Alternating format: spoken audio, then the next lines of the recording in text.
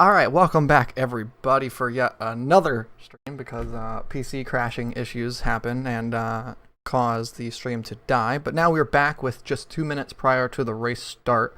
So welcome everyone for the 6 hours of Nürburgring. For those of you who were in the previous stream and are now returning back to this one, welcome back.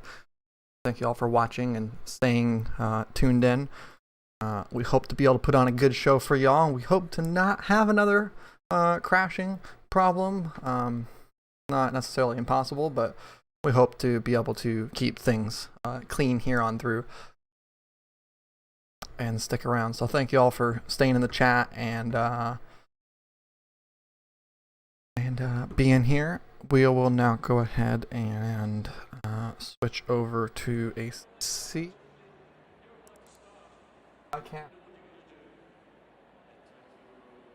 Still waiting on the ability to start driving. So we can get the commentary. Oh, you had to filter in through the driving. That's weird. The what? Mine never does that when I put the spectator password in. I just click drive immediately. It's weird that you have to wait for the little countdown. Well, it's probably because of the fact that I joined after the countdown started. Ah, yeah. Fair enough. I'm going to guess that that's why. Because normally I never have to do it either. But yes, because I had to join after the started. Boom, that's the reason.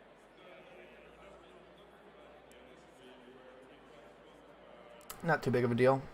Hopefully everyone's having a good day. Those of you who were here and watching. 30 seconds.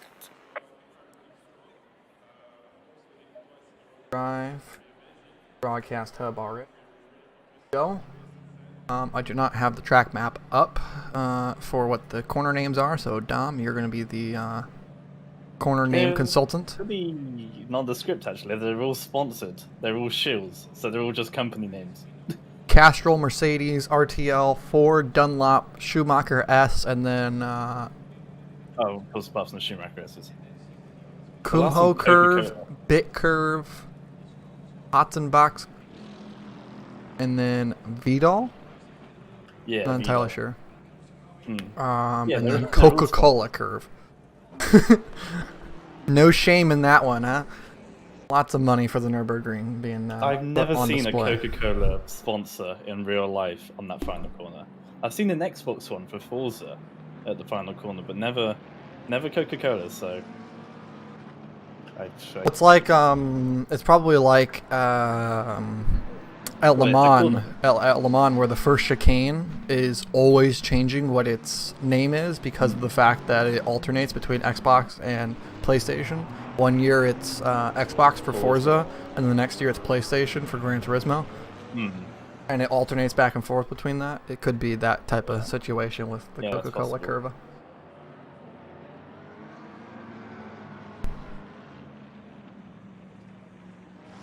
So the cars are rolling here, getting ready for 6 hours of racing. This is going to be a long one here. It's going to end at roughly 10 p.m. in-game time. So that's going to be a fun one because it will coast into that sunset territory that I was hoping to be able to see. We will indeed get to see it, so that's going to be lots of fun. This track's really, really pretty whenever the sun is setting, and it's able to just kind of set that mood, that a sunset brings. Nice ambiance of the evening. Yeah, ambience. I really like that one. Sure, we are certainly predicting that we'll go into dusk, if not night, at 7 p.m. in-game time. Everyone must have their headlights on, so that's a specific mandate we put in for this one. Come 7 p.m., so just under 3 hours time, all the cars will have their headlights ablaze. That'd be a nice little aesthetic for us to look at as well. Yeah, it seems like most people are already turning their headlights on now just to get ahead of the curve, and I definitely agree with that one. Let's just get ahead of the curve. There's really no reason not to. We're gonna down the grid down to the G4 fields. 4 car back here. Of course, this game is slightly weird with the fact that it likes to have it's not properly set up for multi-class where you can't have two separate starting grids. So you'll always have the GT4s right on the tail of the GT3s. And in the event that a GT4 out-qualifies a GT3, the GT4s will start ahead of a GT3. It's always a little bit weird and kind of an unfortunate side effect of the game. We should be getting ready to double file here. Yes, we are. Yep, we'll be done today. But yeah, like you say about those GT4s, Gavin Moore, Matt Neal, they'll all be wanting to give themselves 50, 75 meters of gap, but the game simply won't let them. There is a little target area they have to be in line, to be in the correct place for the start. So even if they want to be back further away from those GT3s, they unfortunately can't be. They have to be right on the back of the 35 and the 66. They come up off the final corner. We're getting ready to go green here, down towards turn 1, which is called the Castrol S. I have to remember these corners coming across the line. That should be the green flag away. Going 3 wide here, down for P3. And it's a really bad start for, well, we've got one car off already at the back there. I think that's the number 12. No, it's the 516 Mercedes, the Solus Racing. It's gone to the back of the grid already, and drive-through penalty for the 666 car as well, possibly jumping the start there. An unfortunate penalty there to get right out the gate. And yeah, as you mentioned, the 516 Mercedes with pretty significant looking damage down the grid. Also the 198 Lexus jumping its way down from P5, falling down to what looks like P10 or 11 on the grid at the moment after a pretty horrific start by them. It put them into many 3-wide situations. Getting the place back, though, back up to P9. Interesting that Keishan Hall... Off goes the 22 car. Down at the Ford curve. Not ideal for him, but interesting that Keishan Hall is starting this one, who I spoke to in the VC about, I don't know, an hour ago, and he'd only just woken up. So a bit interesting that he's starting the race here. Unfortunately losing a place there to the... Which one's that? It's the Lexus, the 722 car. So interesting tactics there. Maybe someone just wanted to take the hour off there from practicing this morning. Very much a possibility. Yeah, to just get in a little bit of rest and maybe try to just fast rush Kishan. Maybe they were trying to go on the we have a ton of energy. Let's let him with the fresh energy bring in fresh legs. Good clean start here from Shepard up front. For whatever reason, the game has his name as Shepard. But a good jump out front to get out to a little bit of a sizable gap and just keep it clean up front, especially as they went 3 wide for the second and third position just behind them. Too wide off the final corner. Hugo Gomez getting a really good run through the final chicane, the quick S here that we were talking about during practice. Really fiddly to go through there, and looks like the Aston Martin might follow through with that Martini liveried car. The Ferrari does well to hold it around the outside. Similarly liveried, that Ferrari with the Porsche just in the background there as well. 2 entries for the NSRI guys. Yeah, I do believe that they have 3 in total, because there's also the... They have a GT4? The GT4 Aston Martin as well. It's underneath of their team name. The 666 Aston Martin, they are protesting the out of position on start just to see if maybe they can get out of the drive-through, because it wasn't a very significant wasn't a very significant jump or advantage that may have happened to warrant a drive-through penalty. So we'll see what the stewards think of that one and allow this. The 13 goes for a dive on that 369 down at the hairpin there. Yeah, speaking of that 666 car, definitely didn't look like they gained time from that start. In fact, they might have even got caught up with the spinning Mercedes as well. So as the 13 car then, from making that move, falls right down the order, losing 3 places there. Down the grid in the GT4 field, no one's really swapped positions as of now. They've gotten into a pretty single file run, but no one's pulling out either. Relatively small gaps up front. We're looking for the 200 QM car to see if they can make a jump to try to get through in the Fall Guys livery. Well, it's good to see a meme or a game get resurrected back into another game. I thought the phase of the craze of that game had finished, but obviously not for the 200Q car team. They're still on the hype. There's a really big pack then at the bottom of GT3 then, all the way from P13 down to the back of it. Everyone really close and tight then, the real. So the gap is then between the... Well, who've we got the gap between? The 516 and the rest of the field then? Almost contact there as the 47 Lexus outbroke themselves down into turn 1, almost running over the back of the 13 GT Hub car.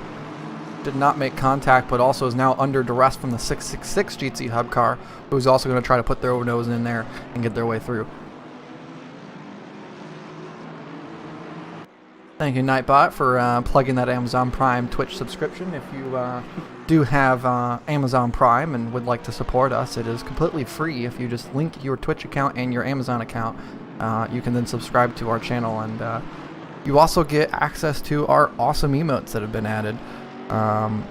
So do be sure to hit that subscribe button on here on Twitch and both support us and get something.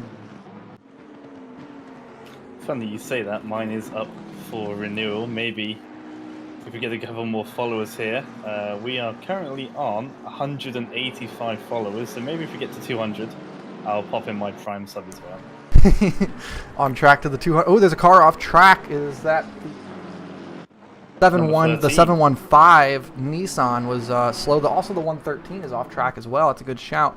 Possibly a run-in contact between those two to cause that moment to happen. Let's see. Let's back it up on the replay here. 30 seconds to see if we can't catch the moment of contact possible between those two on the exit of the Schumacher S's.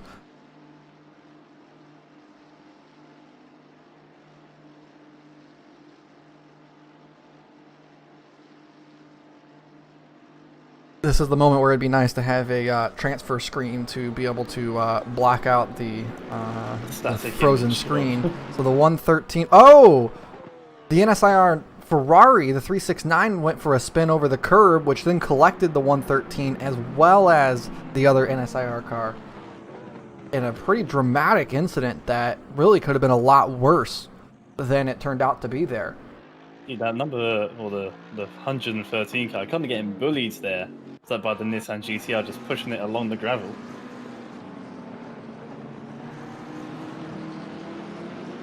That could have been a much worse moment, especially at that moment of or at that spot of the racetrack with how they were coming back on.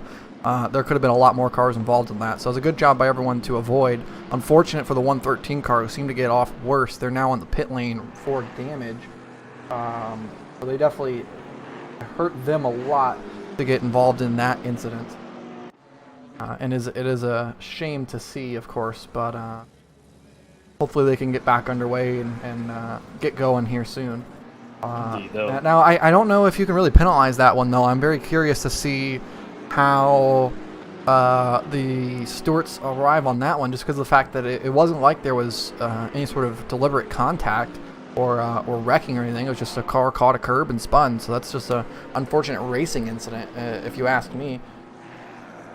Yeah, I think the 715 chose to take avoiding action, but the 113 car took the same avoiding action, and because of the differential in speed between the two, another contact was made there, but I think they were both trying to avoid said accident and came to each other anyway. So I think it would just be no further action. It was just a racing incident. Both of them looking to make that, or looking to avoid the contact and inadvertently making their own contact. Yeah, for sure. Definitely an unfortunate moment for that team. Up front here, we have a battle for P4. The 46 car of Christian Kempringer trying to get in on Dean Lee Banks in the 12 Honda. I do believe this is the only Honda in the field. It's one of the only Hondas that we've really seen. We don't see the Honda as a very common choice of car, although I was really enjoying it for the little bit that I was driving it in the last time I was on ACC. I did try to drive the Honda a bit. I found it quite a decent car. It felt awkward because you really felt like you were sitting way far forward, because I mean the driver's seat's almost on the front axle, it feels, but definitely it was a fun car to drive. Very stable through the corners. Really allowed you to attack. I don't know why we don't see more of it.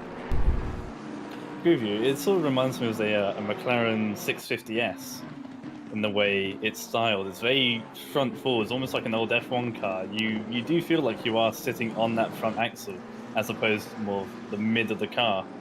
The way it's set up definitely, and like you say, it drives differently to all the other cars in ACC for sure. It's very unique here, which is either a good thing or a bad thing if you can get your head around the way it drives, and you can use that to your advantage. Places around here like the Nürburgring. It's going to be a quick car, like we see up in 4th place at the moment. Another car that I'm surprised that we don't see more of is the 2020 Ferrari. I was properly enjoying that car, and I found it to be one of the fastest in the game for the time I was driving it. I don't know if it has some sort of defect that I just don't know about, but I found it a really fun car. As the 46 is looking on the inside here, Camprager trying to make a move down into turn 1. Is he going to get it with the late braking? Leaving plenty of room. A little bit of argy-bargy there. Nice little door check from the 12 who turned in a little bit early. Good defending though. Around the outside. Not going to be able to make the move, but now back to the inside. 12th place in their car, just in a perfect position here for the defending. Just behind them now, we're looking for an overtake here on the 2 DSRT cars. Back for P6. Again, Robin Oosting then getting past the number 7 Bentley then. The Ducks making it past the Dutch Sim Racing team car, as they're squabbling behind those for 4th and 5th at the moment.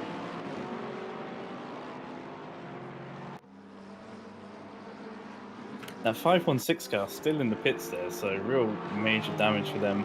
Hopefully we'll see them return to the track. BZH Motorsport car here, still fighting with the 66. They've been basically on nose to tail for the entirety of this race so far, and still trying to get their way through here. We're only 11 minutes into this one, but it's been a lot of action already so far.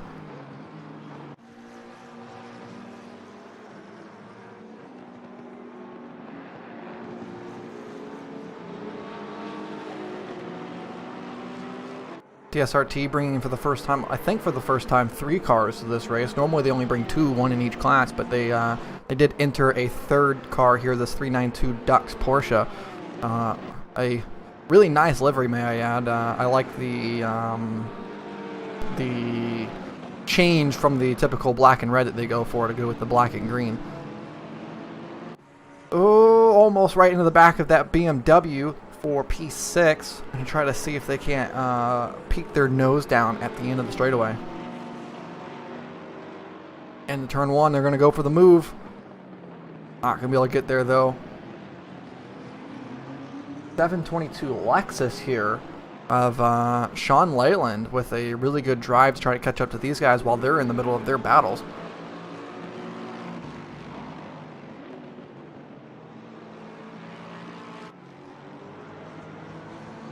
Track is cluttered all over at the moment. Battles all around. We're kind of waiting here on the moment for the fight for getting through lap traffic here. The 107 has managed to bridge out a 3.5 second gap. It's a very good run by them.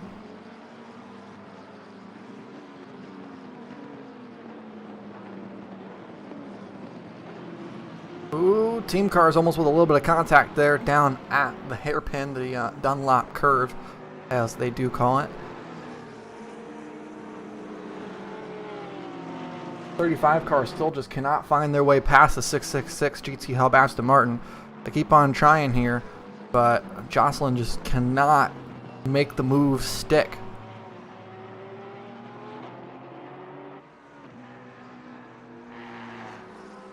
Goes side by side though, coming down to the back straight. I think my push to top was not working for a little bit there, so Bentley goes side by side with the Porsche. We'll have the inside for the right-hander, keeps it ahead then coming into the final chicane. Good bell here, and that Porsche not too confident in the brakes, and it seemed coming through the chicane. That might leave the 722 car than the Lexus who's just caught up to the back of this pack. Because there's a car around then. I think that is the 12 car, the GT Hub yeah, of Banks. Honda. Managed to get it going again, but down 4, 5, 6 places then. As my timing keeps on updating, down from where were they, P4, P5, all the way down to 11th. Back this one up here and see what we can't get. And again, I need that transition screen here to go into the replay. Need to use that swish thing that we have made for us, maybe, or something anyway. Because yeah, like you say, that one static image for a good couple of seconds isn't the most. The 46 going to look for a pass down into the hairpin. Oh, that one might come back on the 46 there. It was a little bit opportunistic. I mean, the 12 didn't leave a ton of room, but there was room there. And just that one little mistake, that's all it takes. And around went the 12. That's a very unfortunate spin for them, but I do believe that we're going to see a penalty come on for the 48 McLaren, I do believe it was. Yes. Or no, it was the 46, who's also now fallen down the grid a little bit, right? They're still in 4th place at the moment, but like you say, I'm pretty sure the Honda there, the number 12, did give a car's whip to the inside of it. It looked like the 46 overshot it a little bit. Wasn't completely hooked onto the apex in the final corner. Maybe a foot, half a meter wide when it should have been, and yeah. I mean, it was panel. It was definitely tight defending by the 12, but I wouldn't say that they were out of place in where they were. But maybe that's one of those where if you redo it as the 12, you leave a little bit more room to the car that's trying to overtake you to maybe still go get the drive off the corner, because realistically speaking, you're on the outside, you're going to get a good drive up off the final corner, and you're probably still going to have the run down into turn 1. The final corner is a really, really hard place to overtake at this racetrack, and so it was an opportunistic move by the 46 machine to try to get in there, but definitely I don't think anyone's out of place. Just slight lockup or a slide on the curb is all it takes whenever the cars are that close to each other, causing that spin for the number 12 Honda. That's going to open up though the top 5 through this battle that we're watching at the moment between the 45 BMW of Zims and the number 7 Bentley of Rebecca here, trying to inch his way through into the top 5 now.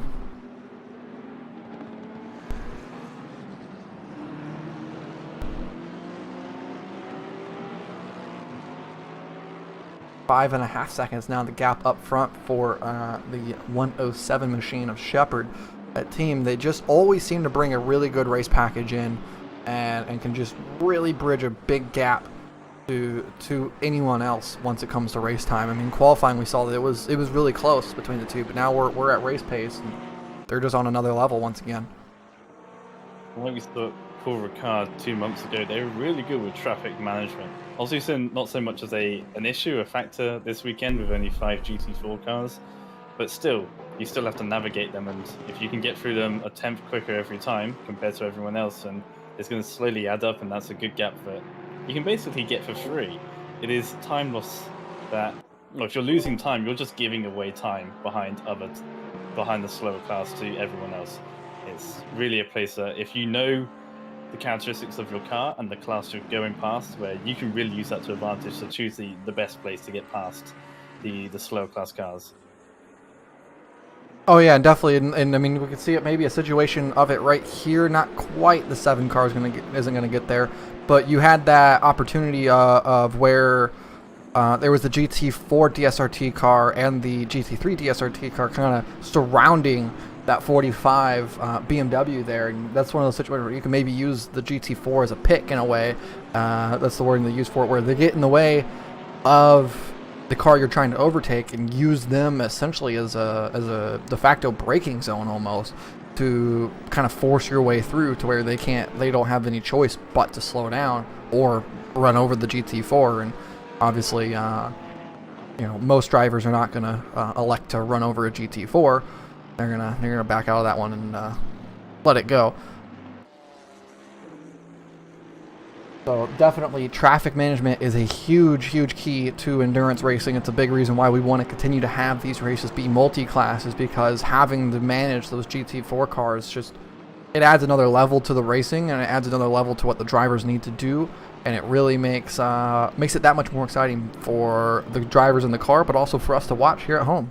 I mean, I don't think there's much more exciting than watching traffic management. Ooh, that was a risky move, but a good one there by Hugo Gomez to go and try to get that position over the GT4 car there just prior to the Schumacher S's. That could have very easily gone wrong. We now have the two DSRT cars here fighting for, or not DSRT, sorry, GT Hub HSP cars racing for 11th and 12th on the racetrack. The Honda, who's still following their way down the grid at the moment. Our leader now working their way through the GT4 traffic, going through P3 there at the moment with the 102 of Crystal Santos. And now we're going to go try and run their way up to Matt Neal, who's just down the road in front. You've also got a GT3 car in the way too. No rules here against flashing the headlights, of course. It is 100% legal as long as it's not causing like ridiculous harm to the other driver.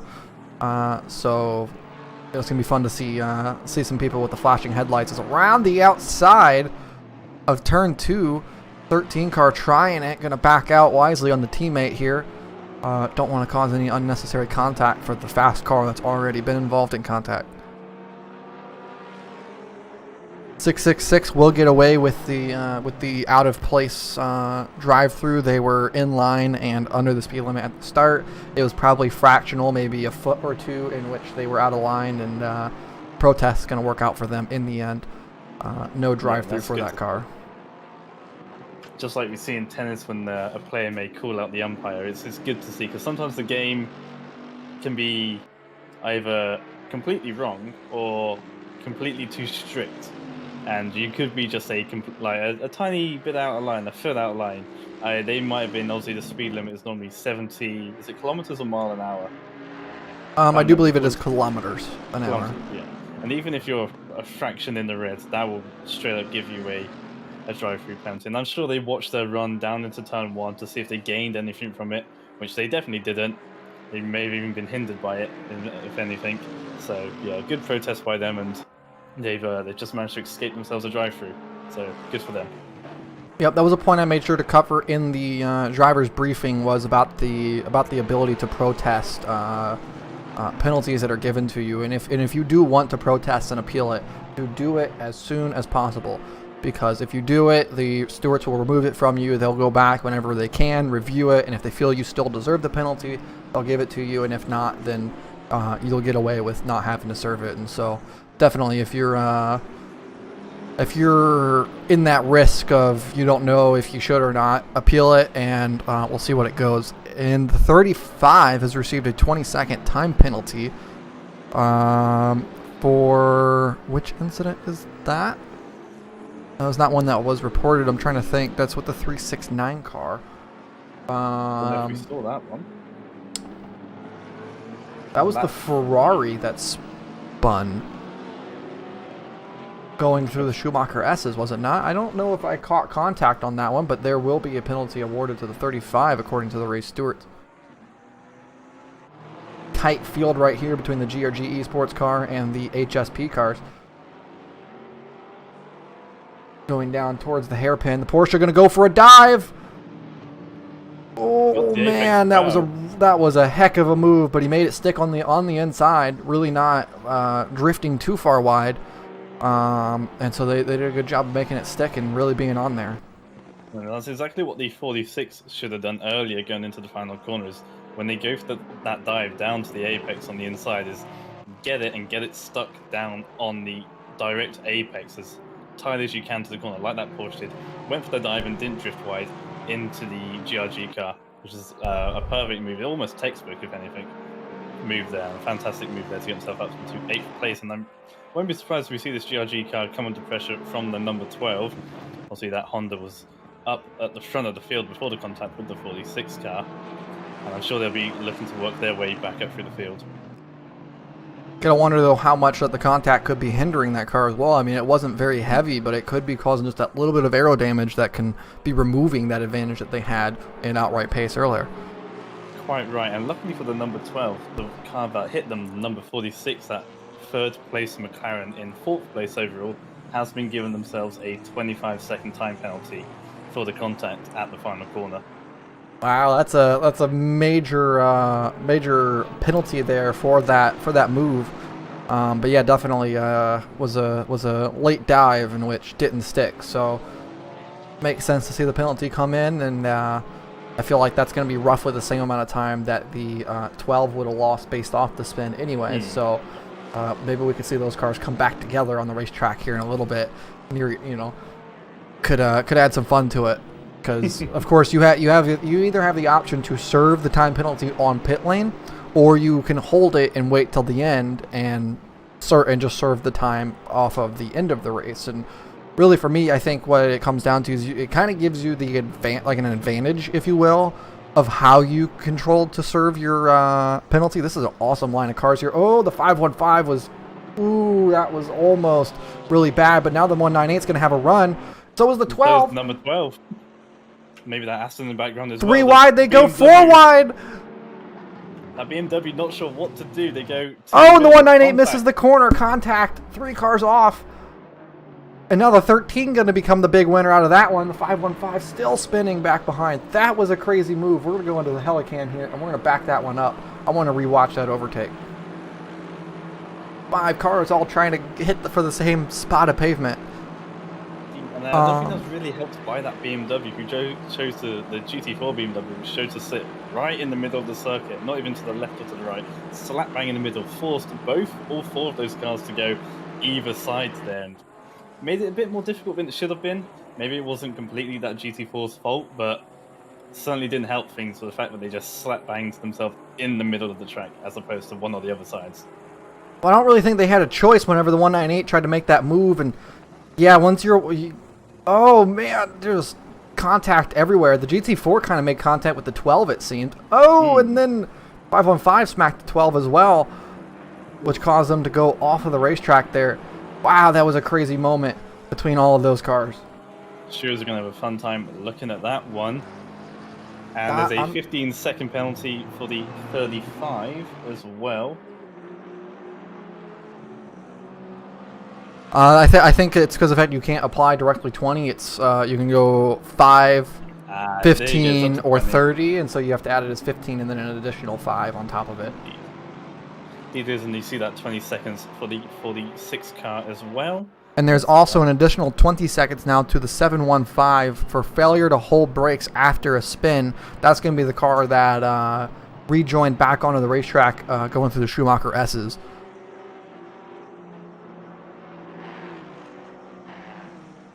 So yeah, there was an incident at turn 16, which is the final corner between the 35 and the 369, in which we did not catch, causing someone to go off at the Coca-Cola curve.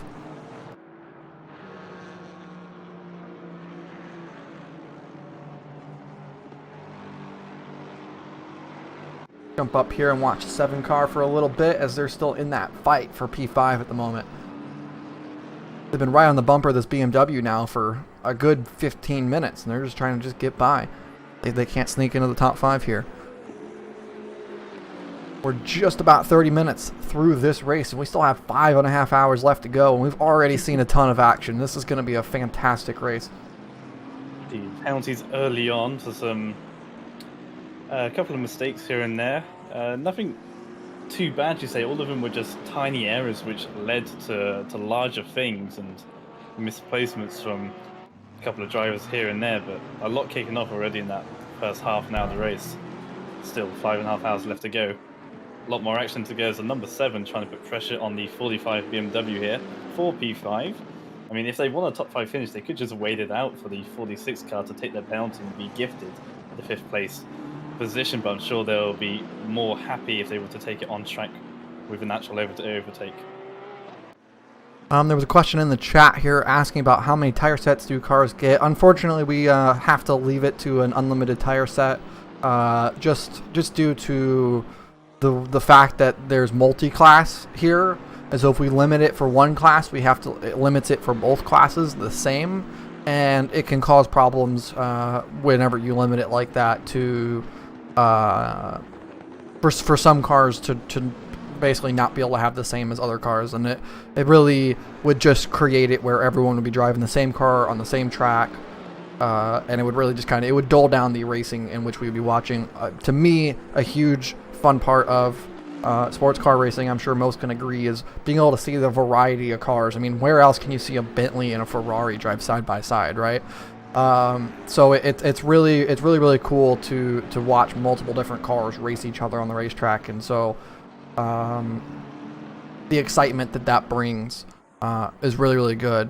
And so the limitation of tire sets is just something that's not physically possible in the way that the game state is right now. Indeed, sometimes some teams may even choose to double stint their tires anyway. GT4s are notoriously easy on their tires, so it could be possible that some may choose to double stint. I think we saw one of the cars, it didn't quite pay off for them last time out in Paul Ricard, but they definitely gave it a go to try and double stint the tires. So the option is there. It's probably the consensus though is just to take tires at every stop, but option's always there, and like you say, it just keeps things nice and easy for everyone just to take tires and doesn't make it too unweighted to one side for some cars, which are a bit more easier on tires than others. Like you say, the Bentley is a bit harsher on tires compared to, say, a Ferrari or a McLaren or even a Honda. Meanwhile, the chaos happening down the field up front, Shepard just having himself a nice, clean Sunday or Saturday in this case drive, and just having himself a nice time up front. Currently sitting in a really clean pocket of a racetrack at the moment, and just trying to work his way through to another win is what they're hoping for. And right now they're definitely on track for it. Yeah, they're having quite a calm time of things out there. Someone who's not having a calm time of things, though, the number 45 still under pressure from the number 7 Bentley, firmly up in the slipstream as they come through the final chicane of the lap. They're basically nose to tail. They're inseparable. Maybe able to fit a sheet of paper between the two as they went through that chicane, gap opening up a little bit into the final corner, but be rest assured the DSRT number 7 cars surely going to be able to put a move on this 45 in the next 2 laps. I'm sure that it is very scary to be inside that BMW and watch this mirror right in the dead center fill up with that Bentley grill as it comes up. It just looks like it wants to eat you with a big old mouth on the front of that boat. Definitely a scary car to have following you, even more so whenever it's very clearly faster and looks really aggressive like that DSRT car does with all the red trim on it.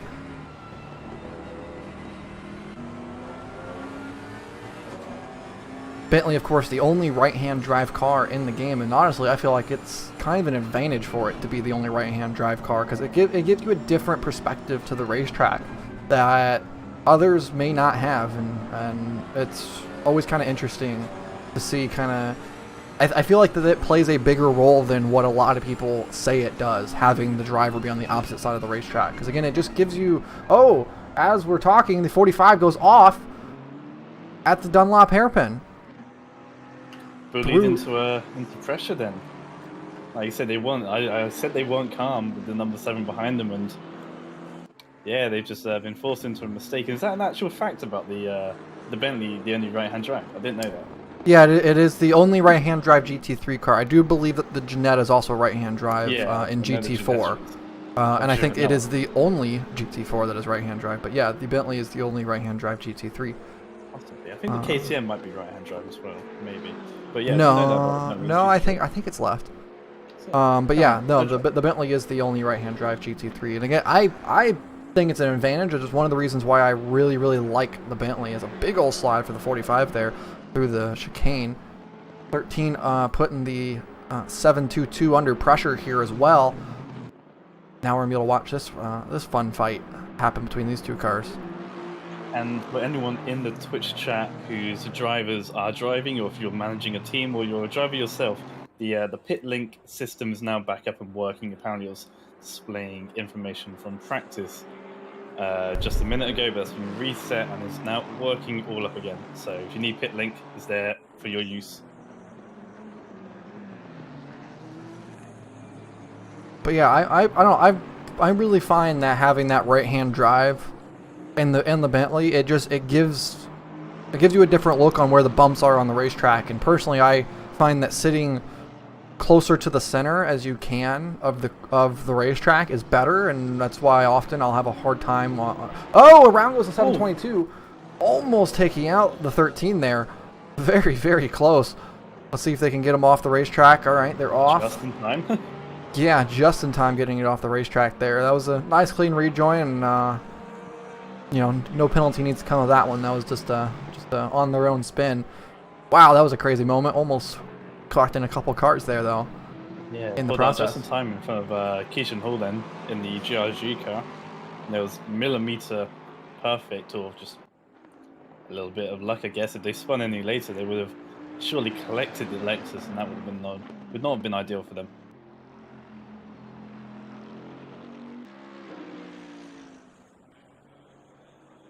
Reflecting back on that incident in which was with the mass chaos just a couple moments ago with the GT4 car. I mean, realistically speaking, you were mentioning about maybe they were expecting the GT4 to just stick to one side of the racetrack, but honestly, I think they were. I mean, they were on the left side the entire time. They never really crossed the center line of the racetrack. I mean, yeah, they did give a little bit of room to the left, but they never really crossed the center line. And so whenever the 198 Lexus tried to make that lunge up the inside, it just kind of made that awkward moment of 3 or 4 wide almost.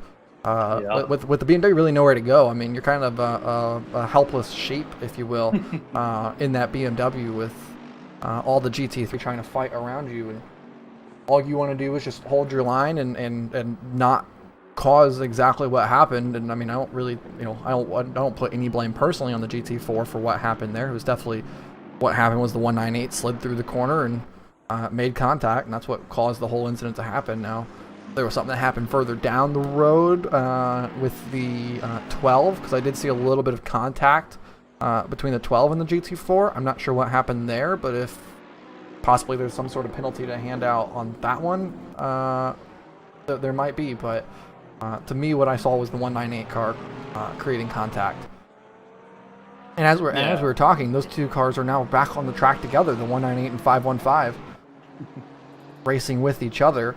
From what we can see and hear, the 515 team is blaming that GT4 car, so I wonder if there is any grudge against the 198 now, which was the car that actually did make contact down in the corner. Yeah, interesting to see that they're blaming the GT4 and not the GT3 car. All things, I do think that GT4 was trying to go to the left-hand side, saw the Lexus coming, and yeah, kind of got scared, but just went, well, what do I do? You have to stay in the middle. If you're trying to move to the left and you see a car there, that's a GT3 and is trying to go to your inside of the inside, you're going to stay in the middle. So yeah, I think that BMW was really, so very much bullied into where it ended up in the middle there. Not much choice they had there. Yeah, I put the blame on the 198 there. So is what it is. They're obviously they're next to each other right now. So they both equally lost out then. And they're going to carry on fighting over 10th position now. I mean, definitely it's one of those helpless situations with a no win for the GT4. It's either you stay left and you end up blocking a GT3, and maybe they end up running into the back of you or making some sort of slice and dice move, or you give the other GT3 room, but now you're cutting into the space of the other one, and so it's a no-win situation for the GT4, and it's a part of the challenge as the 515 goes for the dive down the turn 1, switch back from the 198 Lexus. Keyshawn Hall going to try to get the move back into turn 2, but not going to get it. Hugo Gomez through into P11, P10 even, on the racetrack. Yeah, never saw the move. Like we saw them do at the hairpin very early on in the race. Dove to the inside and got it glued to the inside of the apex on that specific corner. Doing the same again at turn 1 to the inside, got it down. Didn't wash out, didn't move into the Lexus's path. Got it done nice and cleanly. Gaps at the front of the field are both very similar, with 11 seconds between first and second in GT3 and about 10.5 between first and second in the GT4 field. So pretty much identical in the sense they've jumped out to huge leads up front in both classes at the moment.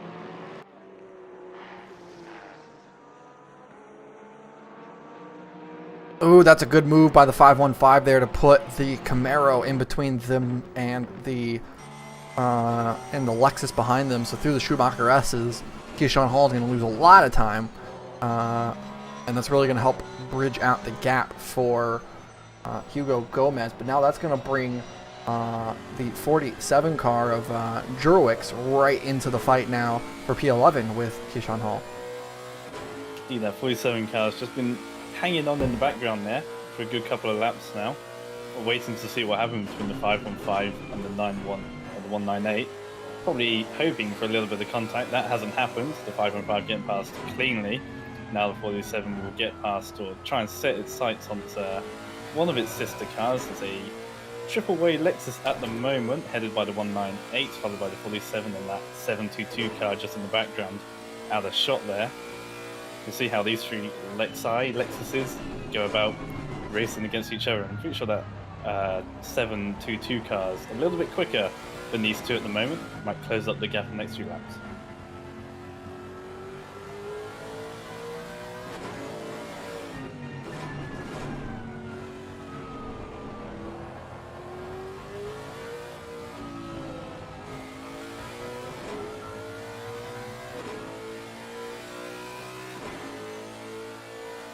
These rear-facing cameras, it's not really something I ever use very much, but I really should use it more. It looks really, really awesome, especially around a track like the Nürburgring here. It's a pity the rear wing is as flat as it is. It makes it a little bit hard to see any sponsor you put on the rear wing into it. It's just such a shallow angle. But you can just about see that rack service sticker on the back there on the Lexus. But yeah, like you say, very cool shot there. Oh, come on, Nightbot. I was going to try to plug the rack service link in there, because of course we are a rack service affiliate, and so if you do need a server for ACC or any other games in which you could use, head on over to our affiliate link, which is linked just above there in the Twitch chat, or is located in the Welcome to GRG section in our Discord. Head over to that link, and you'll be supporting us while also getting yourself a really good server for all the racing needs that you have. I don't think we've ever had an issue with them. The only times we have issues is when Ethan makes an issue out of it. Our server coordinates. Or ACC decides to make the 999 car 1002. Basic quadruple units, indeed. Yeah, they've been faultless for the time we've been with them. So yeah, highly recommended. Yeah, we've never had an outage. We've never had a significant problem. We've never really ran into any issues regarding the server. So definitely, if you guys are looking for a server, the place to go is Rack Service.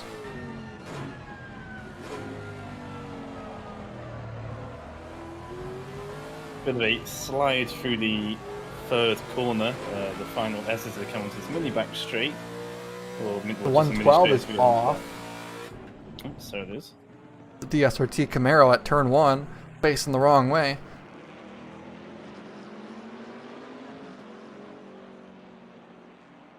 Manages to get it back on track though and underway. Good to see. And the 47 really up and close now to the GRG 198 Lexus. These two battling away at the moment. The 47 almost had a move coming out of turn 4 and going down the hill into turn 5. Couldn't quite pull it off though. Bit of a momentary slide though for Keyshawn Hall, and a big slide coming out. The Schumacher S is there, catching the curb in a real awkward place. Sent the back out the rear end of the car, sliding out a little bit. I think he's under pressure a little bit here at 47. Putting the pressure on, you might get passed through in a couple of laps time. I wouldn't be surprised to see that. We're getting a request to look out the rear window of the 24 car. burning rubber. Cannot read what the other one says. Free. Hold on. This is why we have an F7 camera. Yeah, to do with ourselves. Heard. And then on the other side, get this team of pupper. And they do now have a pupper. A pair of puppers. They did once have one pupper, and I think only the other day they went out and got themselves another pupper. So they are officially back to being a pair of puppers now. The more family ever so grated with a pair of puppers. Not too sure on what the names of the puppers are. I've forgotten what they're called, but they are both very adorable from the pics we've seen in the GRG Discord. What happened with the Lexus that was contesting there with Kishan Hall while we were looking at the rearview mirror? It's now broken out to a 5-second gap between those two. Alright. Indeed, it has possibly the 47 getting caught up a little bit, but also the 722 car slipped down the order and been separated by the 35 car, so I think a lot's gone on there, because the Porsche was not there at all, and the 47 and the 722 car have lost big amount of time to the 198 Lexus. Oh, and the pupper names are Riley and 30. So there it is from race control. Lap 22, turn 16, so the final corner just a couple moments ago. The 47 and the 722 were under review for a contact. So that would be the incident that happened there, would be two cars making contact at the final corner. You might want to read the next message out there, that's just been posted.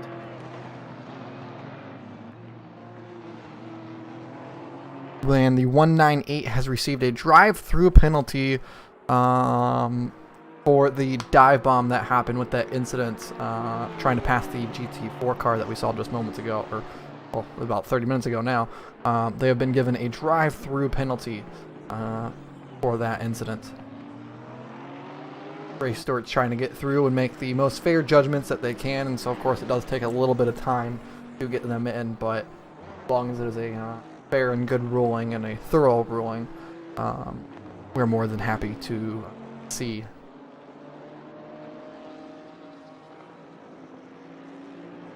You believe that you were mentioning the puppies' names there for the Moore family? Riley and 30. Right. I believe Riley is the new addition, if I think I've got that one right. Yeah, back to being a pair of puppers now.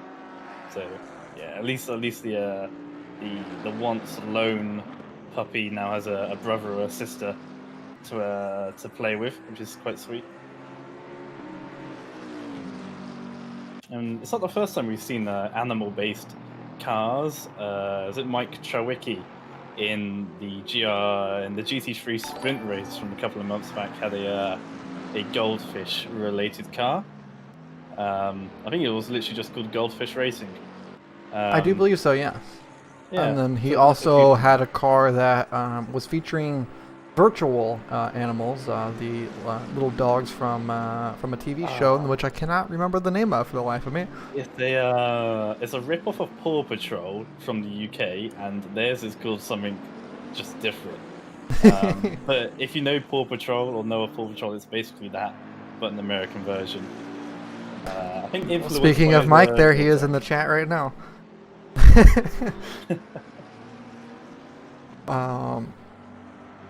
Yeah, and we've had a few other cars to feature animals and dogs. I do believe that the 200Q team has had images of their dogs on the car as well. So, yeah, okay, yeah, that's why I thought the 200Q car at Imola did have their pets on the car. So it's always nice to see the full family affair happening around here with with the sim racing. It isn't just for people; it's for dogs too. Animals. I like to say we're quite open with our livery submissions. Some series very much like to keep it to a professional feel, whether that's real or fake sponsors. They want you to make it look like a racing car. that you would see on track. Here, we're just like, you know what, go for it. Just have it. Go for it Within as reason. long as it isn't not safe for work. Too explicit. Yeah. Don't go explicit, but yes, we've that's only ever had yeah. to reject one livery, and that was from the 22 team and their beautiful explicit livery that they decided to make. But that is the only rejection we've ever had to make, so definitely a lot of fun being able to have freedom of the liveries. And as we were talking there, I do believe that was a move by the 7 car up into P4 now. The Bentley trying to work his way through.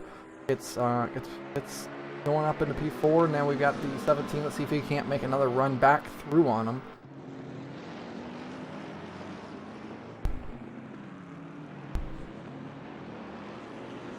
Well, yeah, to be fair, if Keyshawn would have done the sick drift moves that he normally does, he may not have made contact with the 515 car, but instead he went straight on through the corner and backed someone in the door. Indeed, all that drifting that he does on the original Sede Corsa game, you'd think that his driving knowledge, his driving talent would transfer over to the second ACC variant, but maybe not this time.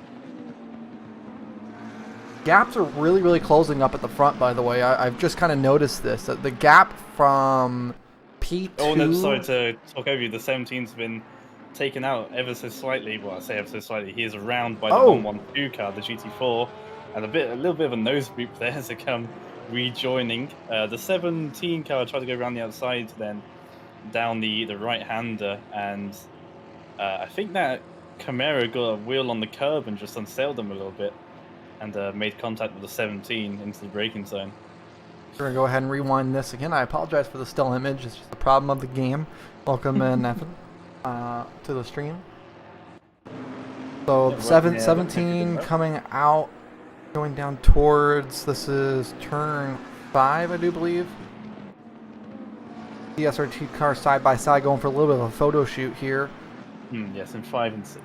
Oh, and catching the curb and around he goes. That's going to be unfortunate for the 112. That's going to be an instant drive-through penalty because that is multi-class, and definitely, I mean, without question, that's on the 112 for catching the inside curb. The 17 left more than enough room to the inside.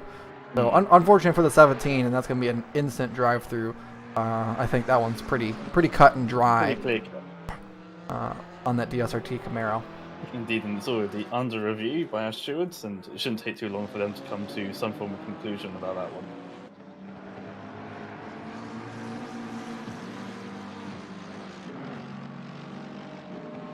Looks like the GRG guys are appealing the report, hence why they are still in P11 and no longer have the drive-through check mark next to them. The teammate Salman is currently appealing their drive-through at the moment on the 515 car.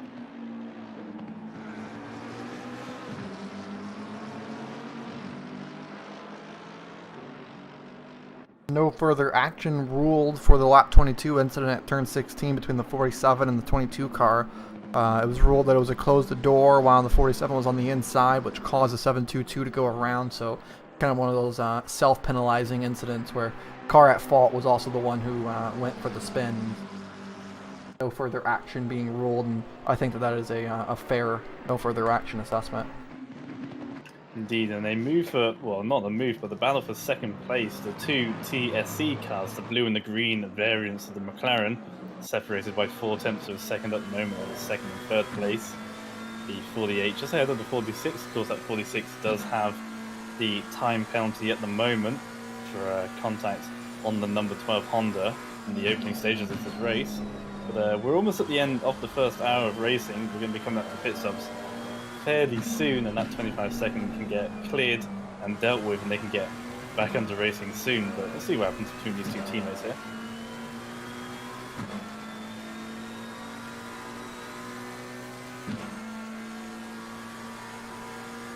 So maybe a slight debate in the reports and appeals section between the 198 and the 515 car as they discuss the incident that they had earlier on.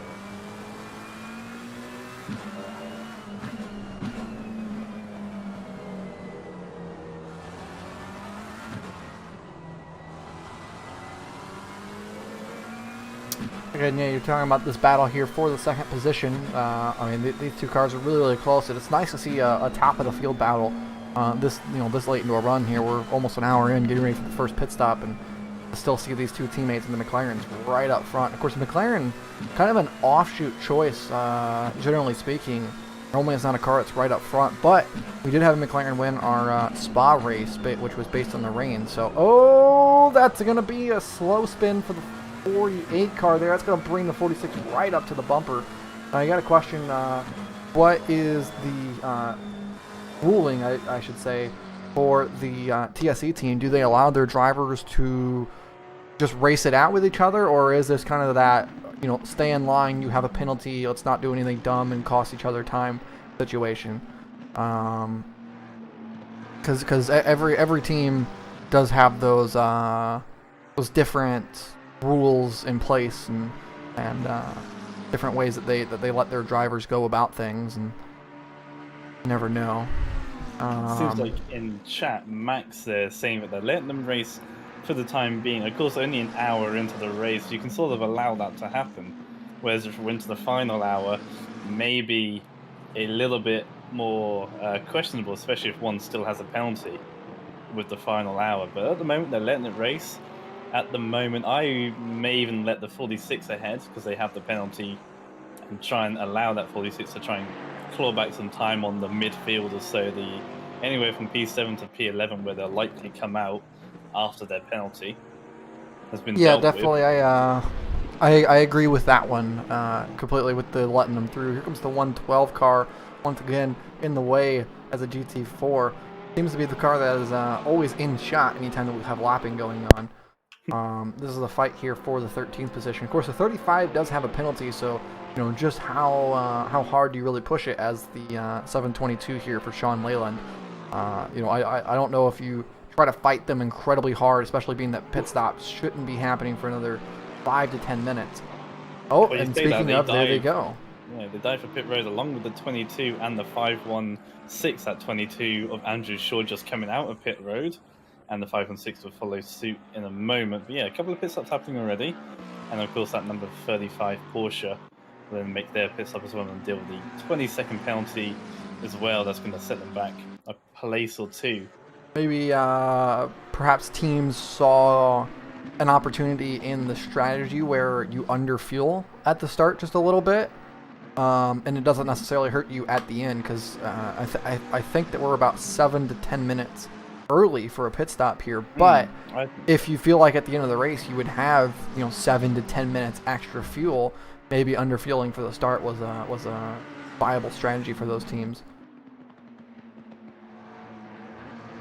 Indeed, only time will tell though. We'll see in as we come to the final hour and a half whether or not those sort of decision making has paid off or not. But you could see something like that. We'll obviously be seeing a few more pit stops in the next 10 to 15 minutes, and then the GT4s will be an hour and a quarter or so into this race. It went quite long at Paul Ricard. Whether or not they do the same around here, I'm not too sure, but they do tend to go longer with the GT3s. I've never been one to be a fan of the underfueling strategy, personally speaking. Just because of the fact that at the start of the race, whenever you fill up your car, it's free, right? Like, you're not spending any time to fill up. Whereas on the pit lane, if you're going to fill it all the way up, you're spending an extra second, for that extra 10 minutes worth of fuel. And so basically you take it whenever it's free. And, again, you can say like, oh, it's only a second, but that can make a big difference if, no matter what, anyways, you're going to end up running a stint where you underfuel. To me, the idea is to do it as late as possible and to underfuel in a situation where it's saving you time beyond just the lack of weight. Because it's going to happen anyway at some point in time. You may as well try to take it where you can also save a couple seconds on the pit lane. That's always been my way to look at it. But of course, some people do like that underfueling to start the race strategy. And it works out for them time and time again. So maybe I'm wrong in the way that I think about it.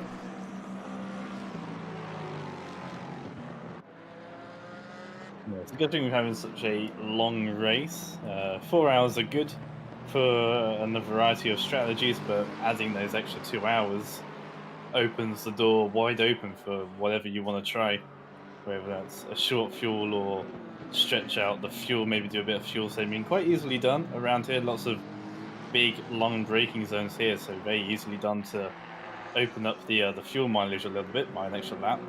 So yeah, all is really open for drivers and teams to pick and choose what they feel is best at their current situation.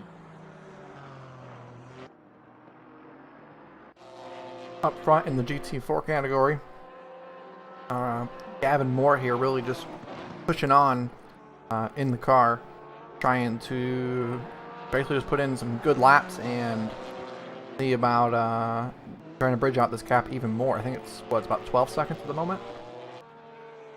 Yes, roughly 12 seconds between these two. So really trying to just bridge out a large gap and try to buy yourself almost a free pit stop at that point.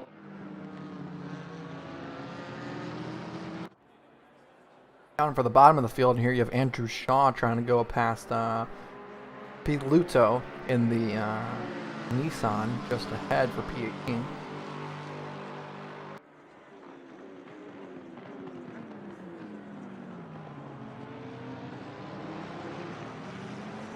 Ethan Hall's still under pressure from the 47 car. These two have reclosed the gap between themselves, currently separated by the Fall Guys Porsche, the 200Q car of Matt Neal, who's currently second place in GT4. That GT4 field is really spread out, unfortunately. Not many people near to each other, although the 102 car could be close to the A15. No, they're separated actually. As the 112 makes their pit stops in GT4. That's quite early for a GT4. Well, they might have damage from the incident that they were involved in earlier on, and maybe are just electing to try to break it down and take that pit stop early. Because again, if they feel like they have a little bit extra number, they can go. You may as well try to repair your damage early.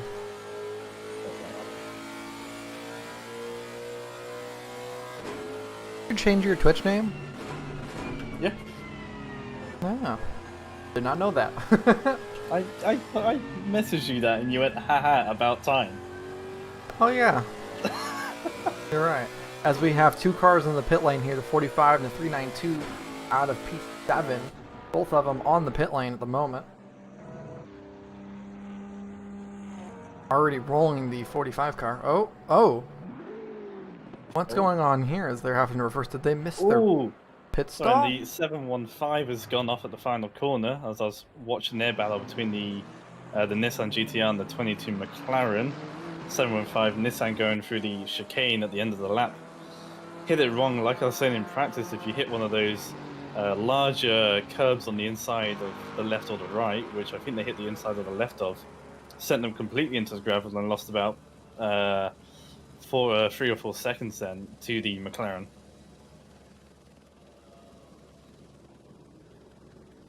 There's some troubles on pit road, you're saying, about the 45? Yeah, the 45 car seemed to have missed their pit stall coming in. They were remaining stationary for a brief moment in the wrong... Oh, now they're parked again on the pit lane. Having some pedal issue, maybe, a wheel issue, a hardware issue, maybe, for one of the drivers. You can see in the back of the shot there, the 24 car has made it to pit road as well, the leader in GT4. I'm trying to notice if there's any sort of... Yeah, it's interesting to see the GT4 is coming to the pit lane so early. There's no revs at the moment. I mean, the car's moving. I'm trying to figure out what exactly could be the problem going on in the 45 machine. Alright, wheels turning. Maybe they're just in a reset. And again, it was just moving, so it does indicate the throttle should be working. Maybe it's working sparingly. Well, I mean, the wheel, a lot of times my wheel has an issue where the wheel works, but the pedals do not. Can happen. That's happened to me a fair few times in ACC, where if you slightly dislodge the pedal connection between the pedal box and they're moving, so whatever they've had go wrong has now been fixed, hopefully. But how long were they there for? Maybe a minute extra than they should have been? I mean, I would say at least a minute, yeah. And as I say, spending a minute parked is, or, you know, like per second that you spend parked on pit lane, it's essentially the equivalent of 3 seconds worth of gap on the racetrack. So, that's a lot. That's a lot of time in terms of distance that they could have been covering. That they just haven't now. Serving a drive-through penalty is the 112 now, so possibly speeding on the pit lane as they were serving their pit stop, or they've been awarded the drive-through post pit stop. Yes, they've been awarded one. There we go, got there in the end for the contact that we saw earlier on with the number 17 McLaren going through turn 6. And after an appeal, the 198 seemed to have had their penalty changed from a drive-through to a 25-second penalty. I feel like that's roughly the same amount of penalty that, like in terms of time, it's not dramatically less. They will now serve it outright in time rather than having to take another trip down the pit lane. Yeah, like you said, it's very similar. I think drive-through is a tad bit longer, but maybe 5 seconds, if that. Really longer. Also, you have to slow down for the final corner a bit earlier, and you're slow going into turn 1. But actual speed or actual time on the pit road is maybe 18 to 20 seconds, if that. So it's quite a short pit lane around here. Take Mazzano, you'd be in a world of hurt there. There's a very long pit lane there. So yeah, pretty much an equal penalty, but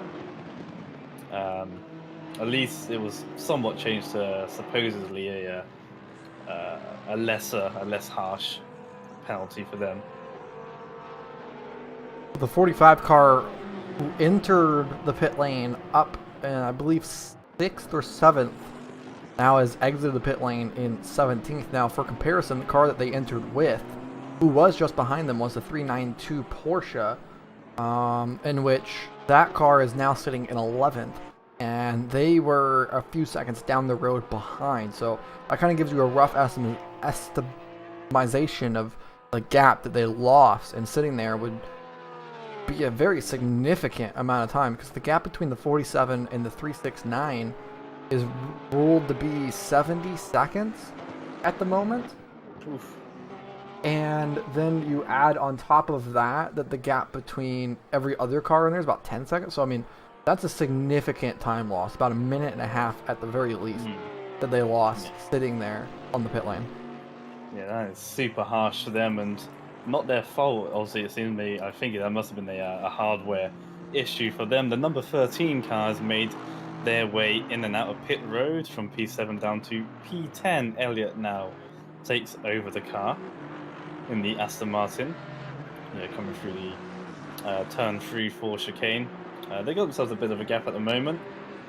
They're, I think, actually just behind the 666 car. Indeed, my timing screen taking a little while to update. So on fresh tyres, they should be able to reel in that 666 car once they get past the 200Q car, which is now currently in the leader GT4.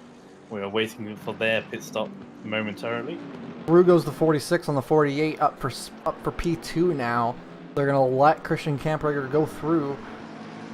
And Lawfer is going to fall into 3rd. I believe they probably saw the fight of Rebecca coming from P4, closing that gap down to just 4 seconds from 2nd to 4th. And so really that gap was starting to close in. I mean, you could see from the rear view angle of the McLaren, the 46 car, who's now in P2, you can see the Bentley just down the road there. So that gap really closed up, and I think that they realized that and thought that they needed to let Camprager try to go and bridge a gap with the 25-second time penalty he still has yet to serve.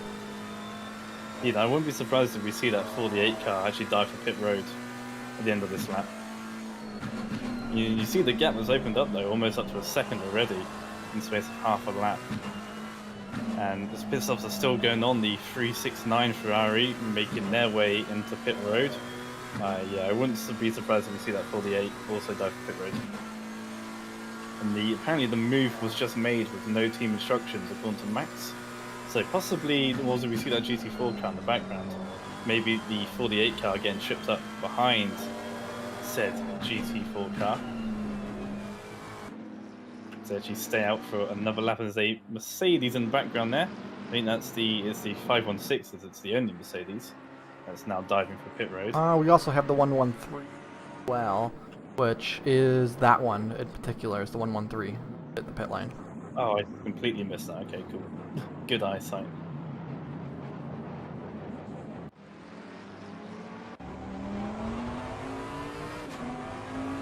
And looking out the windshield here up on the dash cam of the number 7 DSRT car, you can see the two McLarens just up the road there, and they're really just going to try to close in this gap and try to go and get that move done for P3 now. The 48, as you mentioned, I'm surprised that we haven't seen them hit the pit lane. I mean, obviously they must have a fuel number that they want to hit, but those tires seem to be really gone on that car, and so it could be worthwhile to try to just get the car in early and put fresh rubber on there and try to you know, kind of re-rack and reset and put hard again on the cut.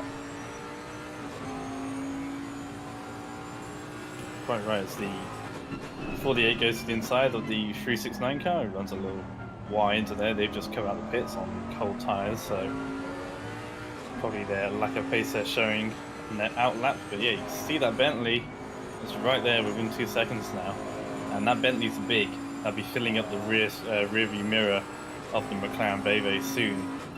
They carry on the pace that they've got at the moment, over the 48 at the moment.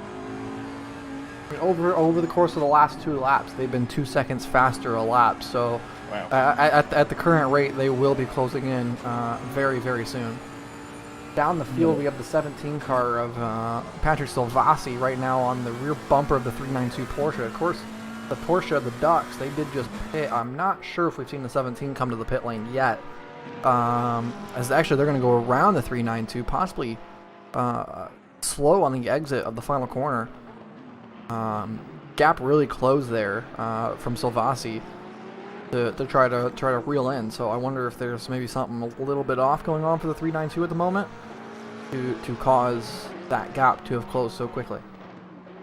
369 has also re-entered pit road as well. Not sure what's happened to them on their outlap. Yeah, 198 car is now on the pit lane, serving their 25-second penalty as well. Yeah, we'll drop them well down the field from P7, P8 they were. They're already down to P13 and they're not even rolling, as they're now off the jacks and now finally rolling. Yeah, they're going to lose a good 6 or 7 positions there. Most of them obviously coming from that that penalty that they've had to serve. The gap for third place though coming down once again, 1.2 seconds the gap between third and fourth, and there's currently nothing in between them. We've had a couple of GT4s and lap GT3s in between these two cars, but at the moment nothing in between them. The 200Q car is going into the final sector at the moment. Actually no, it's not the final sector here, it's in a different place to where I keep on thinking it is. It should be like it is in F1, coming out of the right-hander that they're about to go through now, the number 7. But the last is at the other end of this straight here. Yeah, I'm not entirely sure why it is set up that way, because basically it makes it where that sector 3 is. It's 2 corners and it's just really fast to get through, and so from a time perspective, it just doesn't even make sense. But it is what it is. I was trying to get a camera shot here from McLaren to where we could. Oh, speaking of, there they go. And the Bentley's going to come in with them. I imagine that Loeffler was not hoping to see that happen, because honestly, the last thing that you want is to battle in terms of time. Battling is the greatest thing that loses you time. So they were maybe trying to dive in to keep the clean air, but it looks like the 7 wants to keep the fight on and have some fun with it. Now, there's one thing interesting that I've noticed, and I saw it with the other car too, the 45, is that there is a disadvantage. We're going to go into a drone cam here, break the wall, just a moment.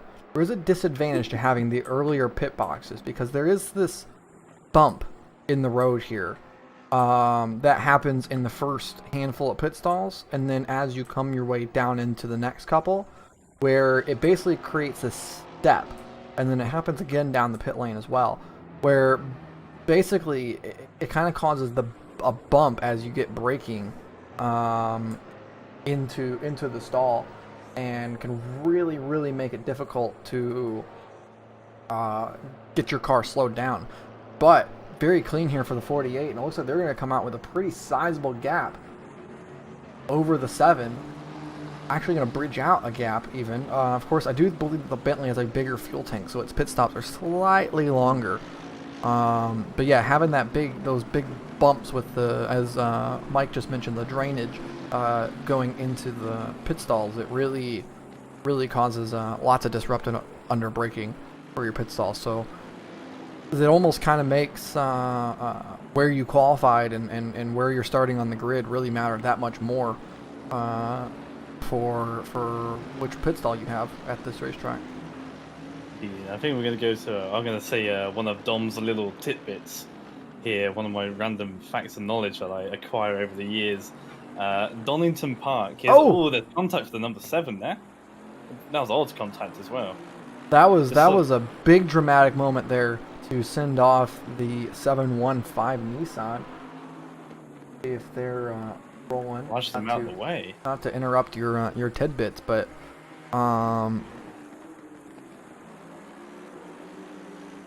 yeah, that was a big dramatic moment there, and that's a sloppy incident there for Juan Jimenez coming out of the pit stop. Yeah, thankfully our GTR back underway, but just effectively picked up and moved out of the way there through no fault of their own. Weird, yeah. I'll go back to my little tidbit. If you've ever been to Donington Park, or if you've ever played Project Cars 2, you'll know that pit road on the actual pit box is notoriously bumpy there. For reasons that I don't know, why Donington haven't decided to smooth that all out. Instead, they have little steps every 2 garages, about a good couple of inches in a height between the 2. And whilst on pit road for a radical race a couple of years back, I tripped up on one and almost headbutted some driver, and they weren't too best pleased with me. I was just like, sorry dude, I'm just trying to get out of here. I can't, because there's like steps every 2 meters, and I'm like, what pit road has steps every 2 meters? It's very weird. A lot of drivers do find it quite difficult, hence why, unlike other British tracks, if you see Brands Hatch, it's quite a narrow pit lane. Donington is notoriously wide in pit road. It has a dedicated fast lane and a pit road area, and then an actual service garage area, because they know that the bumps are so difficult that GT cars don't fare very well over it, so they give you an extra space, thankfully on the right hand side, because yeah, a lot of people trip over them. I've seen people trip over, and I too have been one of those people who've tripped over the curbs at Donington. It's interesting, to like have it at a track like Donington, but like it's really fascinating to me to see it at a Grade 1 FIA Formula 1 racetrack like Nürburgring. Like, it's one thing for a kind of a shorter wheelbase GT3 car to go over that, but I can't imagine the length and how low that those Formula 1 cars go to possibly hit one of those. They must very specifically set up the pit boxes to where you don't hit those. No, definitely. It's not like Brands Hatch, which is in a dip as such, the start finish straight on the pit road. This is just a decline, which is only only affects a couple of the pit garages, which is weird. If you're at the very front, you're okay, and if you're at the very back, you're right. It's that sort of middle third as the number 7 goes for a bit of a slide through the final chicane, but they're just affected by this weird bump, which, yeah, like you say, is weird after all these years, hasn't been resolved. Same with Donington and Brands Hatch, while they haven't thought of a way to make it fair for all.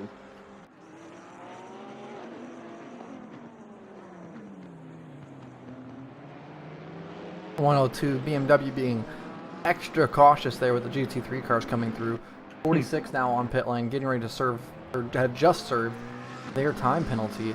They've come out very, very significantly behind the 7 and the 13. No, they're not behind the 13. So they have exited in P4 now. Honestly, could have been much worse for them in terms of track position. But again, that, like you said, that was a good job for them to really let that car try to fight it out and not force it to slow down. for any reason in particular to prevent the position loss that could have happened. Battle for 13th position at the moment, a three-way fight between the GRG car that's come out of their pits after their 25-second penalty just a moment ago, just ahead of the 45 car and the 22. Three different manufacturers fighting over 13th, 14th, and 15th here at the moment. We have Keyshawn Hall, Theo Sims, and Andrew Shaw here, all fighting for position at 13, 14, 15, and as I said, this is exactly the type of stuff that I love seeing with endurance racing and sports car racing, is having the multiple manufacturers and brands all racing against each other in cars that are street cars. Like you look at these and you can tell that they are a car from the road, unlike say Formula One, which is a manufactured sport, but the car has no relevance to a street car in any way, shape, or form. And so it really, to me, it makes it way more interesting to see these type of cars racing against each other, and it really gives a testament to the way that BOP does work to really make the sports car racing just that much more fun to watch. Because again, I mean, a big BMW versus a big Lexus versus a McLaren, like, those are three quite different cars, and you don't really ever think of a Lexus as being some big performance cars. Ooh, man, that could have been way worse there for the 45 if they're getting a bit sloppy over the curbs. Yeah, quite right. I took a friend to Donington back in September, and they were completely over the fact that there were so many different shapes and colors and sizes that were able to compete against one another. She was completely enthralled how there was a gigantic Bentley being able to chase down a very small, very low down Mercedes AMG. It's really great because it captures imaginations, because all the F1 cars look the same in terms of their actual size and looks. Obviously, they are confined to such tight regulations that they have to be. Of course, the only thing that separates them apart is basically their color. If you made them all black, would you know which ones are which? You probably wouldn't. Especially to an amateur, who doesn't know like the nuances of like the front wing of the Mercedes versus the front wing. Well, I was gonna say the Aston Martin, but then they get in trouble with being the same car. As the 112 is off track. I'm trying to find them. There they are. 112 going for a spin up at the top of the Schumacher S's. Yeah. Just the day is getting slightly worse for that car as it goes on, as they keep on getting collected in incidents and have now fallen their way down towards the back of the field pretty significantly. Yeah, fortunate for them at the moment. Yeah, like you say, amateurs may know what a BMW looks like. They see them on the road all the time. Sure, they may not know what a McLaren, a Lexus, or an Aston Martin front will look like, but you see a Porsche, you know what the Porsche looks like, you know what a Mercedes looks like, and a Ferrari. There are distinctive shapes out there that you see on the road. You may not see them every day, but they're out there enough that you know what they look like, and you see them go past, and you go, oh, I've seen that on the road. And they're fighting at such a high level with huge backing. I mean, the price of GT3 racing has unfortunately skyrocketed in the last few years because it shows how much it means to manufacturers to promote their brand. In GT3 racing, it's the premier place to go racing for your show cars. There used to be touring cars, and now it's GT3 cars. Yeah, and obviously, I mean, GT3 is a very fun comparison to where we used to be with the GT1, GT2 era, to now being the GT3, GT4 era.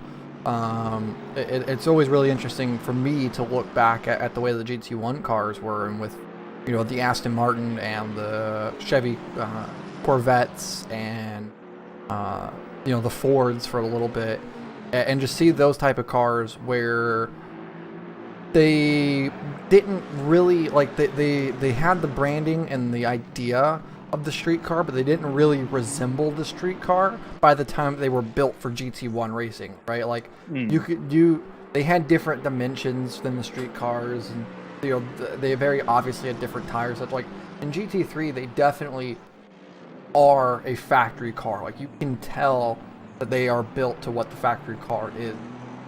Very clearly. Ooh, a little bit of a contact there on the exit. 45 ran wide, and they're running wide again.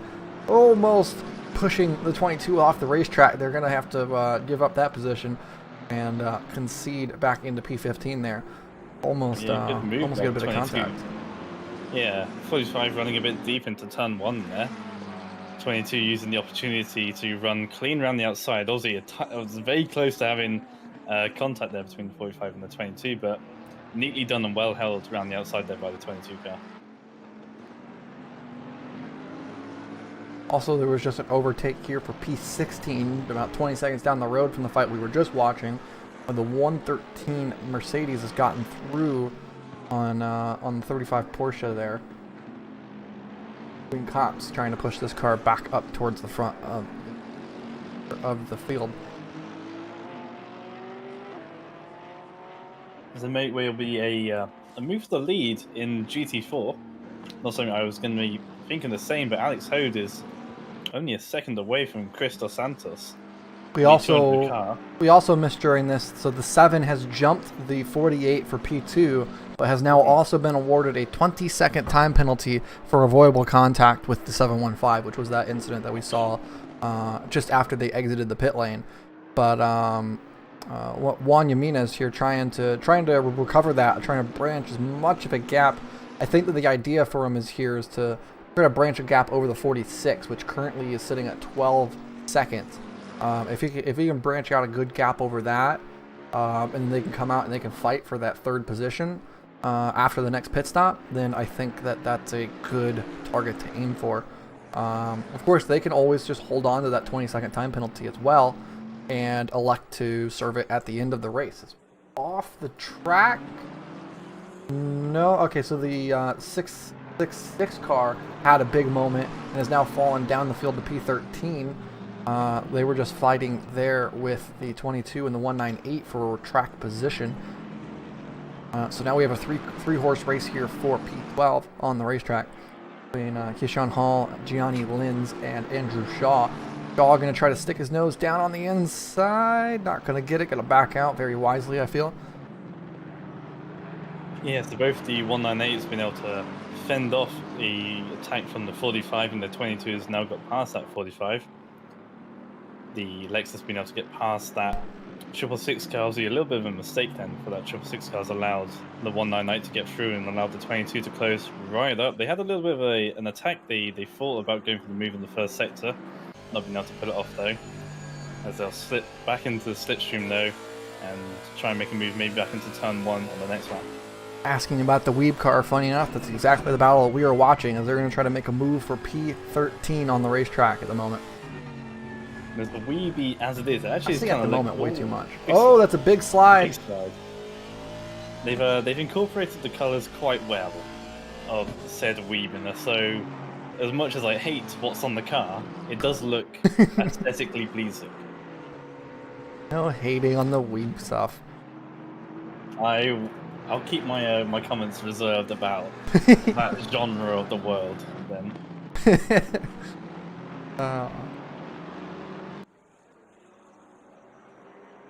As now that big slide that we saw just moments ago is gonna bring back the 45 into this fight now for P14.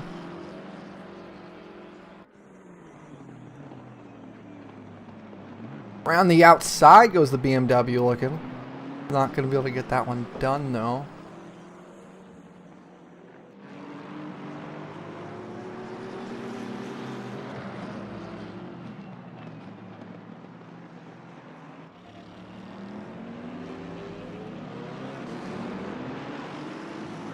Now in line, the 666 going to be trying to make a move up ahead.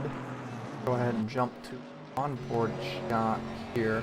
Looking out the dashboard of the Aston Martin. Lots of carbon fiber on this big dash plate that exists in this race car.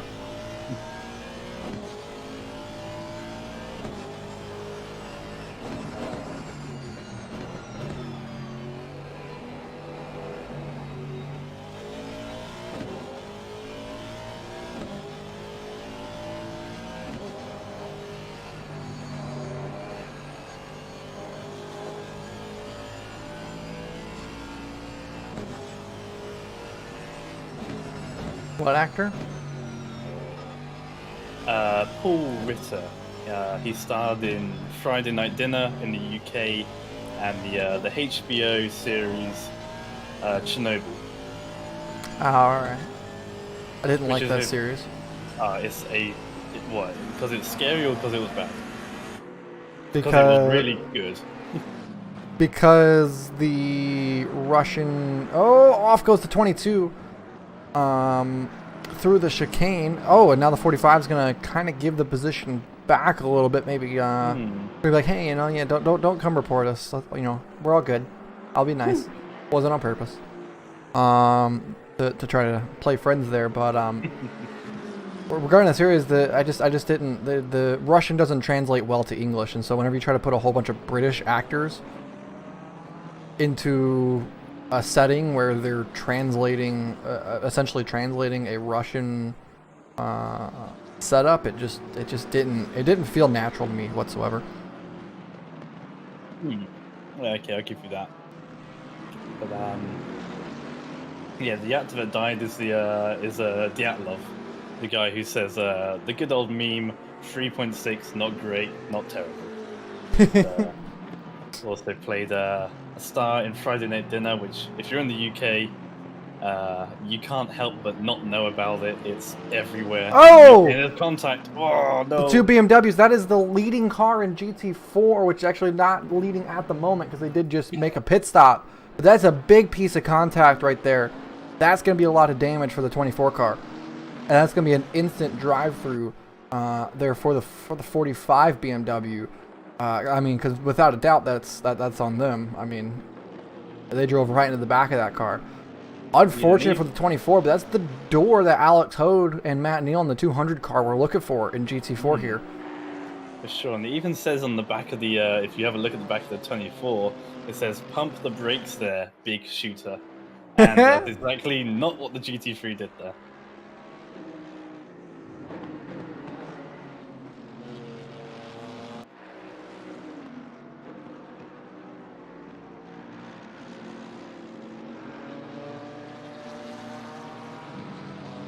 That's going to be interesting to see how... cutting it really... Whoa! That was... What is happening? And now the now the 715 is off track. What just happened right there? I had like all the slaps in the world and didn't know whether or not to go for it or not. I did it once. I'm going to back this up. So the 48 tried to wait till last second to pull out to overtake the 24 for whatever reason in particular. I'm not exactly sure. And so they oil on the track. Yeah, so they tried to pull out from behind the 24 at last second and kind of lost control of the car, it almost seemed like. And in that process, the 715 going for the overtake also...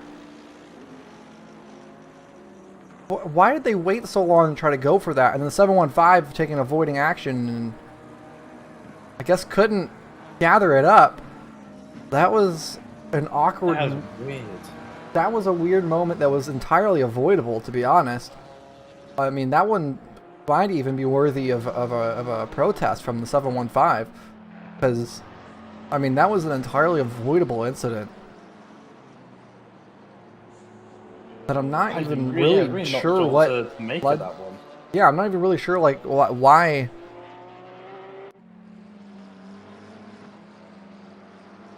Like that was such a weird moment.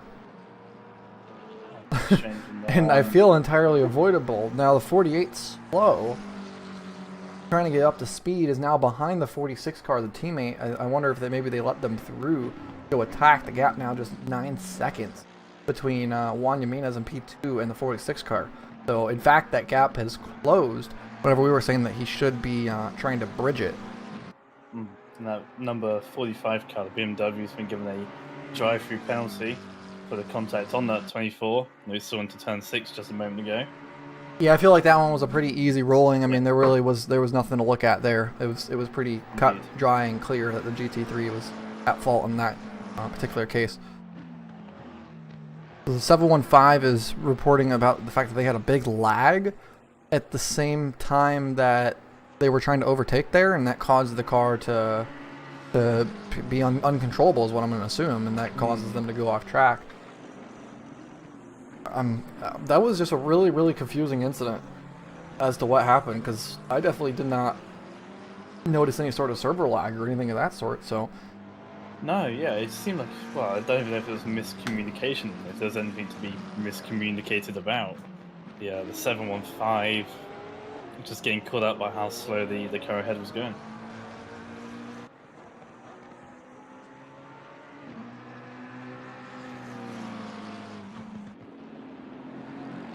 no, it never looked like to me that there was any contact. It looked like to me he was trying to take avoiding action, and in the process the car just got upset. And when you know, you can saw the wheel back and forth as much as you want, but at a certain point it's not worth it to saw it, because you might just end up taking out the car that's right beside you. And so you know, you take the decision to just go off track and not take anyone else with you while you're off. Indeed, it looked like that GTR just had a massive wiggle on it. Kept on, yeah, like you say, sawing away at the wheel, and eventually the grip just gave out, and then he went around, but went back and forth at least 4 or 5 times at the wheel to try and keep under control. Didn't look like he hit anything or there was any lag. It looked like one clean motion. Porsches are really, really unhappy down at turn 1. I keep on seeing it, especially here with the 392 Dux DSRT car. Oh, and now he's off track, well off track, as he braked on the curbing there. The 200Q M car and tried to sneak their way through out. So, again, I mean, I wonder how this is going to affect with the GT4 fight, though, the damage that's happening for the 24 machine. Because, I mean, they're still staying out at the moment, so maybe it's not too dramatic of an incident. Something where they can stay out and you know, maybe wait to see where the track position is after the 200 car hits pit lane. Because I don't believe we've seen them hit the box yet. Perhaps they have. But yeah, definitely a weird moment. Indeed, no, I don't think we've seen that 200Q car hit pit road as yet. I was saying, GT4s go a lot longer into the race, so they're obviously maximising their first stint out as far as they can go. You're an hour and a half into this race, and we still have 4.5 hours left to go. So that's a good reminder that you resting the voice a little bit here pretty soon might be a good idea. If anyone from the first stint who swapped out wants to come and talk and hang out and chat for a bit, we would be more than happy to be able to take a little bit of a breather. Yes, 4 or 6 hours is a long time to be doing 2 people commentating. What do they do in NASCAR? They do when the commentators just stop talking, then they turn the volume up of the cars. There's a name for it. Crank it up. Crank it up. Maybe we should crank it up. I mean, we can. I can. If we want to go into crank it up, we could go into crank it up. I love that they call it that. Great though. Like it's such a good gimmick. Do, but it's such a good gimmick. Easily one of my favorite gimmicks that they have with all the broadcasting. Crank it up. Trying to crank it up. Yeah, I love it. I feel like I should be at a party in the summer or something, and it's just car noises. They're like, yeah, crank this up, man. Yeah, I think that we might go into here after an hour and a half. We might go into kind of a crank it up, if you will, where we'll also play an ad read for those of you who are unsubscribed to the Twitch channel. We're gonna go into a brief ad break to go and just try to rest our voices and let us go get water and such right quick. And for the time, for those of you who are subscribed to the channel, you will hear crank it up, and we're just gonna let you just enjoy the engine noises of the game. So. We'll catch you all in about 3-ish minutes time, and yeah.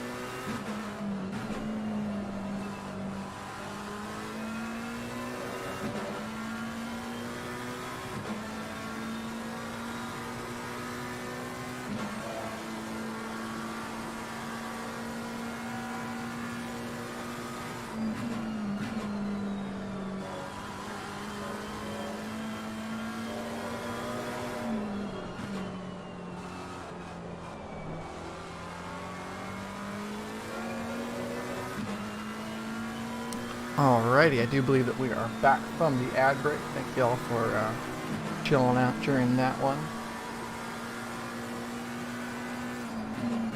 Go for a bit longer. We don't have our refreshments, correct, Dom? We do indeed. We're good to go. Could be good to go for a little bit longer. Sometimes the ad break is good for us to be able to adjust it.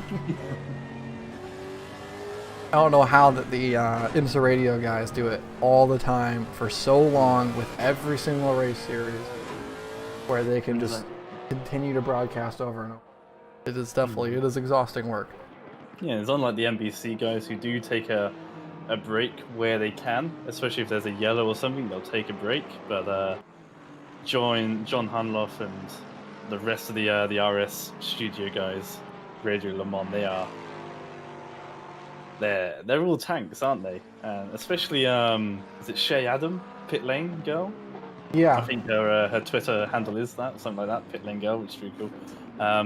The way they're able to just go for 6, 7 hours, 8 hours, 12 hours at Sebring it's crazy. Yeah, because even at Sebring they only have one crew that does the whole race, don't they? Because I know Daytona for the 24 they have 2 crews to do it. Anything but over 12 they'll do a double. They'll have the night crew as such to take over. But yeah, Sebring was I think 4 commentators for Sebring.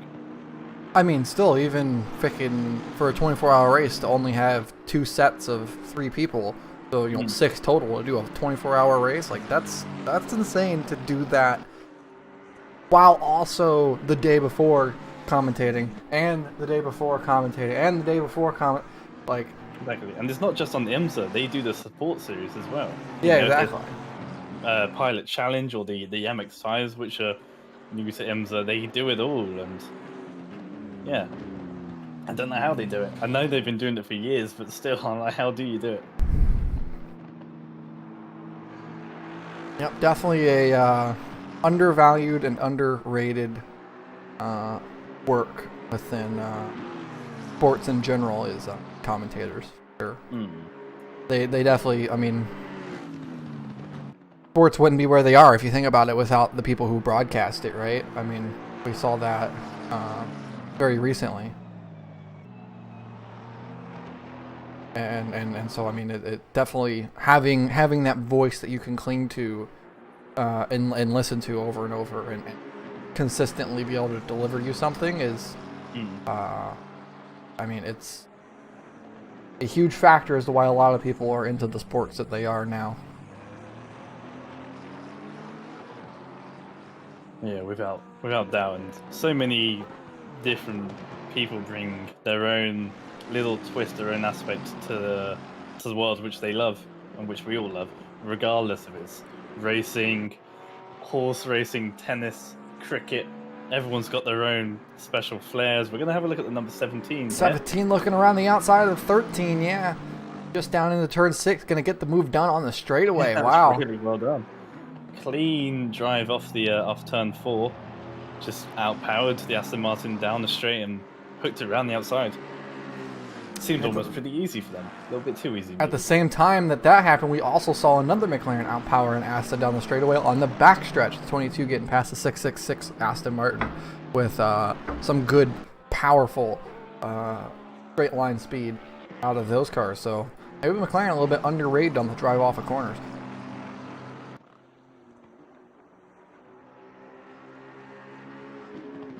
Up front, the 46 really closing the gap to the 7 now. Just 2.5 seconds between those two. I mean, the gap just 15 minutes ago was over 10 seconds. So really closing in. I mean, I wonder if maybe there's a little bit of damage on the 7 from the contact that we saw earlier on that resulted in this 20-second penalty they have now. Possibly, I would be surprised.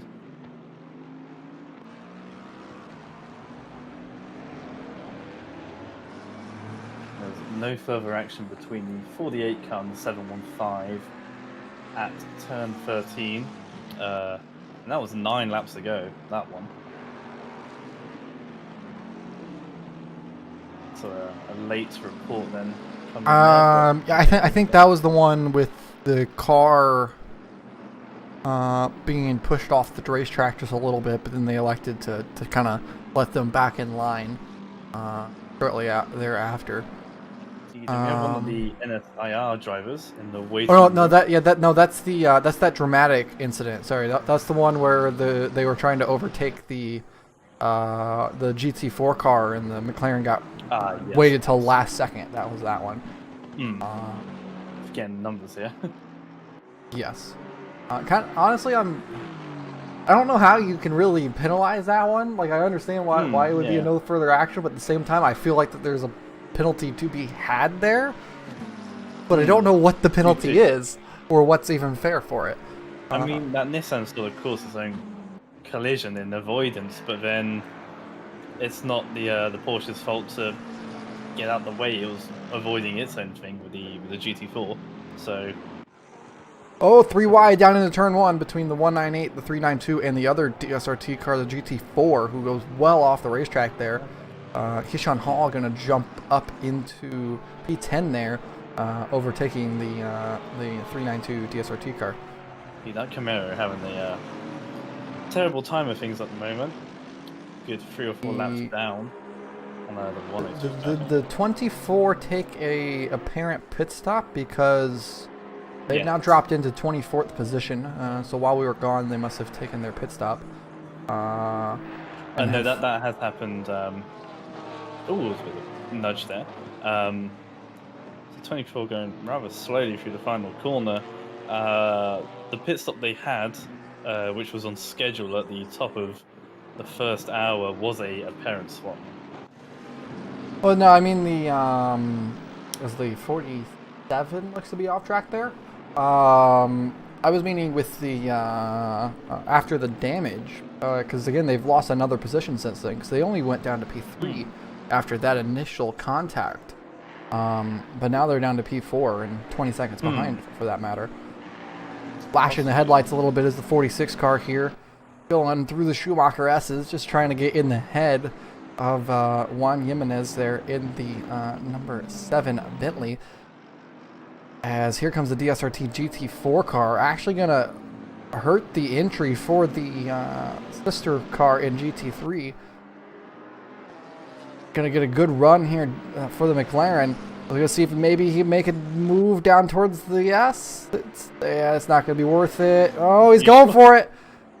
He's going for it. And he got the car slowed down and made the move. That was a great attack there by Pierre Stockton for fantastic move. Second position there. Wait is long enough. I think the Bentley then lost guard. I think the Bentley thought that the move wasn't going to happen. The 46 took so long to pull out from the slipstream and go to the inside at really the last opportunity that they had, and just snuck it down the inside. And the Bentley not wanting to cause any collisions and wanting to save their own race, I think just allowing that move to happen. The 46 really forcing the issue there. I mean, yeah, that was definitely one of those last second dives, and as you mentioned, it probably caught Juan off guard just a little bit in that car. But I mean, that's kind of the moves you gotta make sometimes. You can't let an opportunity pass you like that. You know, if you're in a position to go take a shot, then you got to do it. As the 22 now gets through on the 392 car and is now right up to the bumper of this battle we're watching for P9 on the racetrack. Side by side, they go down towards the Schumacher S. Hishan Hall going to pull out in front, but now we're going to have Andrew Shaw around the outside on the exit of the corner, trying to sneak his way through on the 515. And going to get that one done. 2 for 1 there. These three have been together for quite some time. And then we have just behind it the 392 Dux car and the 666 GT Hub HSP car. And on top of that, we have the 113 car. No, we do not. Okay, that is the other Mercedes just behind. Indeed, but that 113 car under pressure from the 47 Lexus at the moment. GT Hub car jumps through there, down going into the chicane, going to bounce up into P11 now. So did a couple cars just pit? 515 has gone off at the chicane. In the oh middle wow! Of that, that's the Martini livery Porsche. not sure how that's happened to them. I was watching the GRG car whilst that was happening, but yeah, they slipped all the way down the field, all the way behind the 47 car, the Lexus, and the 113 car was at least 10 seconds away from the Porsche, the 392 car. So they've lost a heap amount of time. As we do have a driver ready for a bit of an interview if they want. It seems it's one of the NSIR drivers. Yeah, go ahead and let's pull him into here. Let's see. So the 515 just on his own just caught a bit too much of the curb, and Rodrigo Pryor goes for just a little bit of a spin on his own. I think that's who's in the car at the moment. Only of a half spin initially, but overcorrected that and shot it round the other way. You know, that initial slip of the rear axle wasn't too aggressive, and I think they just counter-steered that a bit too much, and it re-gripped at the rear and looped him around the other way, unfortunately. But now we're going to welcome in pass into the voice chat here. What's going on? What's happening with the NSIR teams? It's been rather eventful for you guys, it seemed. It's been all over the place tonight. We've had our current driver in the GT4 car. This is the thing with third world countries. You end up without electricity on a moment's notice. But apparently the power came back on, so he's managed to jump into the car. In the 369 car, one of the teammates actually had issues with his Windows installation and formatted, so did a complete reinstall. And I'm not 100% sure what's been going on with the 715 car. I've seen they've had some issues, but overall we've been having quite a tough race already, and it's only 2 hours in.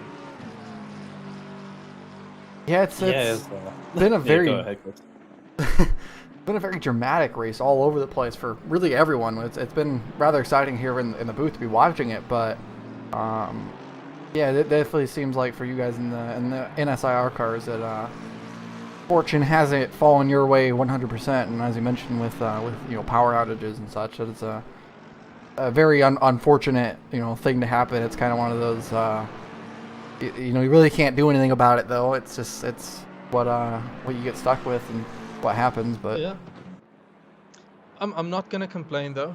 We started in 4th for the GT4 cars, and we're now in 3rd. Looking at the pit link, I've seen that the car number 24 had gone into pits. I actually saw they had spun on the last corner, or just before the last corner they went off. And that's when we managed to get the overtake. We capitalized on their little mistake there. So I think they're nursing some damage or something weird is happening.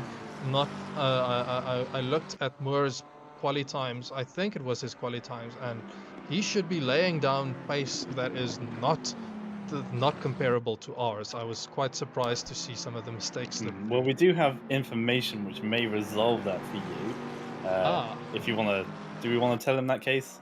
Is it insider information? Well, it's pretty free information. I'm surprised you haven't picked up on this one, but we'll say it because they're openly admit it as well. The Gavin Moore is more than just a Gavin Moore. There is a father figure there, so you'll only ever see the Gavin Moore driver, because as opposed to an internet swap, they're doing an in-house swap. One gets out the rig, the dad gets in the rig. So I feel like an old man getting in and out of my rig. How the heck do they do it when that quickly? Well, yeah, not too sure, but they have a really nice custom-built rig. Yeah, they do have quite a nice rig, but in terms of like arm length and leg length, I'm not too sure what the differences are between the two. So whether or not they have their chair on rollers or not, like they do with their race cars. It might be. I know that with my dad we're about the same proportions, but he has a bit more of a tummy compared to me. and why I'm saying I feel like an old man, I have a Formula style sim rig. So I'm getting out from low down and everything is creaking, and you're basically rolling out of the rig. I don't see myself getting in and out in under 30 seconds.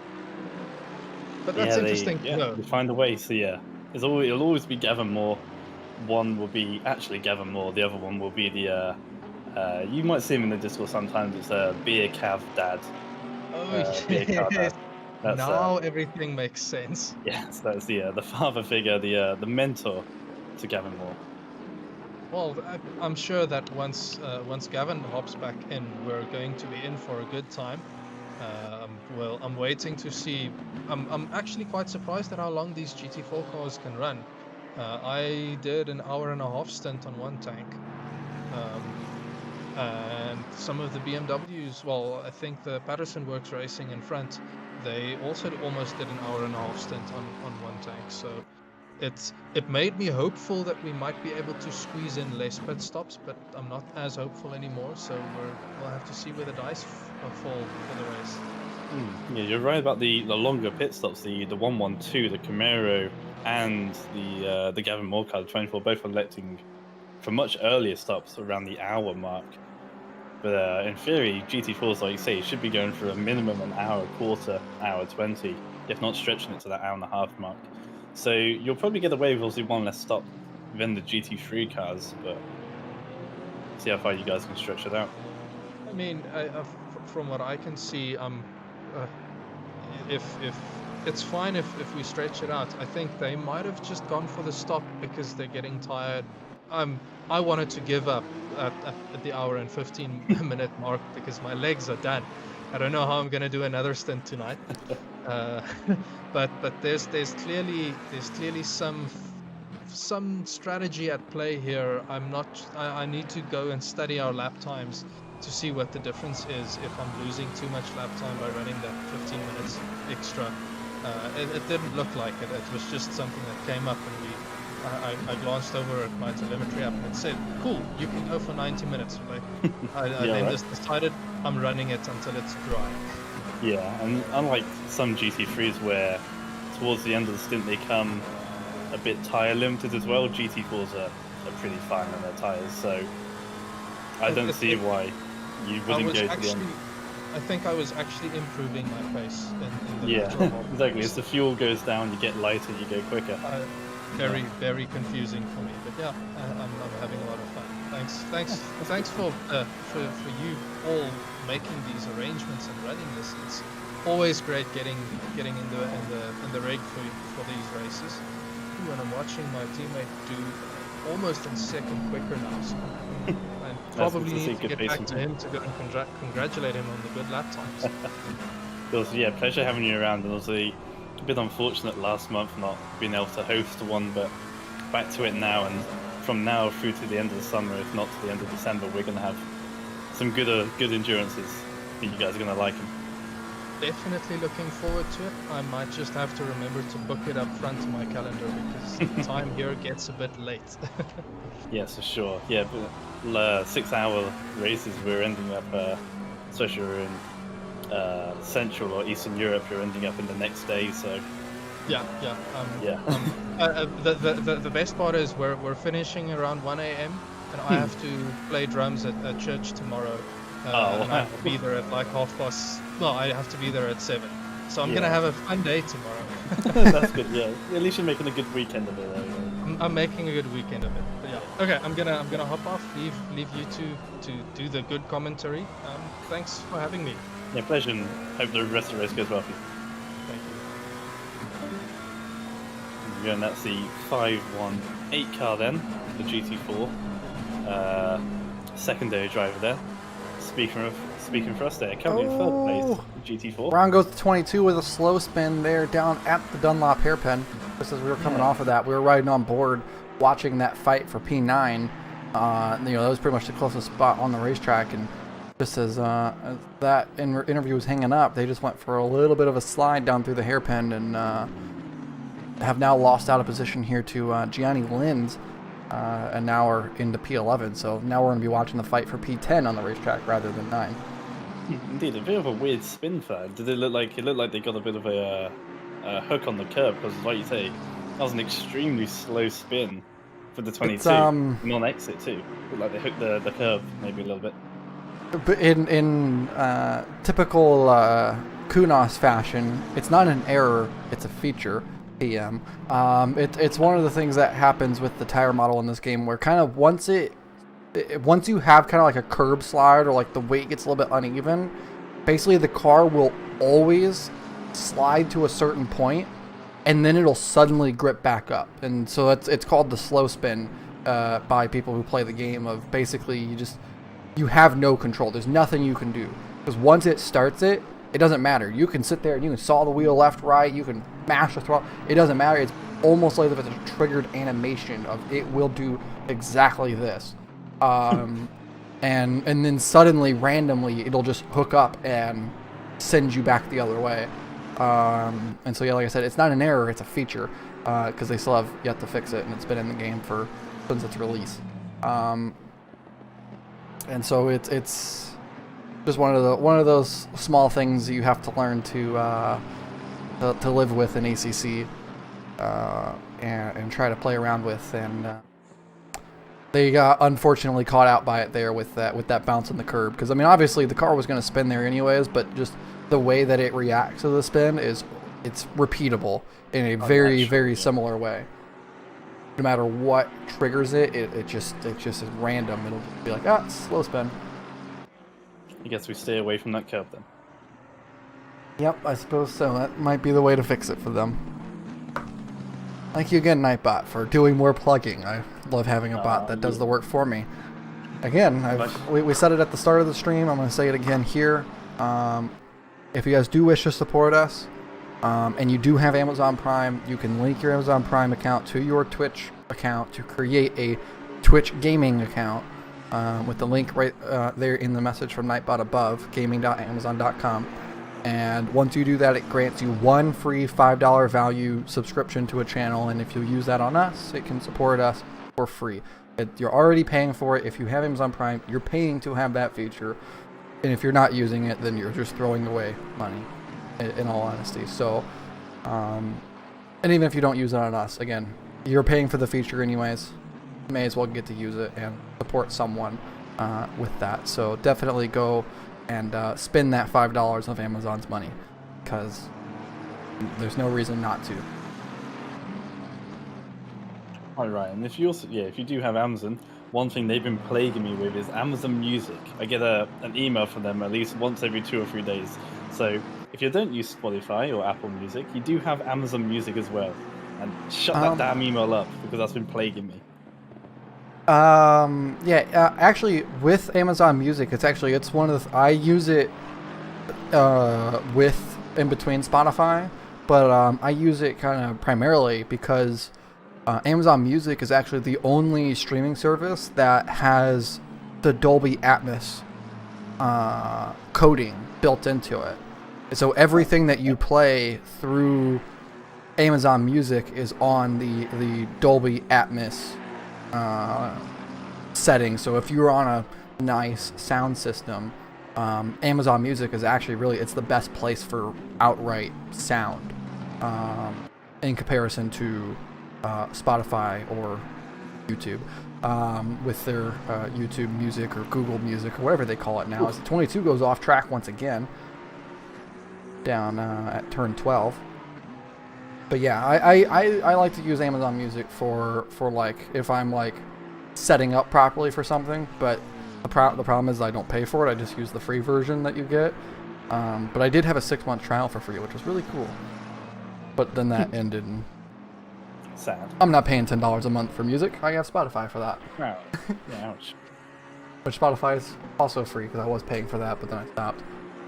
Although, fun fact. You use a free trial. Yeah, well, no, I got 6 months for free through Discord Nitro, which was cool. Yeah, if you were never a subscriber to Spotify Premium, which what I did is I just created a new Spotify account. Yeah, but I'm not re-adding all my songs. Are you crazy? Well, see, with Spotify Premium, you can download them. No, but it's like adding it to the new account. And I don't know. I didn't have anything saved, so it didn't take me any time. But yeah, I was just like, yeah, I'll just like literally all I did is I went into the other account, and then went into like both of them and just favorited the same like 15 albums that I had or whatever, and just went with that. I remember. Follow here from Urky. Thank you very much for the follow. Indeed, Keith. I remember, I don't know, 3-4 years ago, I used to have Deezer because that came with my my phone plan. I was like, yeah, right, might as well use it. I remember switching from Deezer to Spotify, and there's about 1,000 songs, if not more.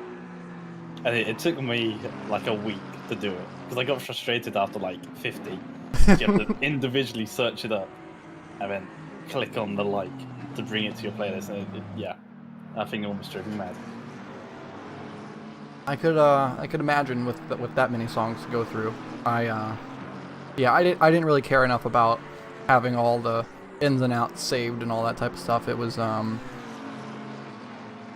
was way easier for me to just create a new one and get 6 months for free, and then whenever they do it again, which will normally it's right around like Black Friday time, then I'll get another 6 months free.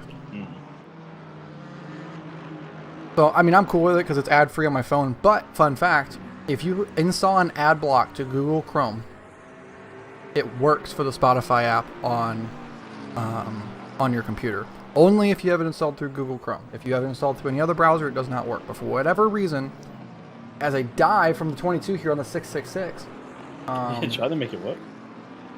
that was a squeeze there because they were about to go for a 3-wide move. It was kind of wise to just come to a halt and back out of that one because probably it wouldn't have ended well on a corner exit. But yeah, so it only if you have Google Chrome. But if you install an ad block to it, like just whatever free one that Chrome has, it works for the Spotify app on your computer, and basically you get Spotify Premium. You just aren't able to download things, which fine by me. I really don't have a reason to download it. Fair enough. But I found that really fun. I found that really fascinating. Only through Chrome. Again, looking for the dive down at the hairpin, the 22. Oh, and a squeeze from the 666. Does a nice job there to square up the rear bumper of the 666. A bit of a naughty block. A little late though. Yeah, that was a bit of a late block. I mean, the 22 very clearly made his intentions of, I want to go for this. So a little bit of a late block, but all fair game. Yeah, it's only not over yet, and to the inside again goes the 22. Surely going to outbrake himself, indeed does so, but they're going to go side by side. Will the 22 back out of it? Yes, they do. Again, really like that inside move. The third time was not the charm as they dip a couple of wheels in the gravel on the outside of that right-hander. They have to work their way back up then to the Aston Martin.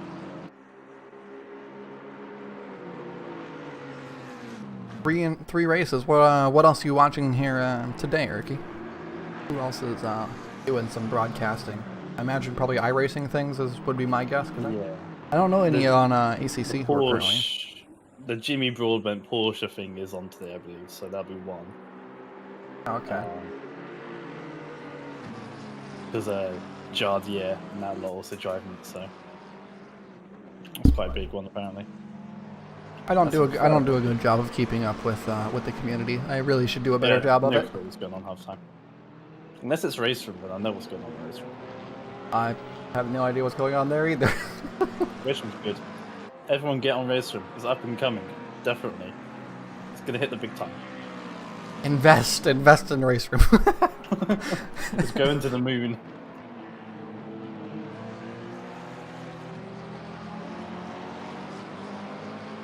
$12-hour Hockenheim multi-class. Ooh. Oof. That doesn't sound like fun.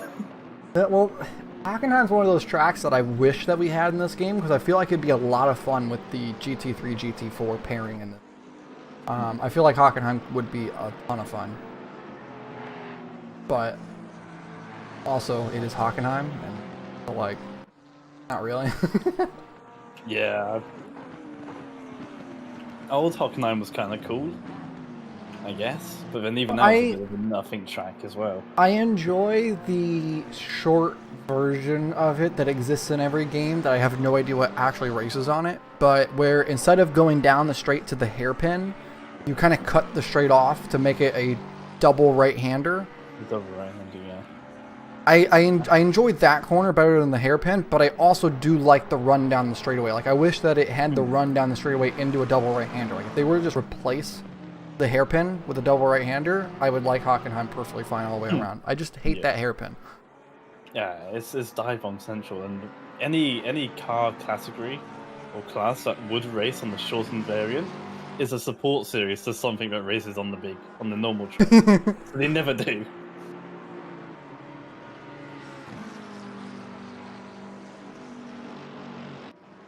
But it is annoying because, like, my favorite corner on the racetrack is, well, the two favorite corners I have are the two fast right-handers. So out of the hairpin, you have that, like, right kink. That kink. Which is really, really fun in the right car with the right, like, setup. Like, you can have some really, really fun moments in that. And then you have the fast right-hander that goes into the stadium section at the end. And that corner... Oh, that's tricky. I love that. It's a really, really tricky corner because you're going from the drag strip onto the stadium section while going through the turf, and it's all kind of loose. That's always really fun, especially in the right car with the 47 on pit lane at the moment. Yeah, that's why I like turns 2 and 3, because 2 is so crucial for your exit out 3 and then down to the hairpin. The way it switches back on itself, it's so easily to overcompensate turn 2, mess up turn 3.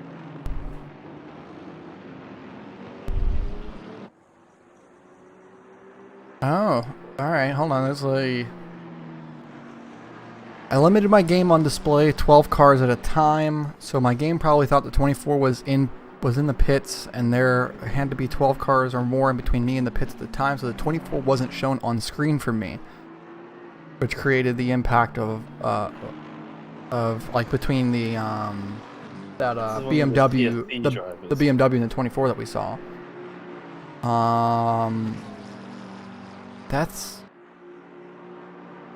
That is weird. That is a bug of ACC I have not seen yet. Of it reporting a car being in the pit lane despite it not being. I mean, I believe it with the way that this game does. Oh, 22 just smacked the pit lane. Speaking of it, Did he hit it, or was that just avoidance? I believe he just hit it. Wow. Like I really think that he just smacked the pit lane right there. Yeah, like the Hungaroring, I always get anxiety into the final corner because of the pit wall. I'm like, if I hit that, I'm gonna look like an idiot. It's really, really scary at this track because entering the pit lane, you're scared to hit the pit wall, and on the racetrack, you're scared to hit the pit wall. Or you'll do a David Coulthard at I think it's either here at Nürburgring or at Melbourne, where I think in the lead of the race, he went into the pits and just hit the pit wall.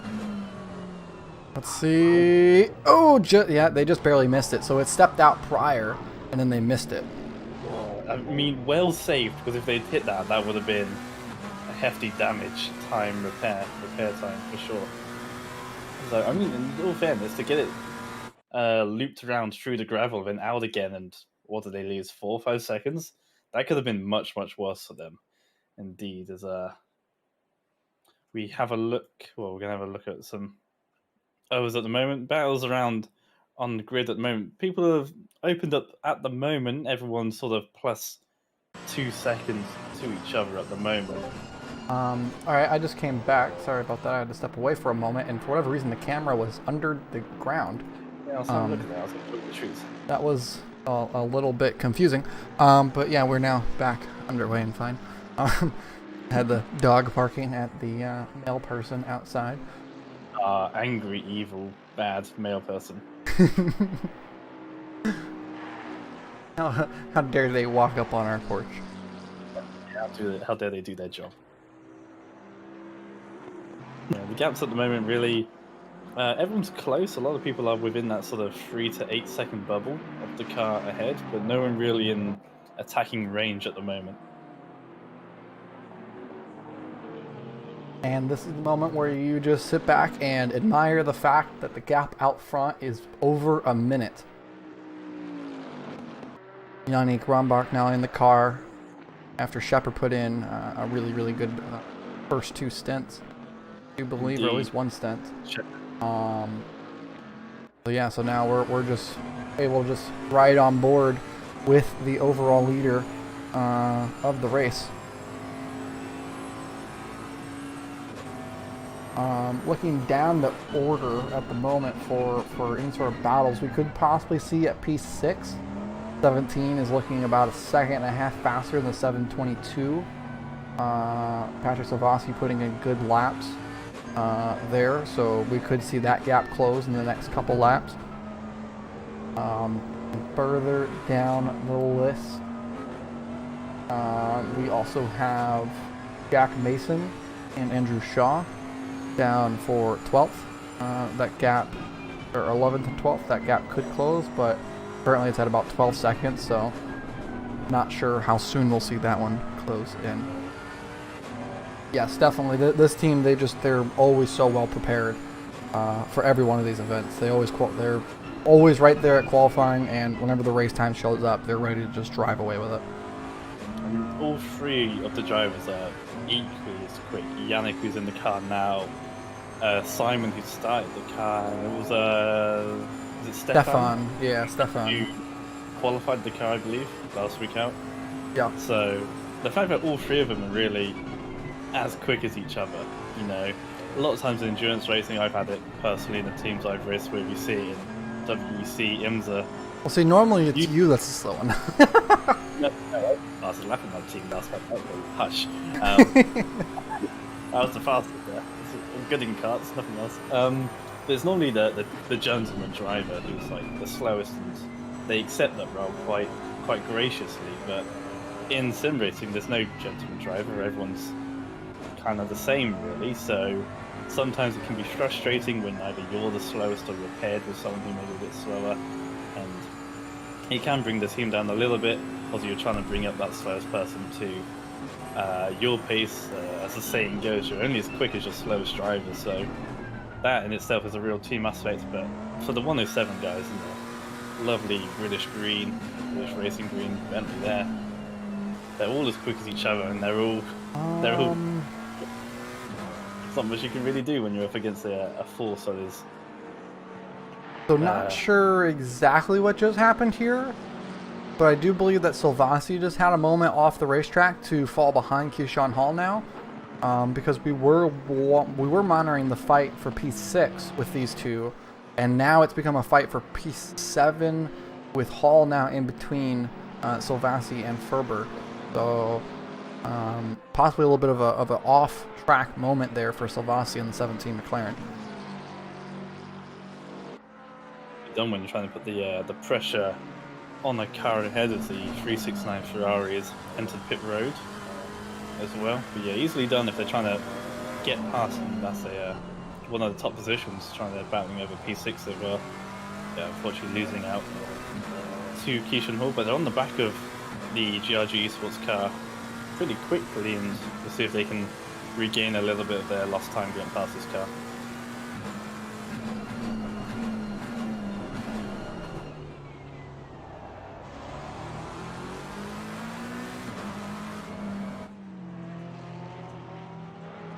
The 22 Andrew Shaw has also made their way to pit road from 11th place.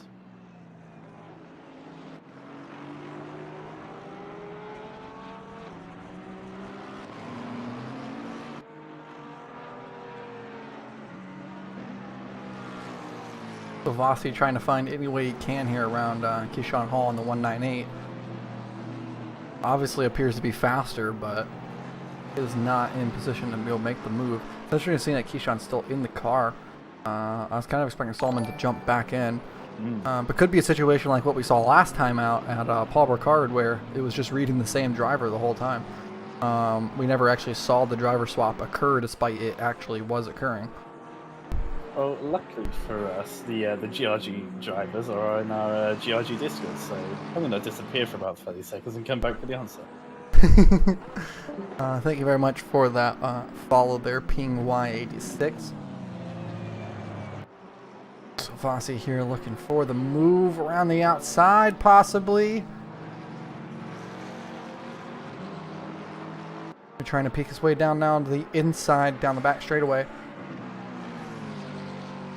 See if we can, if we see maybe a late lunge. We've seen the McLarens be able to have really good speed up off of turn 12 towards 14 into the chicane. So possibly one of those cases if we could see a lunge up off the final corner here down in turn 1. Ooh, that's gonna be a slow exit too for Hall in the 198. So let's see if Salvasi is able to capitalize on it. Welcome back into the booth, Dom. And it is Keyshawn from lights to present who's been in that car all the time. So 17 tries to make that move into turn 1. I didn't want to spend too long in there because obviously Keyshawn is under pressure quite a lot at the moment from the 17. But yep, he's been driving since the start, and which is quite interesting, seeing as he only woke up about 45 minutes before the lights out for the green flag. Impressive, in all fairness. So it looks like they're going to just split it evenly, 3 hours each. Then I guess. That's always the way that I did it, though, for the DPI entries in VISC. I would always wake up just before the race started, like literally probably 30 minutes. I wake up like basically during the driver's briefing.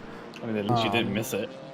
And then and then I would run the qualifying and then the first stints, let someone else jump in for stint 2, whoever was my teammate for that day, whether it was Thomas or Ethan or all the rest of them that we had. Yeah. Yeah, I think it was a big special team. That was a big old wheel We've hop seen that, there. Before with the 22, so maybe the McLarens at the rear just built different. Same corner as well. I mean, the McLaren's definitely it's thin and long, and it sits real low, so it probably just isn't very happy with the way that wheel hop catches there, especially being with that mid-engine there, possibly riding over the rear axle slightly, creating just that weird weight distribution in comparison to, say, the Lexus. Oh, really good through the final chicane though. Gonna try to peek his nose in, not gonna get it though. Lovasi giving it everything here. 2.5 hours through on this race. Still 3.5 left to go. There's a yellow flag on the racetrack. Where was that at? It pinged up for just a moment. Maybe a car kind of in the grass for a second down into turn 1. This is the most interesting fight on the track at the moment. Savasi still trying to sneak his way through. Definitely appears to be the faster car. Oh, gonna go for it here. Down into turn 3. Gets it done, and now off of turn 4, gonna try to get that really good drive that we've seen the McLaren get all race long. Indeed, I'm going to be out of action for about 30 seconds because I accidentally clicked the replay button. Oh, well, you might have to restart pit wall. Oh no, I didn't think about that. Because I think that it breaks whenever you click the replay button. Good. Pit wall always breaks randomly. You know, I think that was specifically the reason why Ethan gave you the pit wall, was so you wouldn't do this. Because he knew I wouldn't click it. Whoopsie.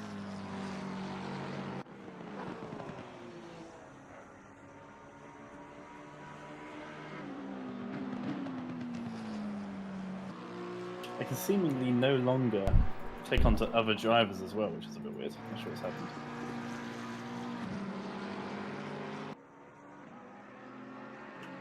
Clicking the replay, it appears to have broken my... Oh, it clicks itself onto autopilot as well. Good. Thank you.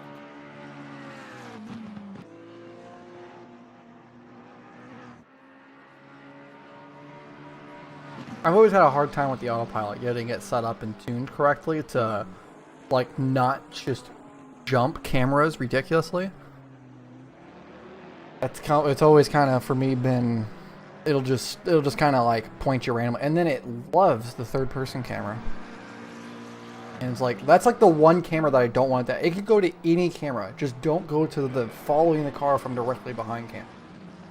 Go anywhere else. I don't. Not that one.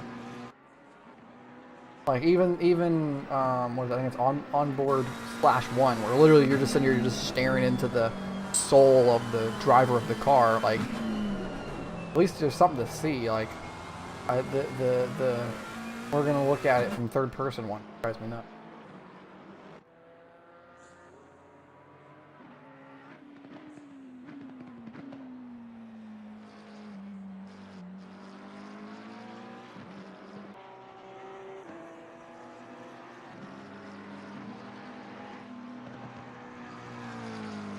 Yeah, it looks like my entire system's just gone down after clicking that.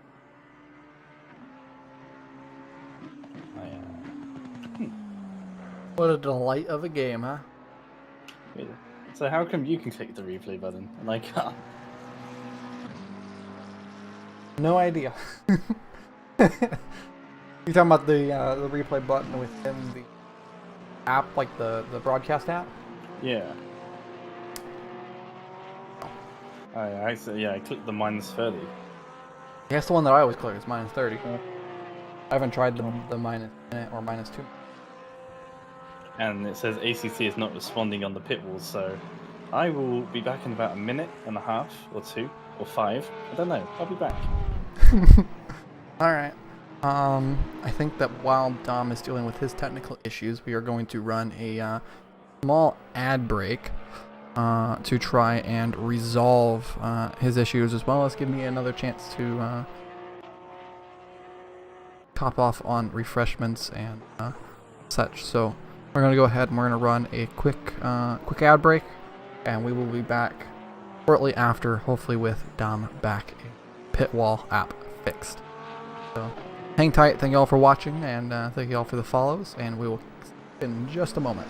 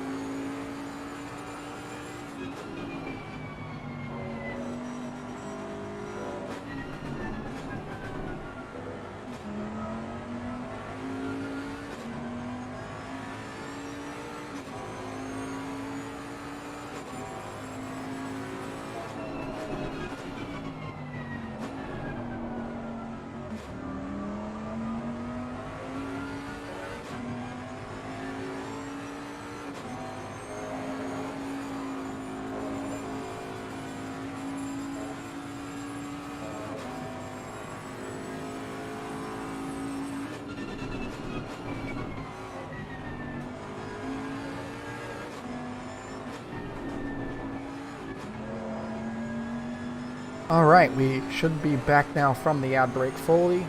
And thank you all for sitting tight and watching. So, during the ad break, we saw a pit stop from the 7 car, who are now off track.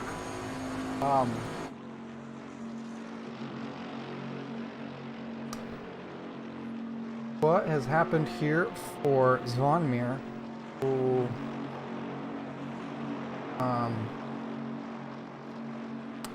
It is currently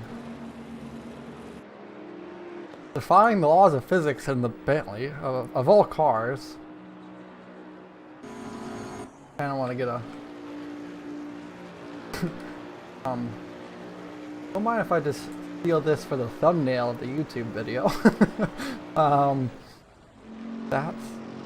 That's a heck of a moment there for the 7 car. So an unfortunate disconnect. I was just going to mention that they served their pit stop to put them in that awkward position, being out of place, but now they have disconnected, so that's one of the top cars out of the race. Very unfortunate for them. They do have one rejoin attempt that is allowed, so if it was some sort of weird network error, we could see them come back into this one. I was going to mention that the 12 here have worked their way back up the grid, but obviously they are now serving a pit stop, as is the 24 are serving a penalty for well, actually they appear to be stopping. Oh, there it is. The 7 has rejoined back onto the racetrack. So hopefully they can get that car up and rolling here pretty soon. Try to not lose out on all opportunity for this race. But definitely they have lost out quite a bit here with that disconnect. While we were away, we also saw a penalty for the 22 car hitting the 200, the overall leader in GT4, resulting in a drive-through penalty as well. And then we also had a couple other pit stops happening. I'm looking through.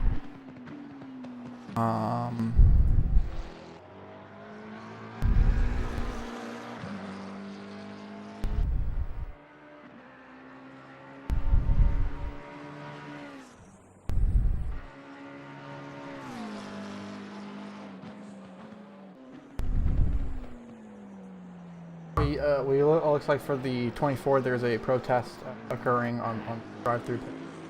22 is now coming in to serve theirs. Not sure if there's much protest because I've already apologized for it on the Discord side of things, so I'm sure they're more than willing to accept this penalty for diving into the pit lane themselves there.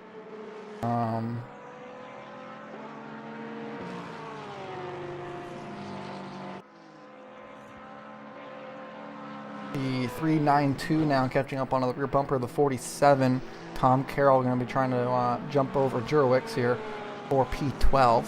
We're still waiting on the return of Dom Bessel at the moment.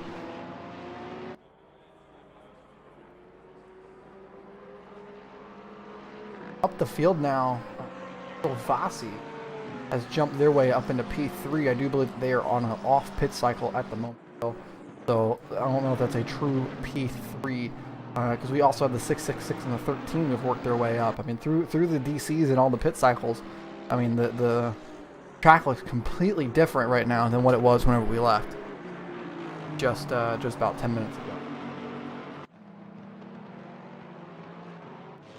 Still 3 hours left in this one, and my voice is ready for the rest, so hopefully relatively soon we get this going, and hopefully relatively soon we can see Dom come back, because voice is tired.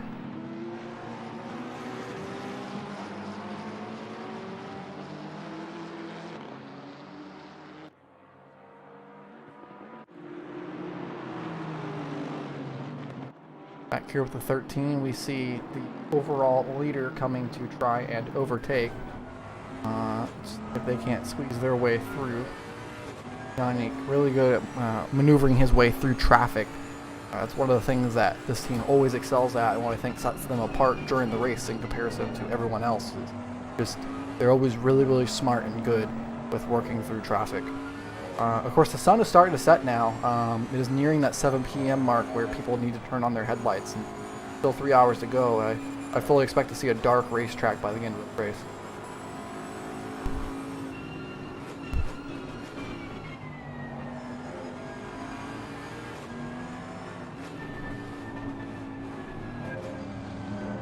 Oh, speaking of, they almost ran into the back of the 13 there, who's electing to pull off the racetrack and give that position up rather kindly.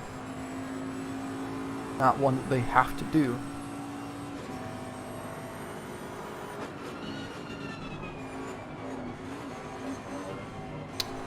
Just up grid now, we got the 48 car trying to fight back with Salvasi for P3 on the racetrack.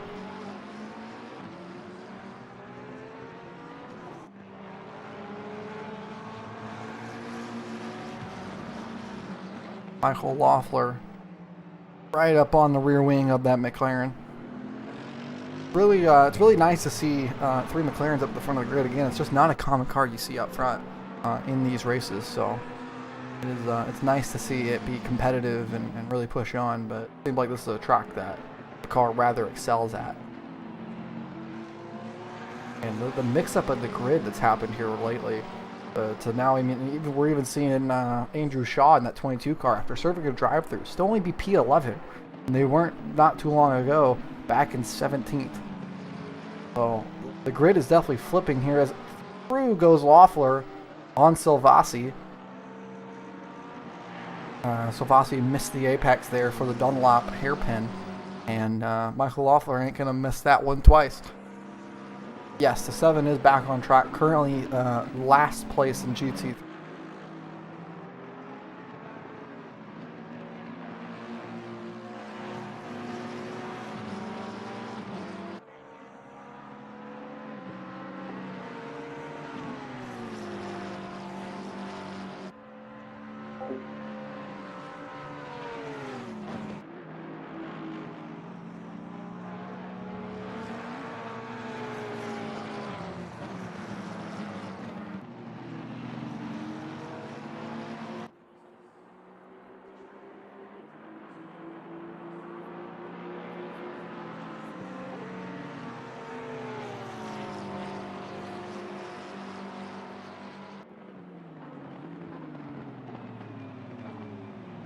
Now we look back down the field. We have the Lexus here of Sean Leyland coming back up on the rear end of the 198 GRG eSports Lexus of Salman Saad, who performed their pit stop. Maybe we see a little of a dive happen here, just a bit. That the return of Dom Bassel. Muted on the Discord side of things. I think I am somewhat alive though. That would be great.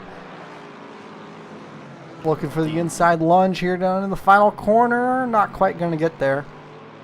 Before Salman closed the door in.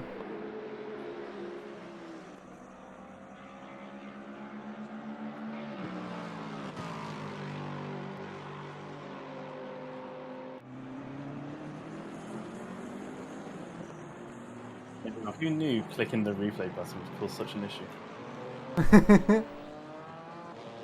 We do appear to have a driver in the waiting booth at the moment. Driver of the 12 car.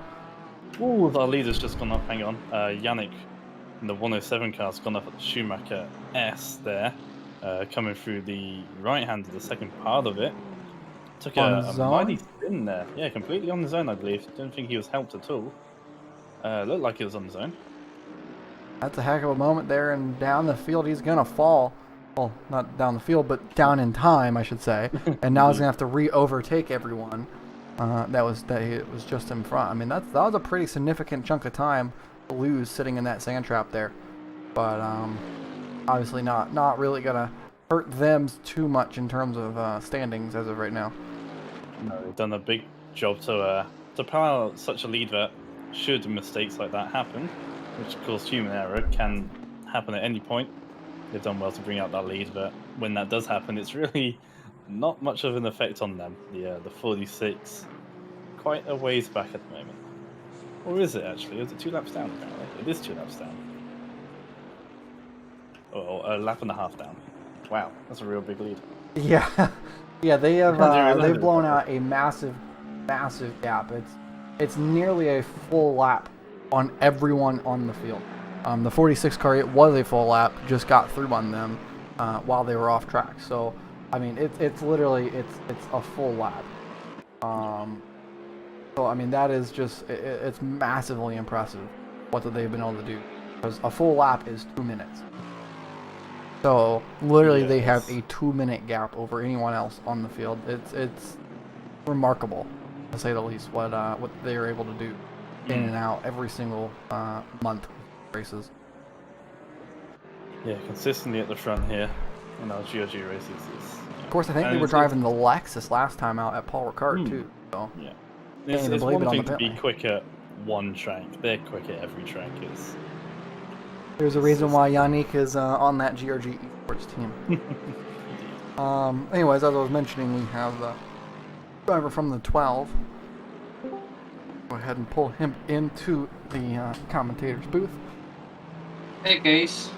Welcome in. I want to know what happened early on with you guys and how you took that being up front and then having to fall down the grid after contact.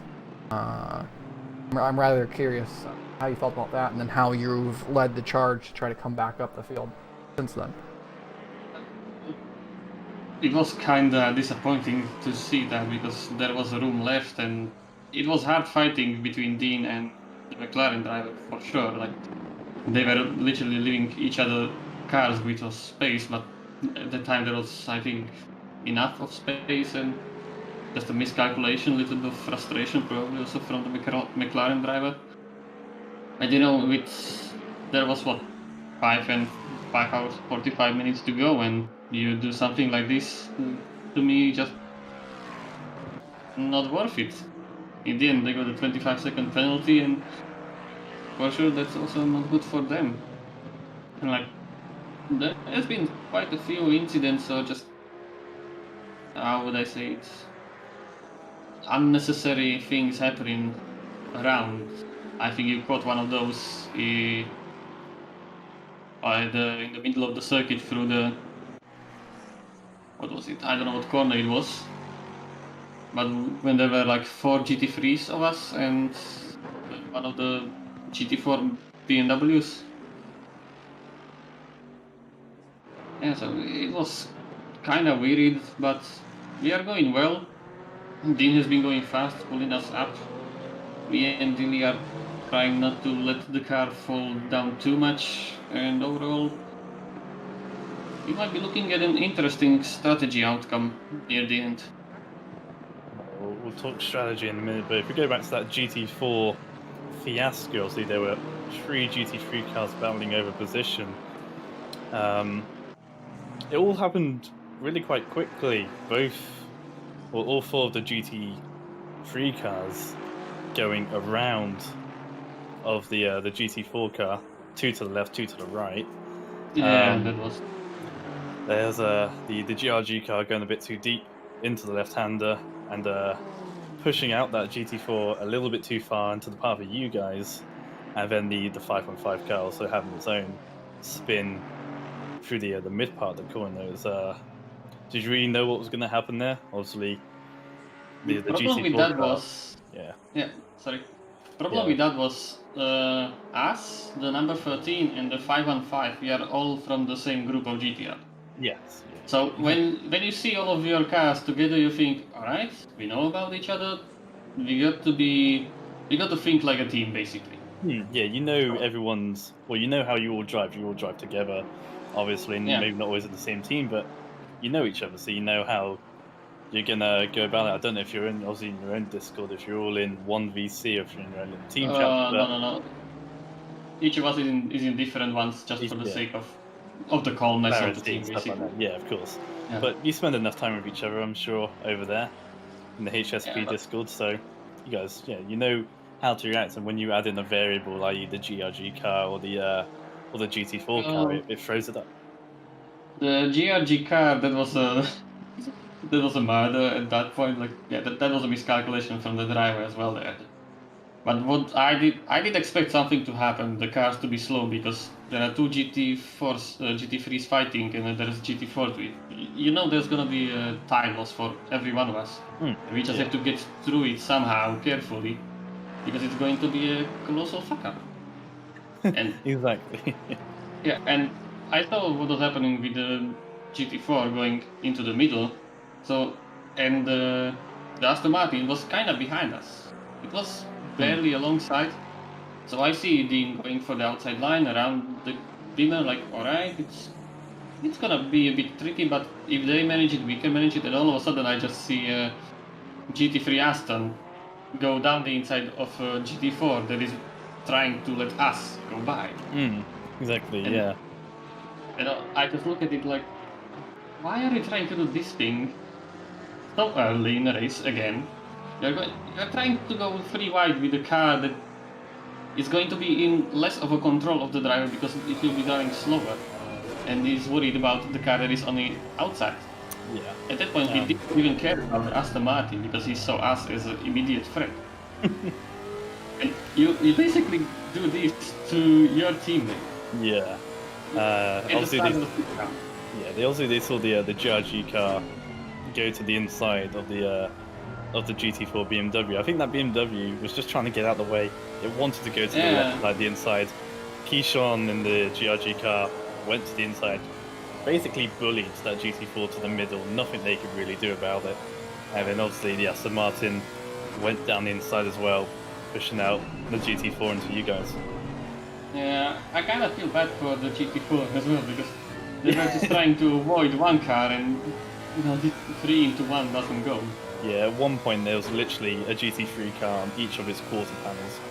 You know, it was completely boxed in. There's really nothing they could do, unfortunately. The race is going rather well. We are in P6. I think there is a chance we get up high into the top 5. Yeah, your recovery, you were down in, what, 12th, 13th? Something like that? Down there. You were down the order for sure, a little bit anyway. And you've done a great job to claw back past the 22, the 666, the GRG car again. And yeah, you're not too far away from P5, I don't think. Yeah, it's like 12 seconds, and we shall see what happens. You might be able. Top 5 should be on the cards. You know what I mean? We're not even halfway through the race. We're pretty close to it. Almost. Yeah, almost there. But anything can happen. It usually does. The leader had a spin through the Schumacher S's about 5 minutes ago. So. Is your car going into strife there? No, that's quite alright. Yeah, just the SRT Chevrolet at it again. Like, I don't know, sometimes some people who are being lapped just put themselves into weird positions where you don't know if are they letting you by, are they staying there? And they are, as Kay said, they have the right for the track, but if you are going to let someone by, like I had the Ferrari, just in the middle of the road before the chicane, and you don't know what they are going to do. Yeah, be predictable about what's going to happen. If you are going to let the car through, be predictable. Yeah, that Chevrolet, that big boy GT4 hasn't really had the best of luck so far, unfortunately, in this race. It's not going too well for them. Yeah, like you say, GT4 would be predictable. Most of our group basically don't have luck, as the 516 they got braked basically on the start, as far as I know, from what they've been told. And yeah, the 515 during that skirmish we had with the GT4, our car tapped them because they were somewhat out of control and we were both off track, so they got some damage from that from us, which was again out. But it's endurance racing. Just scream a little bit for 2 corners, shout at your teammates, and then just back into the racing mode. We're driving again. Quite right. Yeah, your lap times are comparable at the moment. Bit of a slow one last time around for Dylan, but yeah, maintaining pace with the rest of the guys, and you got a bit of a gap over the GRG car, as well as the 722 car. So if you can look your eyes forward now, start going and get your teammates in P5. Yeah, basically, I would say Dylan and Jack are going to be pretty equal on pace. Depends on the traffic, and also when Dean goes back into the car, probably also Martin Schaefer will be in the 13. So again, Yeah. two drivers that are really similar. So it's going to be about the slower guys or maybe the strategy. No team orders or anything. We saw the 46 Not in the final and 48. hour. No, not in the final hour. Okay. Yeah, The 46 and 48, second and third, are direct teammates. We've seen them hold each other up a bit here and there. A couple of team orders come into play with some of the guys in the chat telling us that there's a couple of antics going on there. But if you guys can keep it team fight, that'd be good. Yeah, to be fair, I try to have the team orders in a way that if it's start of the race, someone is faster, let them go. They might get into good positions. Yeah, we are until in, you get to we are that in a final team. hour. Yeah, like work together and help each other maybe go high. In the final hour, I don't care. We're fighting, boys. Yeah, that's fair enough. That's the way we like it.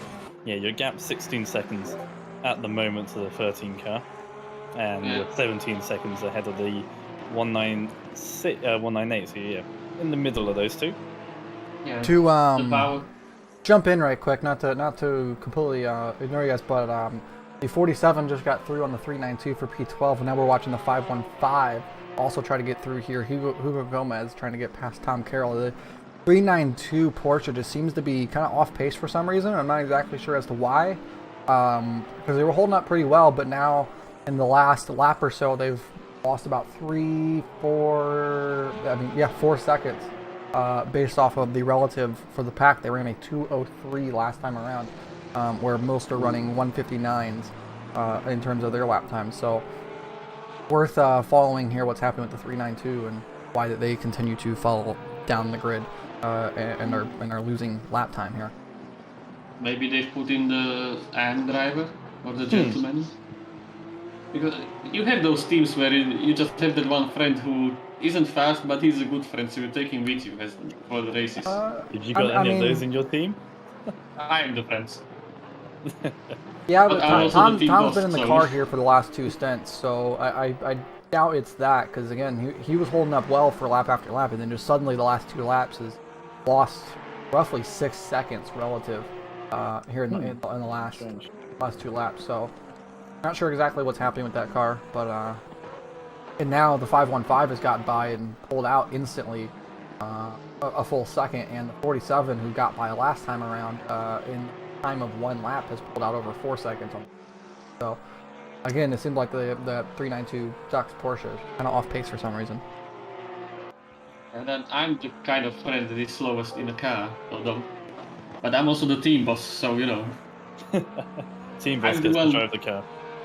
Yeah, like I'm the one who is searching for all of the events and just drop it to them. Hey guys, wanna drive? And you're a bit like Jensen Button. He set up an Extreme E team just so he could drive in it. Yeah, basically that's how it happened. Like I've been driving with the HSP for 1-2 races, and then I wanted to create a team, like something of my own, and build up slowly. We just kind of split up, but we are still cooperating, working together on things. That's good to see. You do have some good results in the GRG monthly endurances, and you always bring a few. Well, you had a good result out in Paul Ricard, did you not? Or you were going to? Oh, that was the race we learned the most about endurance racing. Well, your Bentley was doing quite well, I believe. No, that was at Imola last year, and that was quite good. Yeah, Imola, that 12 team was quite solid. You guys were pulling in really good time in that Bentley. That was where we really learned the just how big of a fuel advantage that the Bentley and the other front engine cars, because the Nissan and the Mercedes also had it. Where there's a car off track there. It appears to be the NSIR GT3, or it is the GTR car off track, the 715, the top of the Schumacher S's. But Yeah, that's where we really learned why, or I like the fact that the front engine cars had this just much bigger fuel tank in comparison to everyone else, because that really helped you guys stay up there in terms of strategy. Was the fact that you were Yeah, able to cut out 2 pit stops over the course of 12 hours. yeah, but what did not help us was we had to change brakes at the end on the Bentley because I don't know if it was set up or how we drove it, but they just went at the end, so we had to change brakes and we did not put new tires on it. So when we put our final stint on, we had a puncture there. So yeah, that race was going well until the end, where we just had things happening and just spiraled out of the way. But don't talk about Paul Ricard, like the amount of things that have happened to us. I have it somewhere written down. Like we had something that has happened was it started to rain for some reason in Paul Ricard yet again, and it was like 30 degrees outside the air and the track, which I completely did not expect. ACC So we had thing, like you know. yeah, so I had like wet tires at 32.5 psi, which was not the best, but I managed. Then we got hit by our sister car in the race. We spun it a few times between both of us because we are kind of inconsistent. Nobody expected it to be wet. Then my co-driver sent me out on slick tires. Then I hit the wall and managed to get a drive-through for somehow losing time, even though I returned to the track at the, what was it, 1, 2, 3, at the 5th turn, at the end of the first sector, because the track limits there work in a weird way. So yeah, so at the 2 hours which I decided to bail the car out and just DNF that one, as we did not enjoy at that point. Yeah. Just so far behind and everything was going the wrong way. Yeah, a bit of But updates. as I said, we have learned a lot about ACC and how to do things, how to have the, like I would say, is it like protocols running when someone is going to the pits, check tires, check fuel, check everything, do the strategy,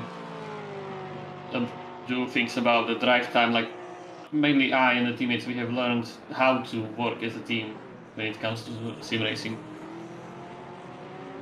Yeah, and that's a great thing. You spend so much time with your teammates, and you get to learn how you can bring the best out of each other. You know, obviously, often saying you're only as quick as your slowest driver, and if you're all up to a standard that you're all happy with, and you can really push on and make a good result. Obviously, keeping out of trouble and staying clean is half the puzzle, but also having that pace to start with certainly helps you out. So 5 and 5 here is right up on the back of the 47. So another move might be made for the Solus Racing HSB car. The B-Tech Martini car. Yeah, the fake Martini, the rip-off. On a Yeah. Porsche. How dare it? I mean, it's a good-looking Porsche, I have to say. Yeah, agree with I that. think Rod he Creer actually was might make the probably making move. it. Oh, it's cut over there. Indeed, the Lexus went a little bit wide through the Schumacher S, dipped a wheel in the gravel. That's all Hugo Gomez needed to take P12 actually, away from the Lexus. So change of position there. That's a free real estate for a potato. It's free real as estate. we know Indeed him. it is. But they're quite good liveries around at this time. So we did a little bit of commemoration to Rick May, the voice actor of Soldier from Team Fortress 2.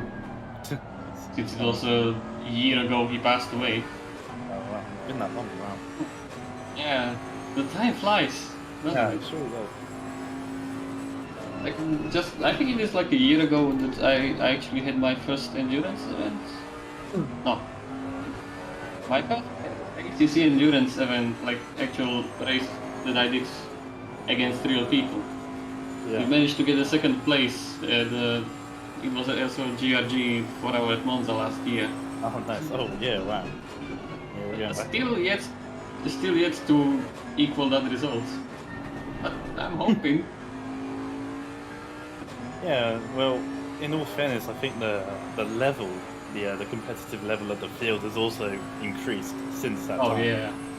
You know, our first few events obviously had good competition, but there was only a few cars that were really that high up, and now we've got so many more that even trying to get a top 10 result is difficult.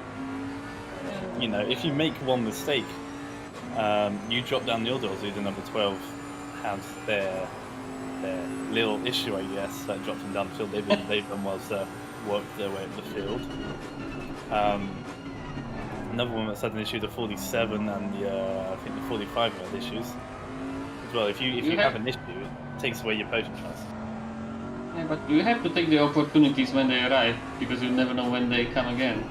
Exactly. And that's when I'm happy with the race. If we all just do good stints, nobody like spins the car around or hits a wall. Like you can have a bad luck where you like a second because you run wide or something. But overall, if the stints are alright, nobody does anything stupid, as we just spin the car around. The number 12 has gone round from 6th place there. That was just before the Schumacher S's. No, just coming out of. Sorry, I'm trying to find the car. They rejoined. Did they lose the place to the Yes, 198? 198. Yep, that is a loss of position there. 198 Star Solomon Sod, so they'll bump the GRG eSports car up into P6. Big up. I guess that will be the call that I'm doing the final stint. Because we are looking at maybe having a one We're less looking here stop. for a move, possibly. Nope, the GT4 car is going to get in the way. I was looking back to P8 there. Thomas in the 113 DT racing team was going to try to jump through over Leyland, who's been in the car now for 3 hours. I want to point out there for Sean Leyland. He's been driving it since the start of the race. So the next time that car comes in, they're going to have to do a driver swap in order to meet that 2-hour requirement for each driver. So that's going to be an interesting one, that they're just splitting the race in half and they're just going to do it in full stints rather than kind of splitting up into 2 smaller stints like most teams do like to do. Also, I would like to point out that the leading car has swapped over to Stefan Kui now. So he is now really going to be pushing that car hard. He's obviously the driver they had qualifying, so I'm assuming that he's the one they have the most faith in terms of just his outright pace that he can set, and so maybe they're looking to try to bridge that gap out just that little bit more. Not that they need it because they have a full lap on everyone else, but they're trying to build it out more going into the nighttime because maybe they're not so confident in the car during the night. Also, I'd like to point out this track is stunning with whenever the sun is setting. I love interesting thing. we're watching it. I've been watching it from the onboard cams. Number 17, Patrick Silvassi with the drive-through. Yeah, that is for contact with a lower class. They made contact with the 112 car for DSRT just a handful of laps ago, which did result in that drive-through. That was on lap 72, and of course we're now on 94. So we're a little bit backlogged in terms of the reports and appeals, and obviously the appeals do have to take precedent over the reports just because of the fact they have to appeal as quickly as possible for things like drive-throughs and such to prevent teams from having to serve a penalty that is being appealed. So obviously that precedent can push some reports down the field, which is unfortunate, but comes with the time, and it's something you see in real life as well, where sometimes you have penalties that are, they're delayed by. Had a moment. Indeed, the 5 and 5's gone off. Turn 5, turn 6 coming down the hill. The Porsche Martini car, they've lost a place to the 392 car as well. So a couple of issues there for the HSP GT Hub cars. But interesting about Patrick Silvassi, 23 seconds the gap between the 17 car and the 13 car. That might lead it. Might be a change of position after that drive-through. it's about time for a drive-through, that 24, 25 seconds. So Patrick might lose P4 to Mason in the number 13 car. I would like to talk about the Mercedes, the 113. I mean, kudos to the driver doing 3-hour stints just like in one sitting. Yeah, that is the driver for the 722 Lexus, Sean Leyland. Yeah, he's been in there since the start of the race. Yeah, it's been now 3 hours 10 minutes, and that doesn't include anything that could have happened in practice as well. Noble UK upset about a drive-through there. I believe it's a part of the 17 team, if I am to guess. Indeed, that has been appealed, so the drive-through will momentarily disappear from your screen. As that gets appealed, and that either will reappear or it won't, depending on how that appeal turns out for them.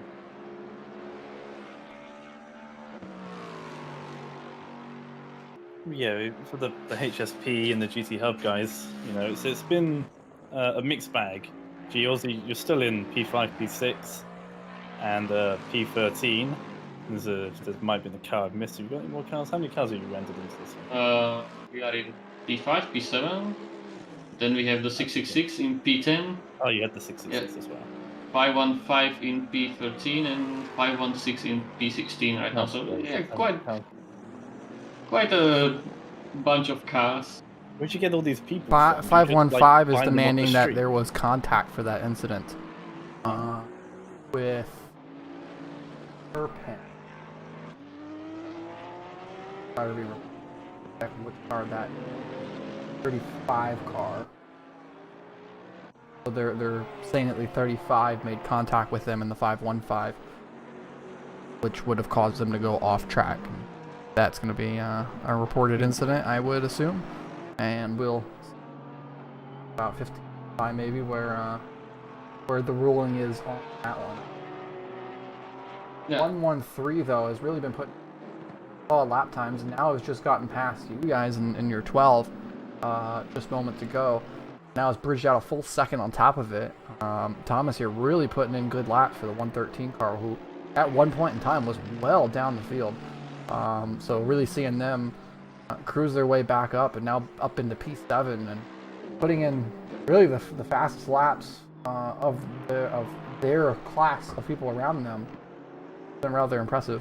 We'll see if they can continue closing that gap and maybe close on the 198, who now has 12 seconds over P7, which was the Honda 12 car. So you guys really have lost out in that spin.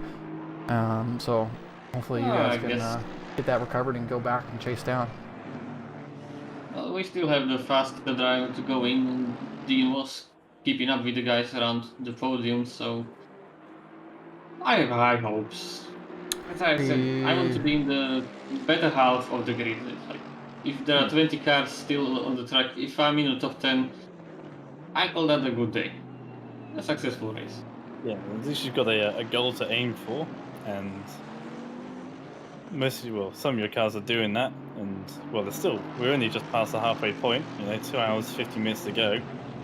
Plenty of time for the rest of the team to bridge that top 10 as well. Well, definitely will be harder for some, as some people did not have a good luck, but it kind of gets traded. It depends on the car. Sometimes one has a good race, the other one has a good race. You'll get to share in the glory at least one per event, I guess. Like, someone has to fly the flag. Yeah, and that's the thing. You always have at least one car up there. You have them for the last few events. There's always been one. Obviously, some cars have come into misfortune here and there, but one always seems to scrape through okay and gets themselves up into the top 5 positions. And that's the beauty when you have this many drivers. Like you were asking, where do we find these people? Like, we are quite a large group, because the server is not only like sim racing. The sim racing side is actually the one that somehow started on itself, because originally we are just like a motorsport group, like motorsport enthusiasts. And then you go racing as a group. That's a really good way of doing it. You know, finding people who like racing, and maybe want to take that step up from casual sim racing to something a bit more organized, a bit more competitive. This is organized. Yeah, exactly.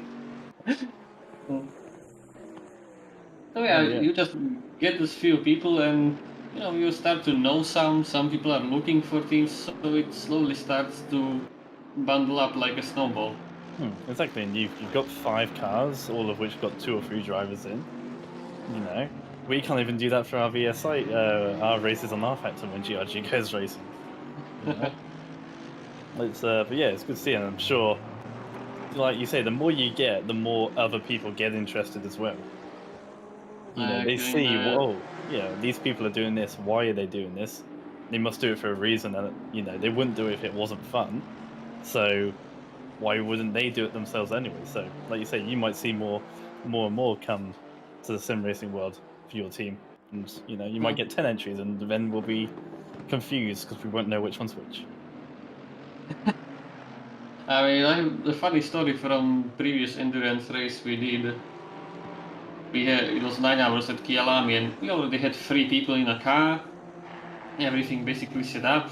Apart from the setup for the car, it was kind of bad because it was just a random one that I found on the internet. And all of a sudden, I had someone message me, like a random person, like, "Can I join you? Because my team is not racing and I want to race. Like, wanted to join us." And at that point, like, yeah, sure, why not? Yeah, The fair enough. best deal. I was a businessman doing business because that guy had a perfect setup for the car. Oh, nice. A bit like Eddie Jordan back in the late 80s, 90s, dealing drivers around in the Formula Yeah, One. literally just finding a random person who has a good setup for the car.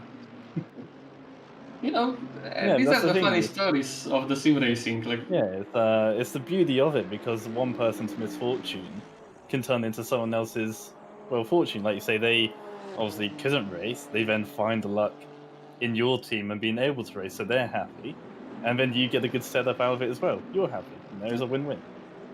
to be fair, the other fortune of that race was that I got hit off on a lap 1. At least it happened at lap 1. Yeah, but you hear this like you are happy that you got hit off. How? Because out of the first corner at Kialami, in the second corner, there was like a pile-up of cars, literally around the area I was at. And you just drive through that, you gain 3 positions, so you're like, okay. Nice. Exactly. You take what you're given. Like you said earlier, the opportunities, you take them because you don't know if you're going to get them again. Yeah, that's the beauty of sim racing, of any racing, real or not. It is real, but as a certain person once said, a wise man, the cars are not real, but the racing is. Indeed. If I had the money, I would be racing in real life, but sadly, this is as close as I can get. Yeah, just like he said before, that wise man, he said something along the lines that we are just pent up racing drivers. We want to go racing, but we can't, so we do it through sim racing, and it's pretty damn close. Yeah, and it kind of gets better than real racing because you can just talk with someone that is on the other side of the planet. Literally, the 516, the currently Damien Lowe that is in the car, he's in Singapore. Wow. Or one of my co-drivers that is currently not here but drives with us in other races, he's in Brazil. And this is the fun of it, that you meet someone you would not meet normally. Yeah, exactly. Same for our GRG drivers. Keishan Hall is in California, Salman Sald is in Saudi Arabia. There's completely opposite sides of the planet, like you said there. It's great. It just brings community, people together, and then you do something you love. Yeah, at some point you think about going to race real life, you actually meet up, you talk. Yeah, that's a great thing. It's lovely that there is more to this than just the driving, that you actually create relationships with people, and Yeah, you can learn off everyone else. Like there's in GRG, there's a fair few NASCAR people. I know nothing about NASCAR, but they tell me about it, and now I know things about NASCAR. I don't like NASCAR, but now I know about NASCAR. Yeah, so it's funny when you can argue with someone. Yeah. I don't mean literally argue, but like Yeah, exchange like the a opinions. friendly Think about it. conversation. Yeah, like when I can talk with someone like NASCAR is bad, and like they can now prove me why am I wrong, Yeah, true. and they tell me F1 is bad. I know, but I watch it anyway. Yeah, exactly. Yeah, yeah, I love the attitudes there, and We got some action on the track. The lights are starting to dim now. Headlights are becoming more and more apparent on track. Of course, everyone needs to have their lights on as it's past 7 p.m. in game. Oh man, that was a little bit of a dangerous move there by the 12 car trying to overtake the 815 GT4 going down turn 13. Yeah, I saw that was a little bit of a late squeeze and move. Not quite sure what was going on there. Yeah, so I saw a little bit of sparks coming out from the Honda. Like, wait, what is happening? The car should be fine. We're now looking 7. Not for position. I was saying maybe this was for down the field position, but it was not. The 7 has gained up a position though over the NSIR GTR. So that is a interesting little note there. The car that got the disconnect is back in and is going. Yeah, is it the McLaren and the Bentley for a position? No, that McLaren is currently in P. All right. They should be pretty similar on pace though. They were racing on track prior to the disconnect, so maybe in their head they're thinking, oh, we'll keep on trying to race, and we'll just in our head think, okay, we never disconnected. We're just number 7 was up the field. Yeah, they're probably in their head like, all right, we're P4 right now, and we're fighting for P3 in their mind. The way I would be treating it. I'm sure they would. There's the lovely 666. Currently doing okay actually. That's a P9. Pretty sure they were outside the top 10 last time I had a look at it. But they're only a second and a half away from P number 8 there. In the 722 car. Which is still Wayland in the car at the moment. I'm really curious to see if they're what their like plan is here. I mean, Leyland's pulls in it on 3.5 hours of racing, and I mean that's a long time in one sitting. I really do wonder if they're planning on any sort of I mean obviously they gotta swap soon. Either that or the game is misdisplaying something, but which isn't completely out of realm. But anyone else notice the LED on the roof of the Lexus? That's kind of odd. Which LED? Which Lexus? What do you mean odd? The 722 that I'm currently looking on, or what we're currently looking at the moment, has got this. I'm not seeing anything. There's a red strip on the top left of the banner board. Yeah, it's kind of like out of place. It's a. Oh. It's a weird. Is it that way roof. on the other Lexus? I think that's kind of bugged. Let's jump up to the 198. That is a real bit quick. weird, isn't it? But on this No, one, because I'm they gonna don't leave have you the guys. LEDs there. Because I think that you have the few different options for the LED, of course. I'm gonna go. I have team things to take care Yeah, the about. team to run indeed. Well, yeah, thanks for talking to us, and hope the rest of the race goes well for all 5 of your teams. Yeah, thanks. We will need it. Goodbye. Good one. Good chat, and yeah. The so much owner, I guess you could say, of the HSP and the GT Hub racing teams. They have 5 cars here with us this evening, which is quite substantial. That's a minimum of 10 drivers, so they've got quite a hefty collection, quite a hefty talent pool to call on for the races, which is good to see. And I see that they as a group, as an organization, been able to build up a bit of an army then to go racing with. I do love these tracks at this this twilight period where you know, everything is just kind of, it's just kind of just nice. Everything's just nice, and the track is incredibly cooled down, and that's something that's worth noting here too. It was at 34 degrees at 5 p.m. in game. It's now 7:30 in game, and it's 24 degrees. So, I mean, that is 10 degrees Celsius that we've dropped in the last 2 hours. That is a considerable amount, and I mean, I imagine that for these drivers, it's really, really changing the way that you got to be running the racetrack. Ultimate tire pressures as well is going to be a big factor if you don't have them right. As the track gets cooler and cooler, we'll probably see it dip below 20 degrees by the end of this race, and in fact maybe even. So if you're running the same tire pressures as you were at the start of this race, the car isn't going to be feeling all too great.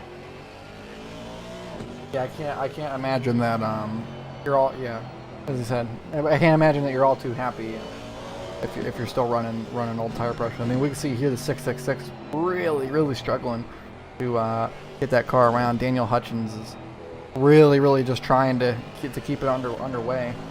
When I'll jump back to the 13 and see if it's similar in this Aston. Yes, it is. Look at that big old slide on the exit of the corner. Elliott blocks him in the car at the moment. And yeah, it is just, they're just not happy. Up to the 22 McLaren, see if it's any similar in that car. I think it's because as the sun has now dipped behind the trees, there's a short 40 minutes of temperature change, which is much more accelerated than before and after. You know, the sun is heating up the track for so long throughout the day, but as soon as that sun dips behind the trees, it all goes immediately, and then it plateaus as you go in an hour or so. The heat comes off less rapidly than the start. So we've had a major fluctuation in temperature in the last half an hour, which is really going to throw those drivers off, and they won't be able to fix that until their next pit stop when they get the new tire pressures on. Yeah, it's always something too, like with these races, that you can almost build your strategy around is to kind of set it up to where you have your pit stop right about this time, maybe, you know, about 10 minutes ago, where you can stop in and you can get those tire pressures set for this time of day without it really costing you at all. Yeah, you should be able to post a link. I'm quite curious. If you get timed out, then oh well. I can go into the mod settings and make sure it doesn't. No, alright, you're from good. the Emil Fry. Oh, so that is actually a genuine thing in real life. Wow. Oh wow, Curious. that Why would is. they...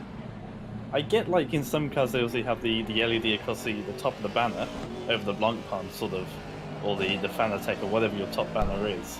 Or like you can see it on the Nissan behind in that picture. I know you guys can see the picture on the stream, but with that Nissan behind where it's on the A pillar, it's weird to see it. It's the same on the BMW, isn't it? They have it on the A pillar.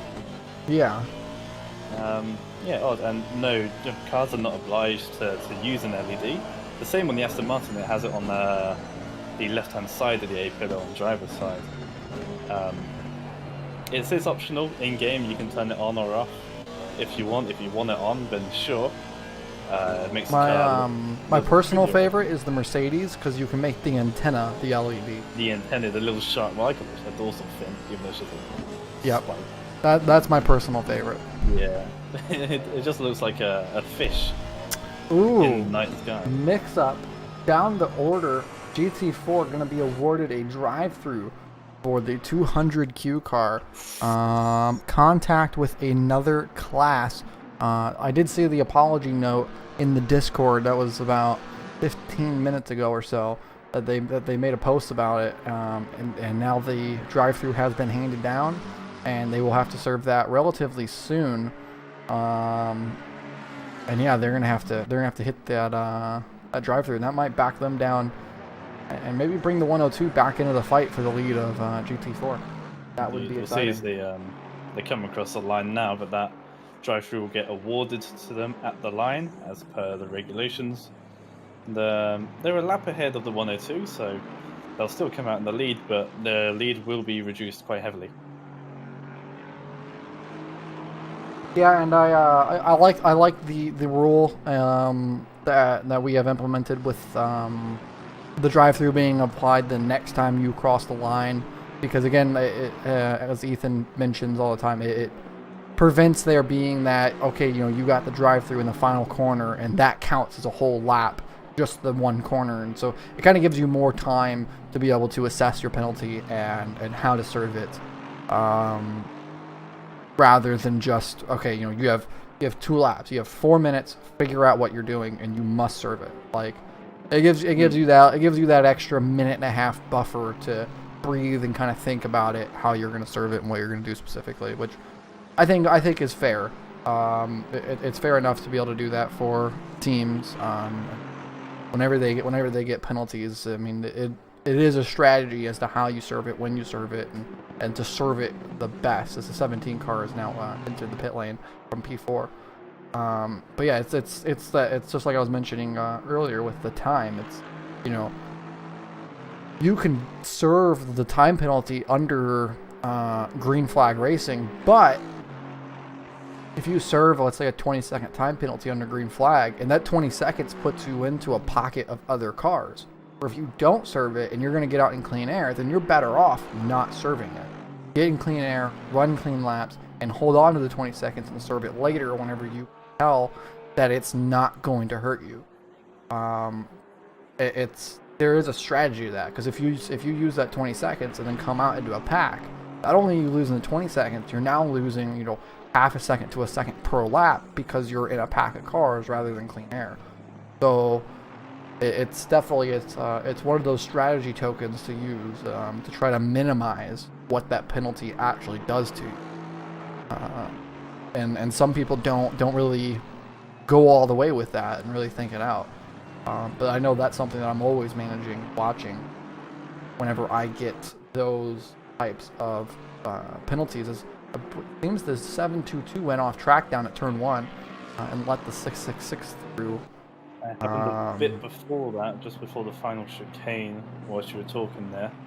Okay. Mistake from the 722 allowed the 22. They had the 666 car through. So yep, through goes Hutchins up into P8. Now Leyland, who again surely is going to have to be making a stop soon to do those driver swaps.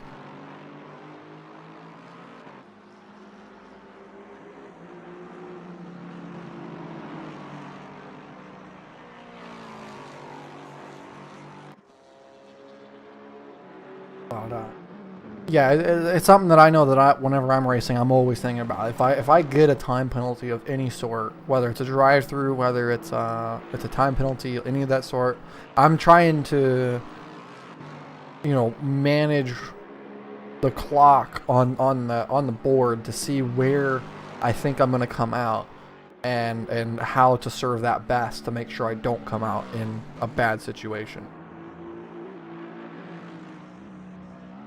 Because definitely it's a lot bigger deal than people will give credit for as being in a pack versus clean air. There's a lot of time to lose by being around cars. Yeah, exactly. And if you go to make a normal stop, you come out in clean air, that's okay. You have a 10-second penalty. It might drop you back into a fight. It might even drop you next to a car. But that's still enough to lose you half a second here or there. You know, if you can opt in and choose when that best time is to make that pit stop to ensure you do get out in clean air, then damage limitation is going to help you.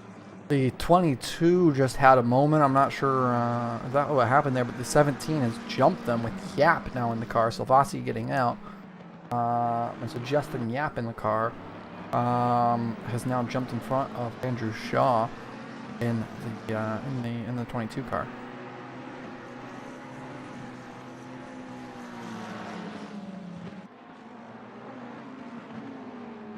As we just passed the 3.5 hour mark, 2.5 hours do remain. I do think we're going to cut to another brief break. Go ahead and refresh one more time and try to set up for the next hour, and then maybe go to another break with an hour and a half to go, and then run it to the end. So just sit tight. And for those of you who are subscribed, because of course if you're a Twitch subscriber you don't get the ad break, for those of you who are subscribed, you guys will have the crank it up moment.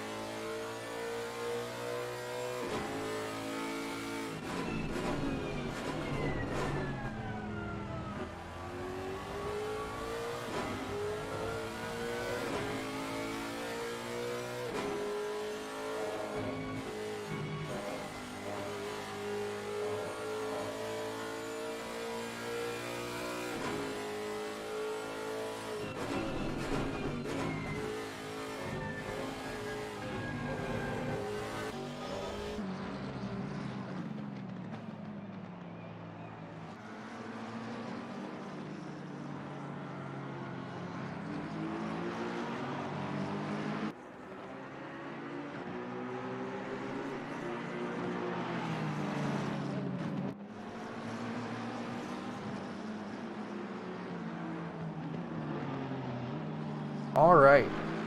As we come back here, we can see that there's a battle happening for P9 on the racetrack. The gap just kind of bridged down a little bit there as the cars were both lapping and unlapping themselves simultaneously. They were lapping the 369 Ferrari while also unlapping themselves from P2 overall in the 46 McLarens. So that was kind of an interesting situation, but that has now put the gap that was there just a little bit bigger. It was down to just 0.4 of a second at one point. Curious to see that they're unlapping on Max Leinart. I wonder if there's a little bit of a setup problem going on with that P2 car at the moment.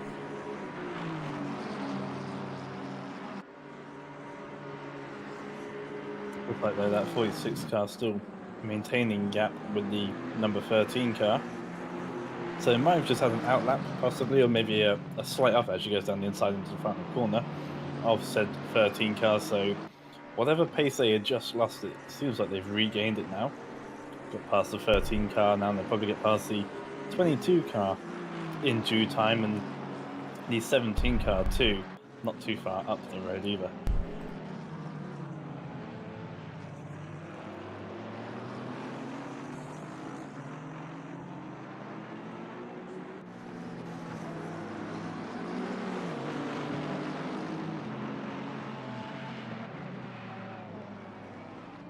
Suddenly getting dark around here now.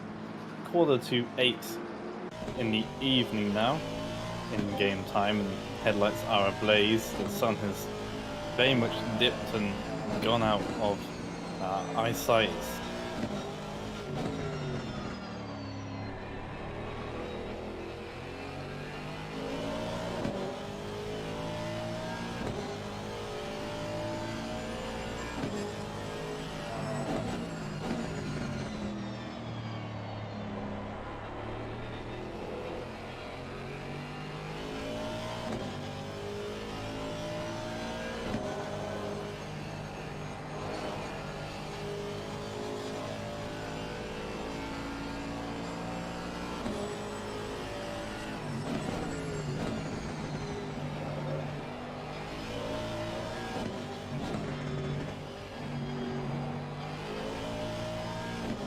run here with the number 13 car, the HSB Ginetta Regretta. Why they call themselves that, I don't know when they're not in a Ginetta, not too sure. Currently running in 10th place. Oh, 17's off track. 17's off track. Rejoining Nice. back at the final corner. Just nips behind then the number 13 car who we were looking at there. That was a good shot from the hood cam for that. But the Ginetta Regretta, I do believe, stems from the Monza race from last year, where they all ran Ginettas, every single one of them ran Ginettas, and I do believe they ended up winning that Monza race in the Ginetta. And I think that they've just stuck with the team name since because of that. The 22 dove into pit lane there while we were looking at the 17 off racetrack, so Noma's gonna have close, of course, throw away the closest fight on the racetrack. It seems to happen far too often where cars get really close and then pit stops, or cars get close and then they wreck.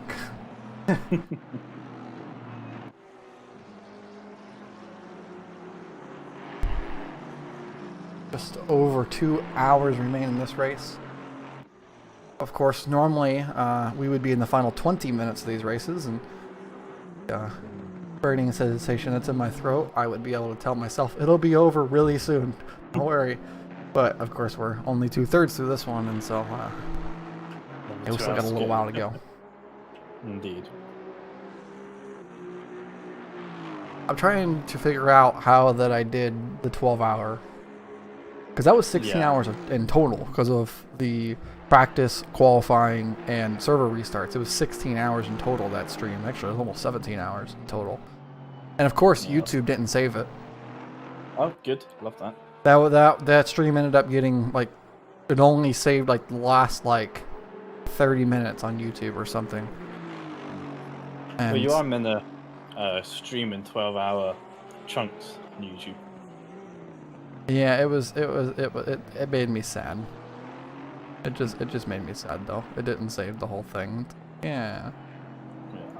Yeah. Somewhat glad of Because that was a really cool big moment, and it didn't even save. Yeah, it was a good job raising money for charity that day. As much as I'd love to have been there to commentate, 12 hours does sound quite scary, and want to keep my voice. Thankfully, we had the DSRT guys there, which they allowed me to set it on autopilot for like an hour and go lay down while it set on autopilot. Thomas, Mr. TT, welcome in, thank you, and also a follow from Calzoni. Thank you for the follows. Where does that put us now? We're at 189. We're 10 away from 200. Let's hit that 200 mark. Ooh, close. Let's hit that 200 mark. I want $5 of dance money. You almost maybe spit out my wallet there. The number 17 cars in the pits. I don't think they've been on track for too long. Have that as the car of Justin Yap. We're looking at the two HSP cars here now fighting for P5. Daniel Hutchins and Canton. Dylan Canton fighting for that 5th position. Isn't that Hutchin?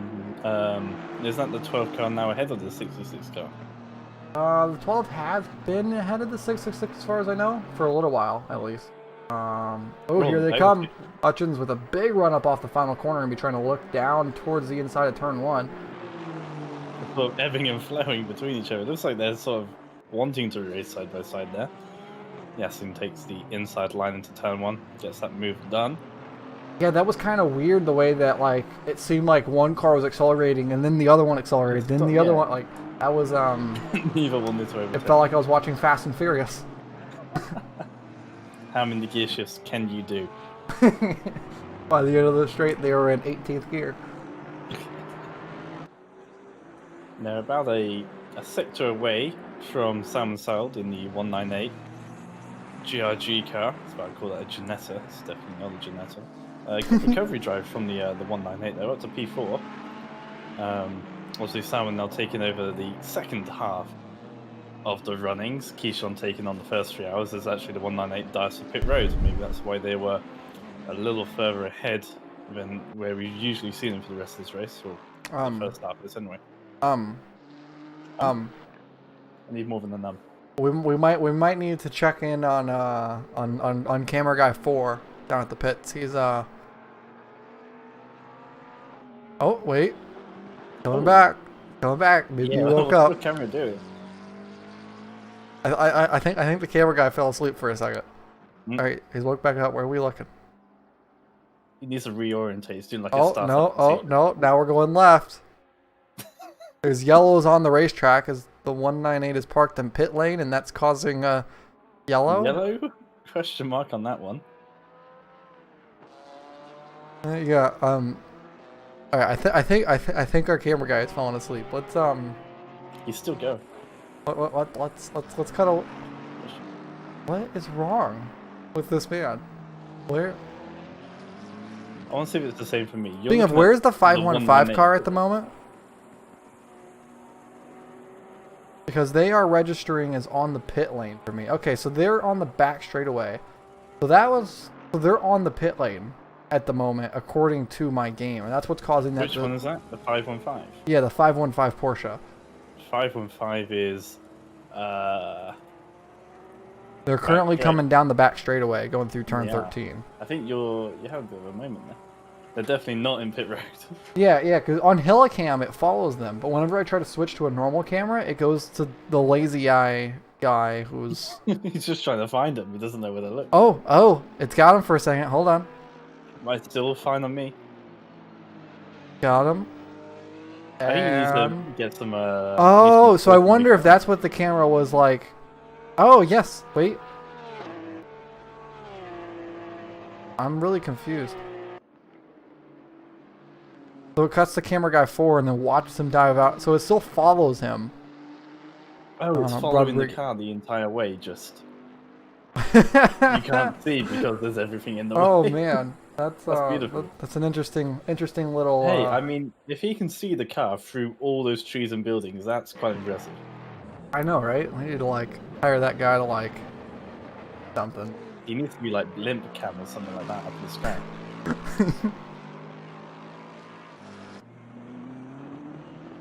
Out comes the 722 on to back on the racetrack here after serving their pit stop. 198 is now falling down into P6. Never really know what's going on whenever it comes to pit cycles because everyone's on a different mark. And so, it's kind of a lot of fun to pay attention to and watch.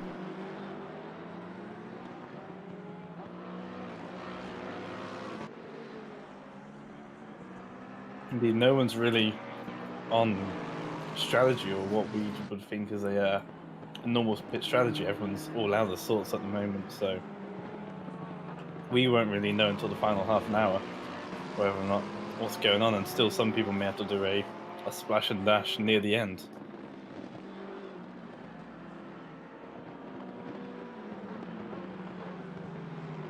See, the 22 car is caught up to the back of the 722 car. So we're looking at here the Lexus and the McLaren. Obviously that Lexus with the slightly odd placement of LED light strips, which we were talking about a minute ago. The McLaren, which is much more sensible light strip placement across the top banner above the Panasonic logo in the front of the car. It's Taylor Williams here, one of our I wouldn't say bad drivers, but or notorious, but someone who seems to attract trouble from time to time. But it's all in good faith. Half of them, he knows, he accepts some of the blame. He's a real good sport about it. Unfortunately, just seems to end up in the wrong places at the wrong times. That's the 22 driver at the moment. Yeah, he's doing well at the moment. P10 and staying. Maintaining pace with the Lexus up ahead of him. Lost a little bit through that final corner, running it a bit wide, but sure, coming through this lap, the following laps, we can close up on the back of the Lexus here.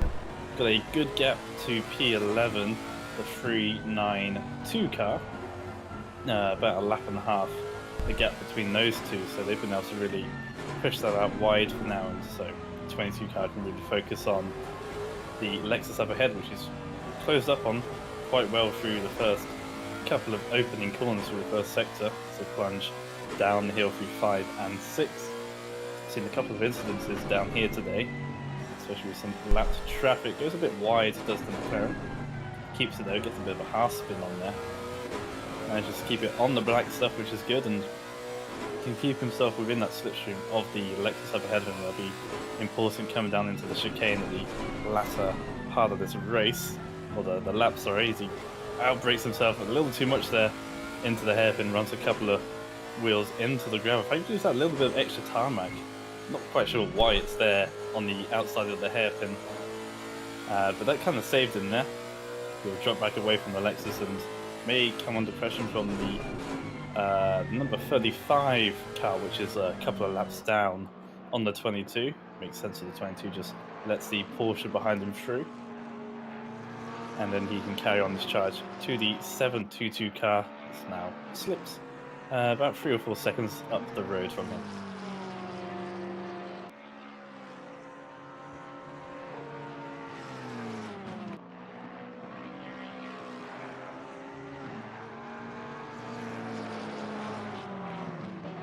Commentating there while I was trying to catch up on what's happening over in the chat. Oh, contact, or maybe not. 12 is around, and the 198 tries to avoid. I was just cutting over there as I saw the gap had shrunk. I'm going to back this up right quick. I think that the 12 just went for a spin on their own.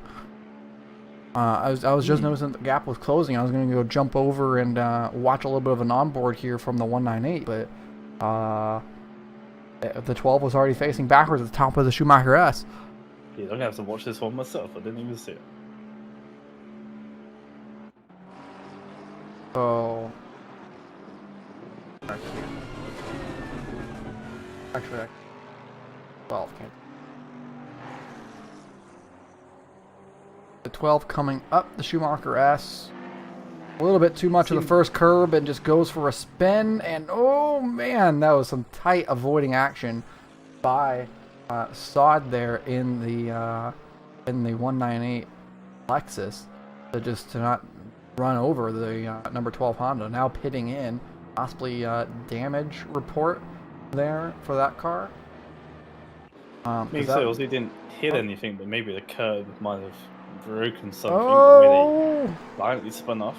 That was a bit of a squeeze there by the 112 GT4 on the 22.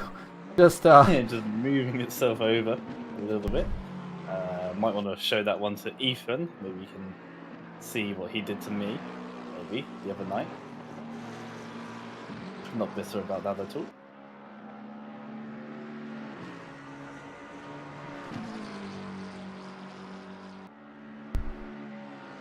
And then number 12 car then into the pit road.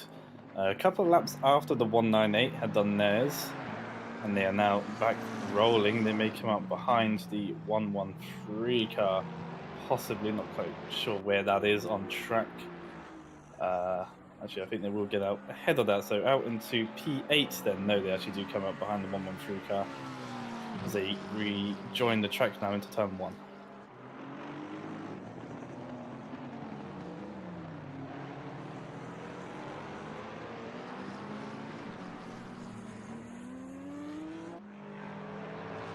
Number 22 car still going strong.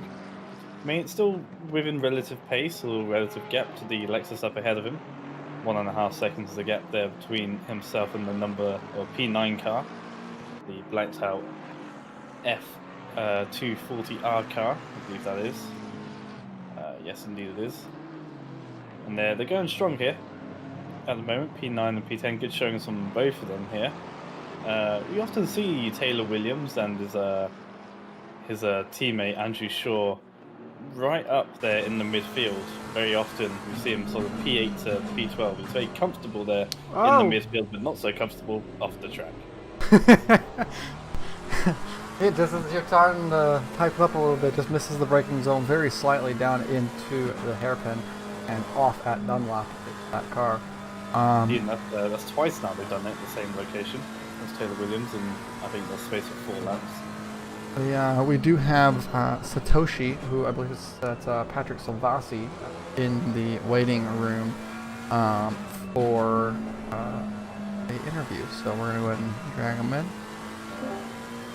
Hello. Hello. Welcome in. Let me the volume up just a little bit. Hi.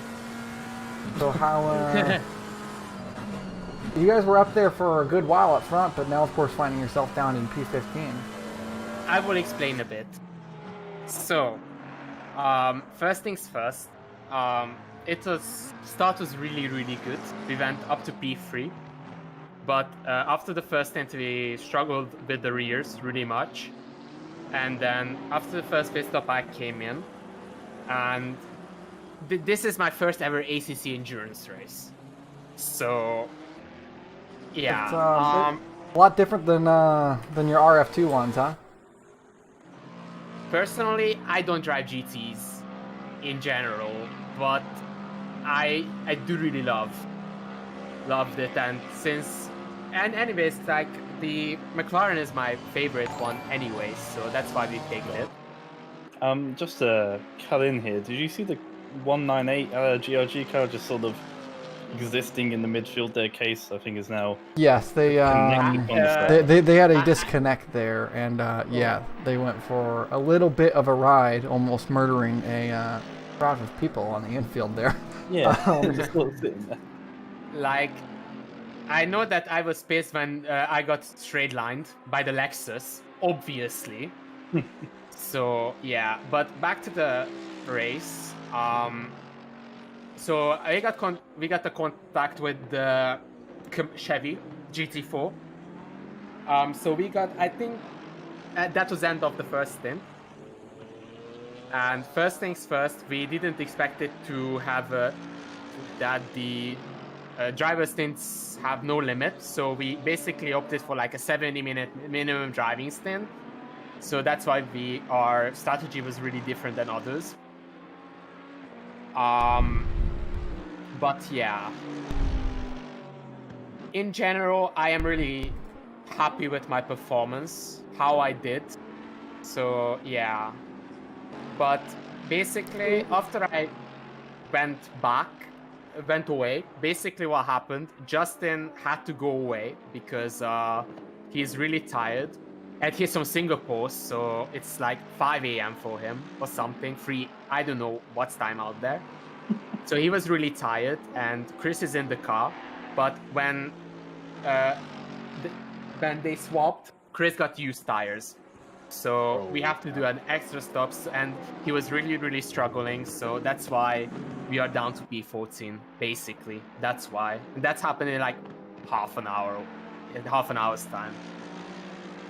So That's a major shame to you guys fall down the grid so far, especially after, I mean, you guys were having a really good race up front for a while, and yeah.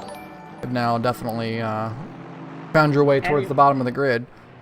Yeah. Anyways, we just came here to enjoy it, and since this is our first endurance race, so yeah, we just came here to finish it. So yeah, and that's our goal in the first place. Everything else is just extra. Indeed, yeah, it's a massive learning experience. Your first endurance like this. Also, you're not, like you say, not really a GT driver, and changing sims as well is another kettle of fish, really. So P14 now, obviously from the disconnect from the 198, which is now the 199 question mark on that car. You see it at the bottom of your timing tower. Up in P14, you're doing a good job. We tried our best, basically. And I would like to give a shout out to everyone from the Dreamcatcher Discord, because they were really supportive and they were helping us out and cheering for us basically since the beginning. So thank you guys, you are an absolute legends. Thank you. The little Dreamcatcher banner on the sides of your car then. It's a very pretty car actually, with the white and the burgundy. Yeah, I quite like it. I tried my best to do it. So. Oh, designed by yourself, very nice. Yeah, so thanks everyone who helped us out and cheered for us, and yeah, we definitely want to do this for sure. So we will see.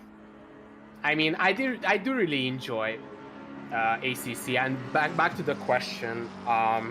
Yeah, it's really different. I don't drive GTs in general, so yeah. I mean, I do really enjoy this. But yeah, sometimes I had to do my inner prototype driver moves when lapping. And I actually, like, I was really cautious at some point, which is yeah, not myself, to be honest. Yes, I'm aware of your Yeah. your antics, but exactly like you say, with DPIs and P2s, you have so much more power and downforce to get past the slower cars. The difference between GT3 and GT4 not as huge, not as big as it is in GTE and prototypes. So getting past those GT4 cars, you find it a little bit harder, or you're just fine.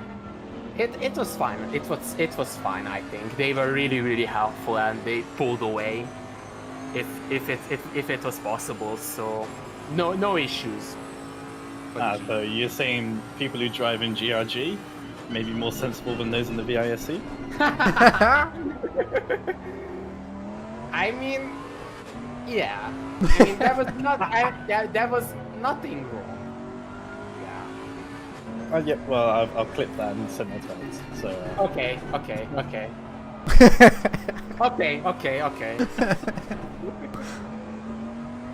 So yeah. You're doing a really good job, especially for your first major enduro. Yeah. Out in 14th place and head of some good competition, and well, this field is relatively stacked anyway. So yeah, you guys are doing a really good job. Yeah. Thank you very much, and we tried. So yeah, hopefully we will back for the next one. Yeah. Thank you very much. Please. Yeah. Enjoy the rest of your race. Yeah. See you guys. I'll send that to Alex. The 5-on-5 currently has a drive-through penalty, which of course is being very heavily contested in the reports and appeals section of our Discord.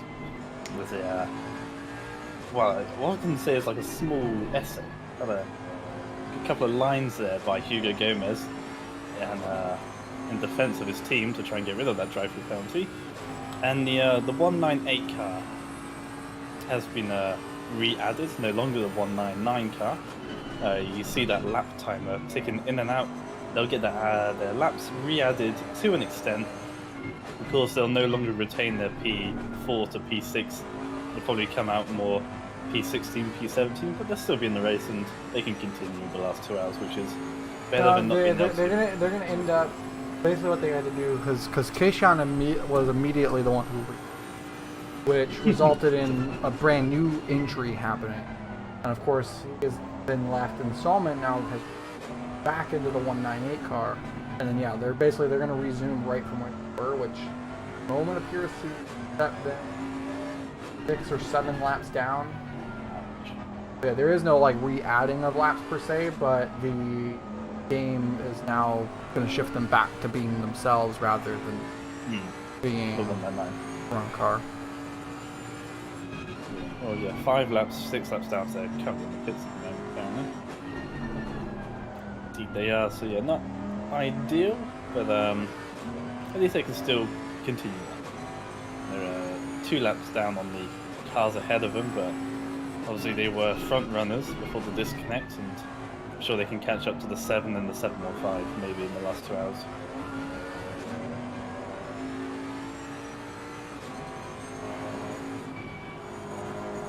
And the penalty will stand for the 5-on-5, so we'll see that get re-added to that car as they come across the line for their next lap. So that's one of the HSP cars then, as the Martini liveried car. They're only just a little bit ahead of the 45 and the 392, so they're dropping behind them. You can see on the screens right now. Freeway fight over P11, 12, and 13. We are just past 515 with a big off-track moment there. Massive bobble in the front wheels. But yeah, we're just past the 4 hour mark now. 2 hours remain. We're 2/3 of the way through this race. And yeah, this is gonna be a long one. Still 2 hours to go. Still a lot of track to happen. Still a lot of racing to happen. A lot more miles to lay down. We're probably on pace for 180 to 190 laps set in this race, somewhere in that range. And so we're looking at a lot of miles being laid down here in this 6 hours of Nürburgring. Indeed, and we've lost another degree from both the ambient and the track temperatures, so that will continue to tumble in the last 2 hours. Again, ever-changing conditions here as we go into nightfall. See the 515 trying to get past the 392 portion. Of course, the 515 has a drive-through. As you see, it's been re-added after the appeal was unsuccessful for the 515, and that penalty will stand for them.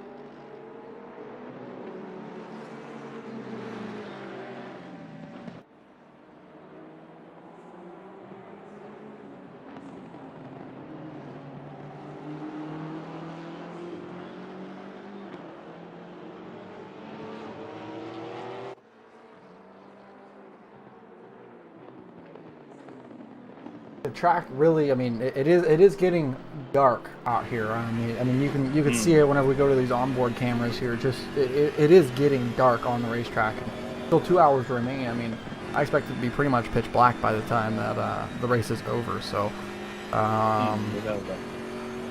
it's gonna be interesting to see how these drivers will handle and adapt. Because you see on the back half over here, through where the Formula One Sector 3 is. There's still light, you know. You still see the sunset off in the clouds. I mean, it looks very picturesque, and it almost looks like a painting. But you know, whenever you get through Sector 2, it is much darker.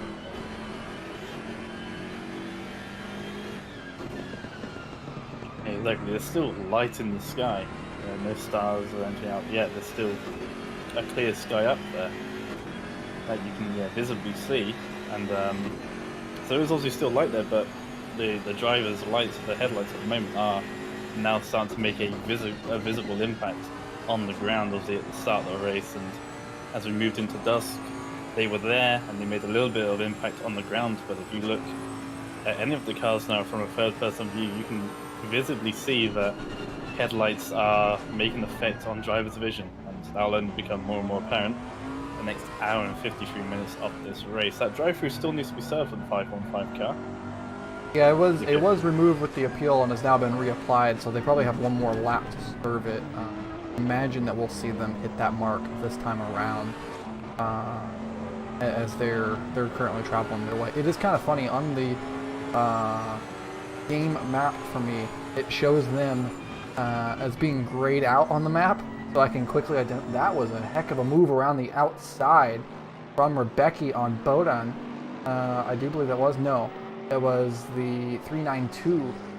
Sorry, I just saw a Porsche. On the 392 of Stu, around the outside there to go grab a unlapping of themselves there. That was a really solid move around the outside.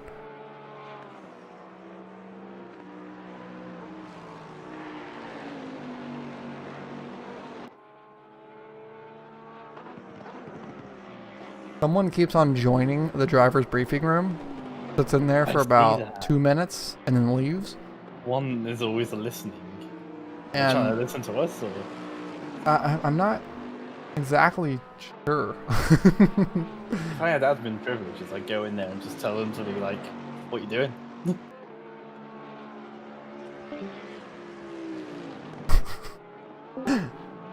Giving it a shot. It's Souz.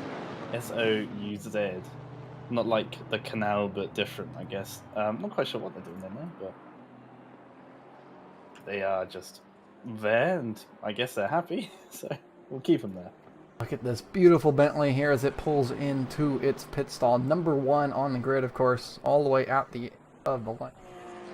I mean, it is really stunning looking car. I do this game. This is where it really excels with this lighting at night. This game looks great with the sparks flying. and the way that the light, just the way it glows and reflects off the cars, it looks really, Look really in good. the in the background there, we just move out of shot. The helicopter blades were turning around in background there. Don't know if you saw that or not, but the attention to detail, and just little things like that. You don't need to animate. I can't even say the word, but you don't. You don't need to make the helicopter blades spin, but they do. You know. Okay, yeah, maybe because I pulled away from the mic a little bit, it maybe was popping. But yeah, definitely the attention to detail on certain things is really good in this game. And it's nice to see the attention to detail, but also at the same time, it's like, if only y'all could give that same level of detail into other places of the game to, you know, make it work better so we can, you know, have number 999 not be 1003. But, you know, I digress. Or maybe have, you know, a proper multi-class support and not have it be jerry-rigged, or maybe have it be official paint liveries in the game rather than having to be modded into the game. Yeah, it's not a bug, it's a feature, as is quoted there. You know, if only it was that way, but I digress. The game still looks great graphically, and that's a part of the Unreal Engine, of course. But Sure. also with that, it runs terribly. Swings and roundabouts. Because I run this game whenever I have it in streamer spec and everything. Like for the stream, I run it at about 70 FPS. Unlocked. I lock it to 62, of course. But a game like R Factor, for example, I can have it completely maxed out and be well over 200 FPS while running triple screens rather than a single. So it definitely shows how much more demanding of a game that ACC really is in comparison to something like R Factor or even iRacing. Yeah, this is one game I always struggle with. That's why I don't really broadcast this as much as I used to, because I really burnt out my my graphics card with streaming this game and a few others. Yeah, I have my lock to 60 and it barely does that anyway.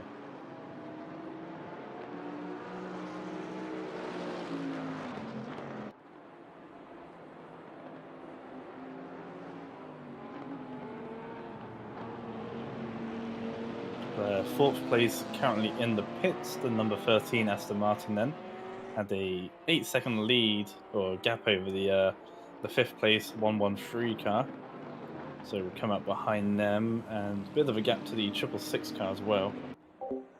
In sixth place, they should come out ahead of them.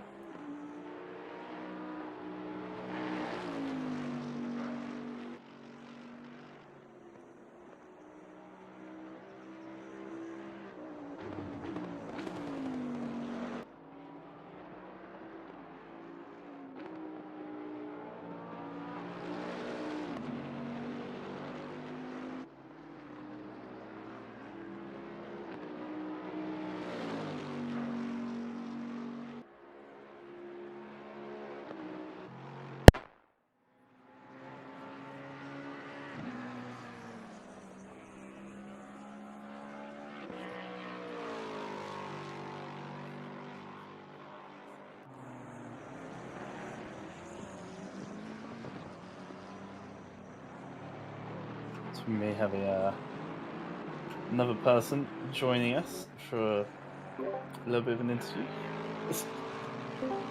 I just saw the nose gonna make Impulse 101.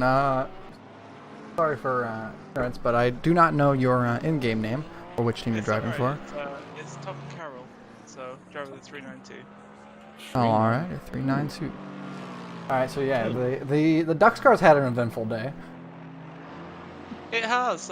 We started off rather well. Had a Robin Austin in the car for the start and made up, I think it was 5 positions on the first lap. So that was a bit of madness as we were trying to file into formation and whatnot. And then yeah, it's just we've had very well experienced people in the car, myself included, and yeah, it's just been trying to find our feet. it's Tigger who's in the car. It's his first endurance race at the moment, so just trying to find our feet. But it's been going well. Yeah, there's going to be, obviously, when it is your first endurance for, well, either the team or for a few people, as much as you'd like, you can't expect to be at the front on your first attempt. So to be P11 is a great first start for you guys, and obviously a good learning experience for Stu as well, who's obviously it's their first time. And then endurance, and may even be their first time driving at night, possibly. So very good, good starting brick for them. Yeah, absolutely. I mean, it's been good fun, just kind of getting to grips with it. When I got in the car, it was Tigger Stewart left it in a very good condition. He hadn't had any contact. He wasn't in the wall much. Had one-off excursion, which cost us about a second of damage. But aside from that, it was completely fine. So got in the car and tried to put in consistent laps, and yeah, we're P11 for it, so that's great. Yeah, that's fair enough, and I think that can be forgiven, the little bit of damage. I think everyone's gone off track at some point, including the leaders. Yannick had a moment through the Schumacher S's, cost them about 6 or so seconds. So, For a while, I do believe that the 722 Tom Ferber just had himself a moment as well, going through the chicane at the end of the track there, bounced off and almost looked like he was going to pit lane for a second, but then ultimately spun back onto the racetrack and zoomed on his way. Just a little bit of a moment there on that one. Nicely held for them, and also at the back of your car it says sponsored by DSRT. How's that partnership going for you guys? Yeah, going really well. So I started off with DSRT a couple of weeks ago now.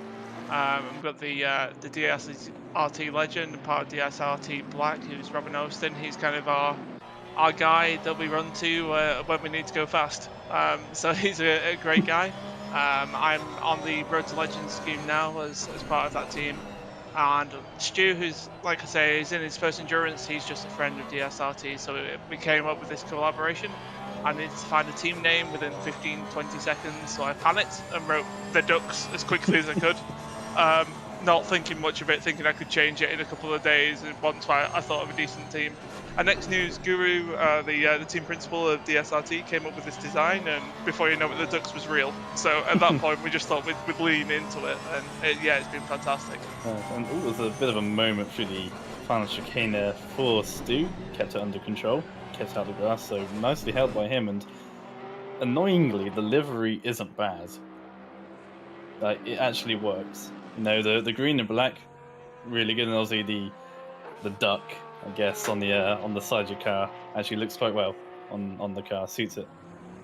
Yeah, absolutely. I don't know how Guru managed to design this in the 15 or 20 minutes or however long it took him. He literally threw it together very, very quickly. But yeah, it's been fun, and I'm really hoping I can just drive that a few more times. Actually, it's quite nice actually. Yeah, good thing. Also, you've had a couple of mixed fortunes, spending a lot of time with the other Porsche, the 5.5. You two keep on seeming to meet each other here and there. You've got a bit of a gap to them at the moment, 9 seconds. A little bit of away from the 47, so top 10 finish, maybe? You think today? That's got to be the goal, I think, realistically. We've been kind of flirting with the top 10 all race. Robin had a great first stint and managed to put it in sort of P5, P6 when he pitted. Unfortunately, Stu, with his experience, although he is incredibly consistent at the moment and trying to keep it safe, he's not exactly the fastest and unfortunately can't keep up with the top guys. So ideally, once we get Robin in for the last stint, it's all go from that point, and just wherever we end up is wherever we'll finish. We're quite happy to just cross the finish line today.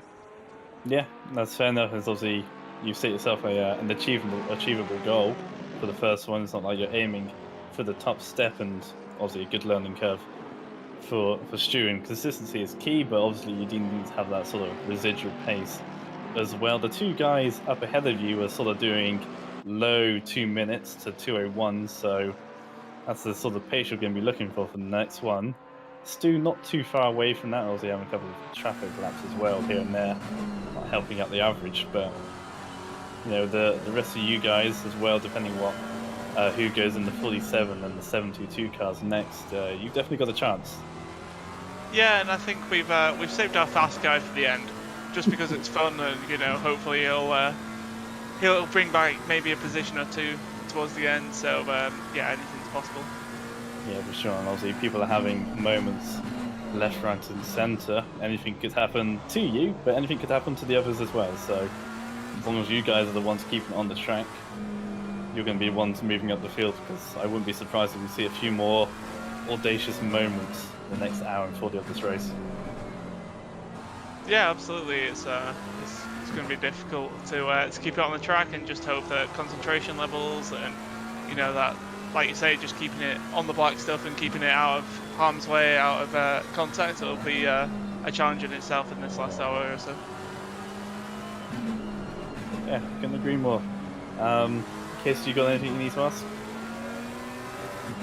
No, I'm sitting here. I'm admiring the just the nightlife here from the onboard of the 17 car. While we were sitting there, we did just watch the 35 jump up into P16 over the 369 NSIR Ferrari, and then yeah, at the moment we're watching the 17 car of Christian Boudot trying to jump over Rodrigo Pryor up for P12. And I don't know, I'm really just enjoying watching the sparks fly off the back of the Porsche whenever they hit the curbs. Ooh, and he runs wide right there. They're going to go side by side down into turn 12. And Yeah, the 17's going to more than clear it by the time they get into the corner. Well, that's unfortunately the spin from the Ducks car, the 392, so I'm sure you weren't too happy to see that one happen in Pulse there. No, I should probably go and make sure he's okay. Yeah, it's a bit unfortunate, but hopefully we can recover towards the end. Just make sure we keep nice and safe. Indeed. Well, enjoy the rest of the race. Hope it goes well for you. Yeah, thanks for having me. Cheers. Yeah, it's always unfortunate when you bring someone in for commentary and then their car gets involved in an incident. It seems to happen really often. Never the nicest ones. But yeah, they have actually dropped. They've dropped 2 places, and they were P11. They've lost, like you said, the 515 and also the number 17. But they are just there.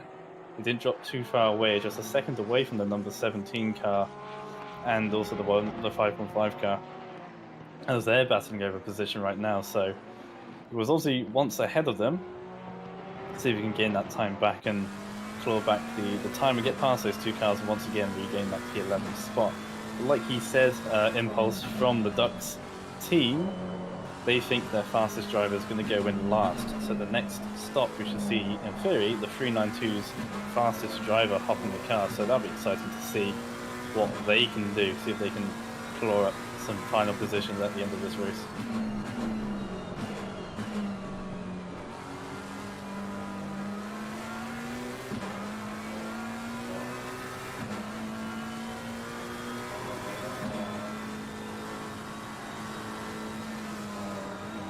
Oh, and off again goes the 515. And it's like as if we're watching the battle of sloppiness here. Who's gonna make the last mistake? This is and contact at the apex. That one might get looked at. I'm not really sure quite what happened there. Actually, I do want to back that one up, see if we can't get another angle on the shot. It almost looked like the 515 turned in, but I couldn't quite see from that particular angle. We're gonna try to back it up here and see if we can't get like a helicam look at it from up above.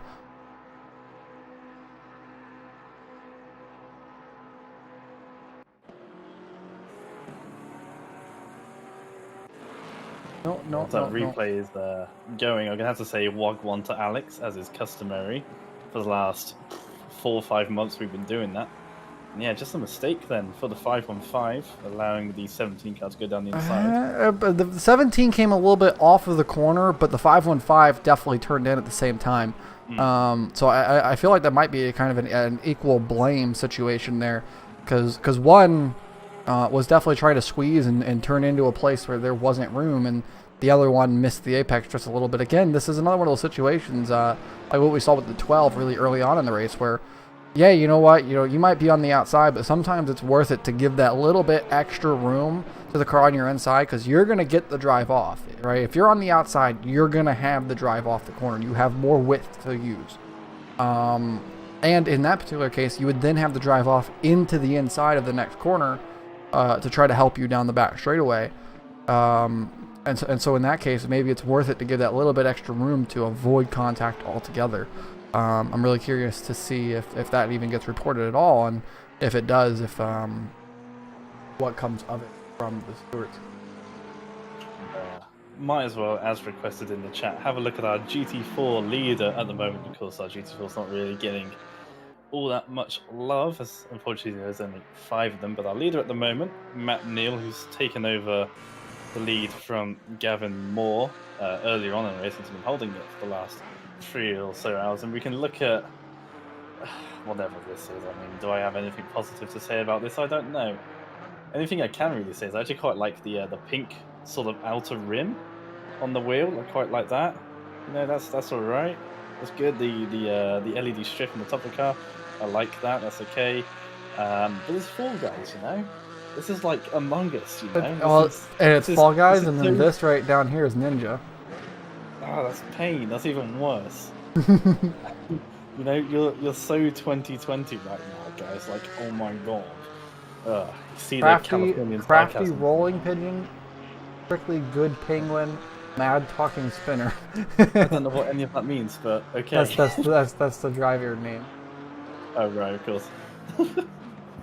But just like with the Ducks car earlier, it's annoyingly well put together. You know, it works, and I'm not amused though. The driver on the cockpit does not share colors on the car, and oh no, not at all. This is horrendous. Deal breaker. Yeah, absolutely a deal breaker. Yeah. You almost had me. You almost had me. The car's so muddy on the left-hand side; it covers up all the faces, which is not ideal for them. But it's distinctive, just like the COVID car from Paul Ricard 2 months ago. It's different, so you know, I can't knock it, can't hate it. It's done really well, and actually looked quite nice during the daytime. The vibrant blue of it, much different from, you know, the reds, the blacks, the oranges that you normally get from cars. And also, as we're seeing here, the 45 car, the BMW, has a, is that like, what's that film from? Is it like, what's it called? About the snail.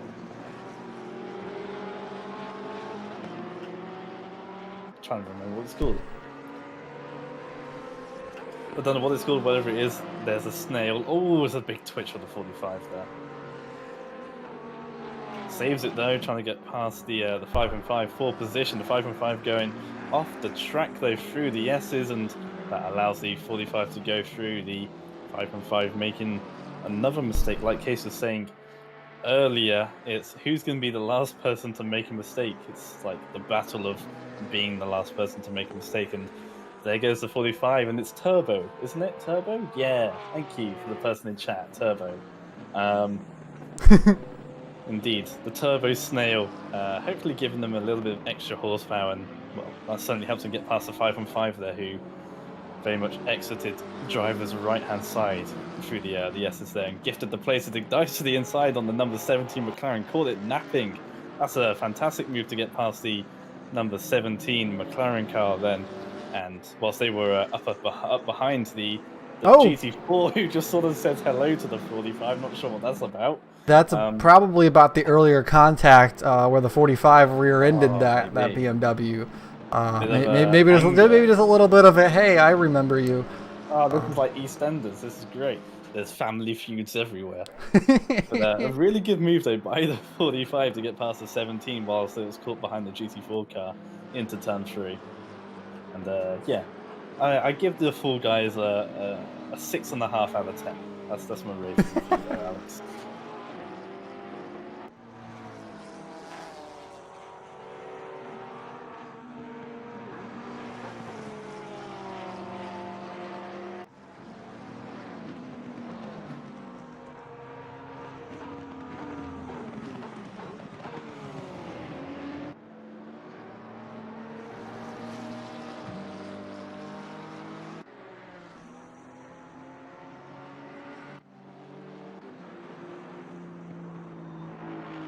An Among Us livery next time. Oh no, what did you do, Dom? Oh, don't. What? Nah, none of this. None of this. This is. No. What's trendy at the moment? Among Us has a games? new update too. Oh, does it? Yeah. Oh no. How could you change that game? It's like such a basic. They updated the graphics a little bit to Ooh. make it more HD. They Okay. added a new map, and okay, you yeah, also then. now have the ability to spawn in different places. Okay, I quite like that actually. I played a VR map of Among Us the other day. That was quite weird. Like that was just strange. I think I know the one you're talking about. Yeah. Yeah, that would be scary. Yeah, what's sort of relevant? You could do like a. Oh, I don't know. What's relevant at the moment? Is the sus imposter? I read that. I thought I read that wrong, but It's Minecraft again. Minecraft. It's always what was it, Minecraft. When in doubt, Minecraft. I'm surprised no one's done any like film-based cars yet. You know. Like, why can't I see Jack from the Titanic plastered on a bonnet of a BMW? I mean, yeah, that's fair. Which is. And so, you know, it'd have to be on the Bentley because the Bentley's a boat. Ah, yeah. See, there we go. Boom, done. All right, yeah. Do that, Alex. No, I yeah, know you yeah, don't like yeah. it, You guys have to drive a Bentley next time. I'm sure you could get one of the HSP cars to do that. They'd be up for that. Yeah. Although they're not running a Bentley this time around. I'm surprised.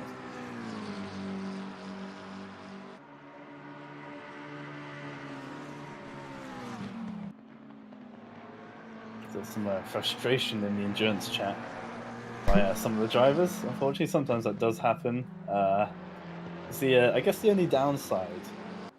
Yes, I know Turbo is film-based, but I meant a good film. So I'm just disregarding Turbo as the fact that it exists. I guess the only downside for like sim racing is that if you need to vent your fury, you can, and you can type it, and it's there, and you can directly message the people. If you're doing, real racing, you don't do a Michael Schumacher, take your helmet off and go fight David Coulthard in the pits. You chill and you stay in your little seat and cry, and then you fight it. Oh, a little bit of contact with the grass as the 7 is trying to, or no, this is the 516 going on the 515. Teammates battling each other down into turn 1, and the SLR car there catching just a little bit of the grass on the braking zone. That could have been really bad for both those cars, especially as teammates. Got it done though. I think the 515 just sort of allowing that to happen there. Didn't fight it too much. Yeah, I'm surprised they've so far this race they've been rather pinchy whenever it comes down to not letting people overtake. As the 666 is flashing them all the way down the straightaway there. These are 3 team cars in a line, keep in mind, so to be so aggressive on each other is quite surprising.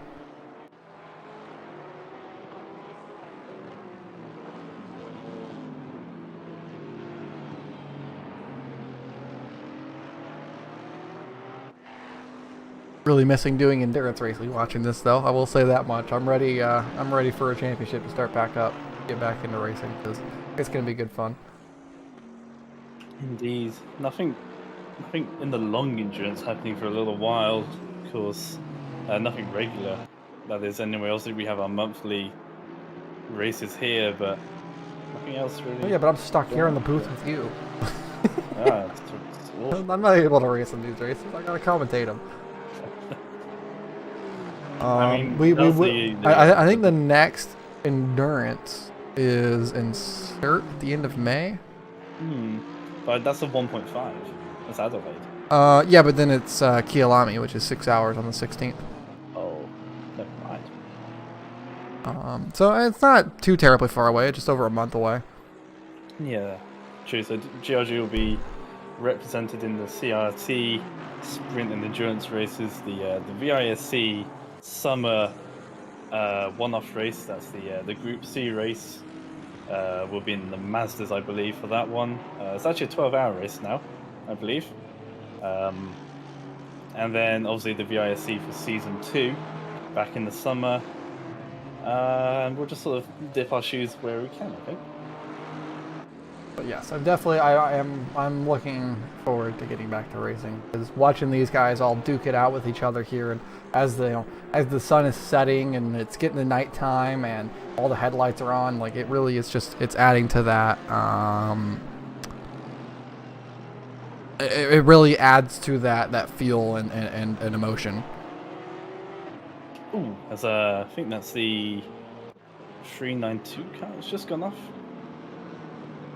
into the hairpin. Yeah, the 392. Stu, obviously we had one of his teammates coming in the booth not too long ago, who's dropped down to 13th.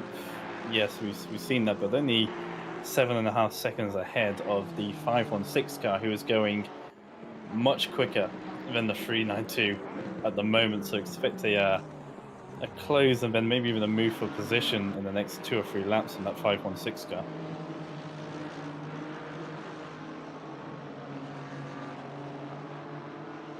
Our closest fight on the racetrack is for this P5 right now, with about 2 seconds separating these guys. You can see it here on the straight. There's a whole slew of cars just up the road from them too. It looks like it's a mixture of the GT3 and GT4s. So definitely, we're in a little bit of a bind for all of them to try to get their way through, stick their noses into places where it doesn't belong.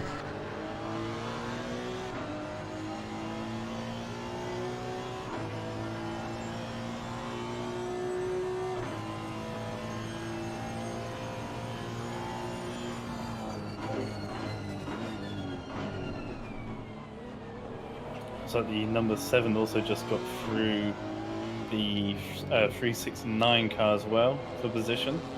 Just a moment ago, they've moved themselves up to P17 in GT3.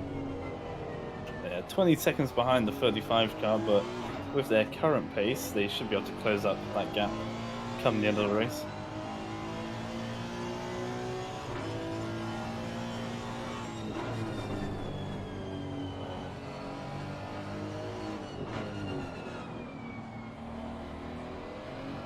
So we're looking at the number 12 car then. We've seen them up and down the field then. They've really done well to close up after their earlier antics into the final corner, and obviously that drive-through, putting them down was a 20-second penalty. I'm not quite sure. They had a penalty. That's all I can remember. That was like 4 hours ago now. It's crazy. But the number 12 car up in P6 at the moment, only a second and a half away from that 666 car, which you saw overtake them not too long ago, I believe. Possibly correct me on that. Or was that the number 13 car? The 12 never had the penalty. I think it was they got hit by someone who then had to serve the penalty. But yeah, they essentially had a penalty in terms of the time that they spent parked on the racetrack.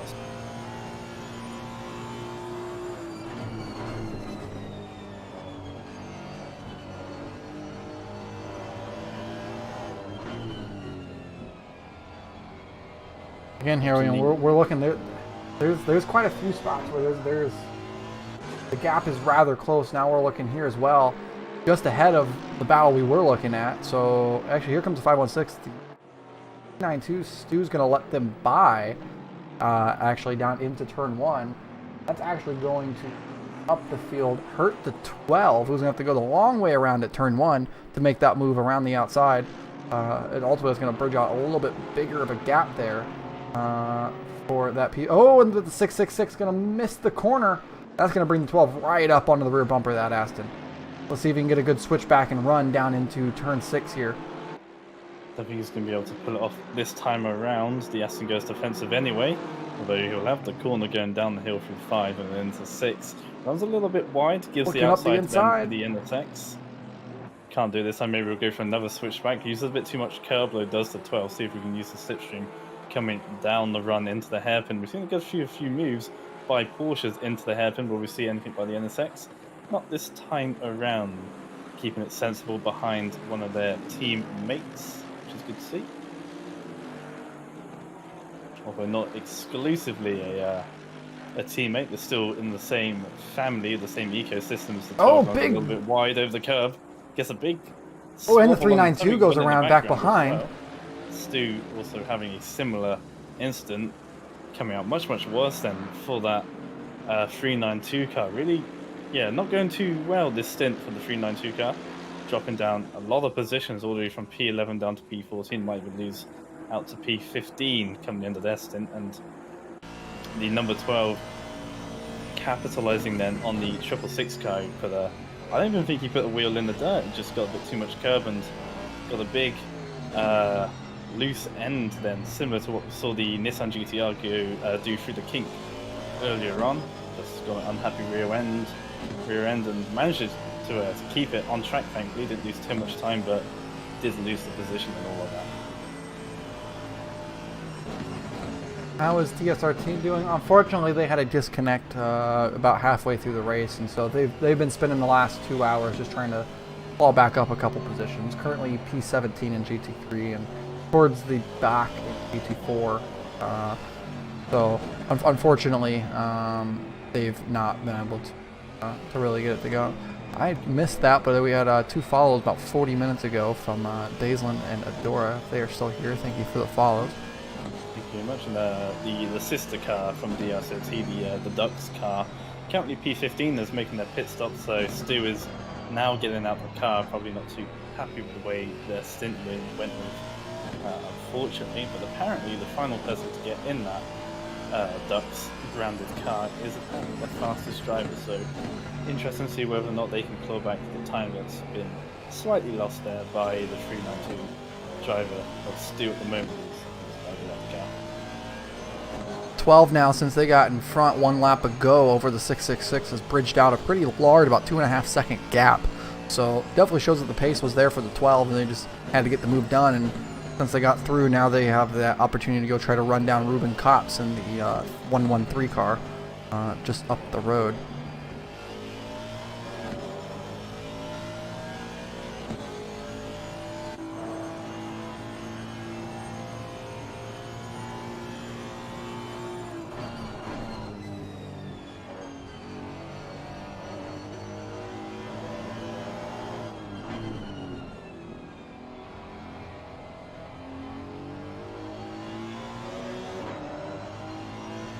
We're at just over an hour to go in this race. Ooh, a 20-second penalty for the 392 has been applied. That is for avoidable contact with the 515. Yeah, so Stu's stint went from bad to worse there. He's still in the car, apparently.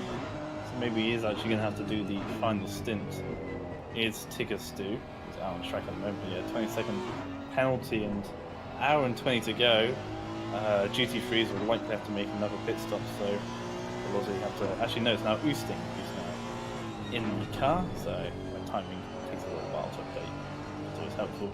But yeah, 20 seconds, they definitely need to do a splash and dash at some point as well. I don't think they'll be able to make it an hour and 20.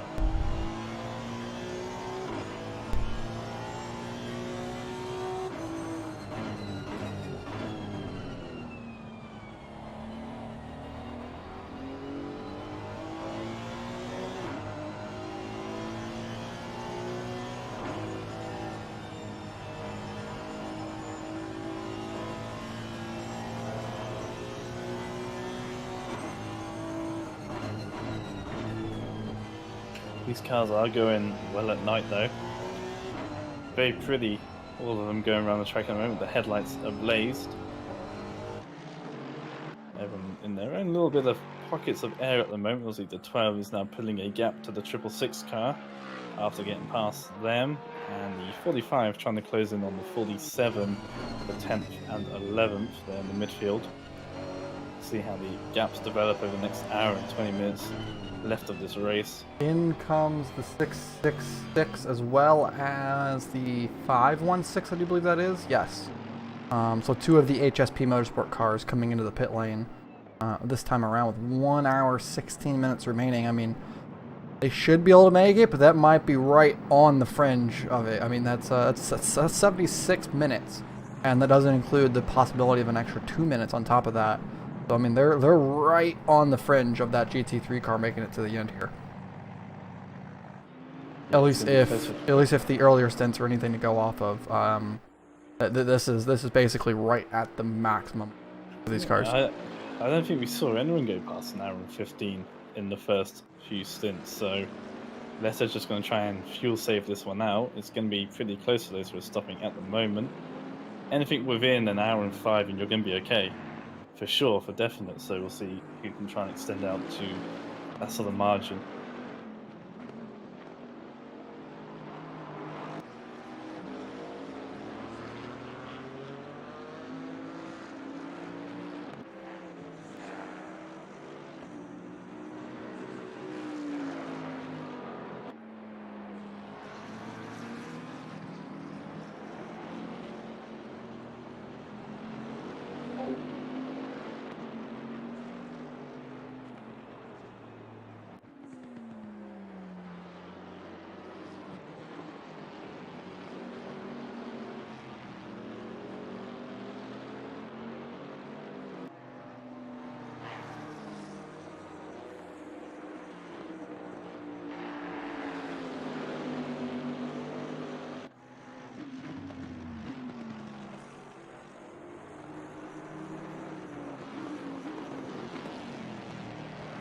So having looked at our leader at the moment, then the 107 car has really put out quite a sizable lead at the moment. The 46 car just ticking onto the lead lap.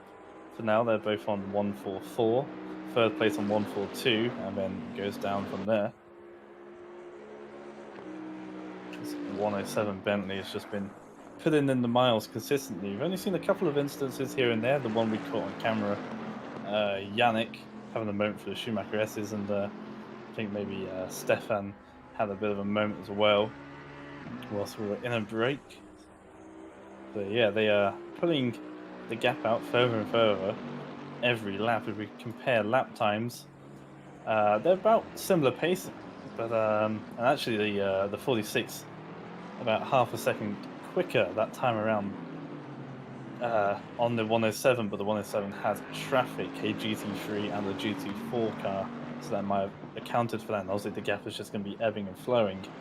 Now for the next hour and 15 minutes with the traffic, the 107 having to get past one of the cars here.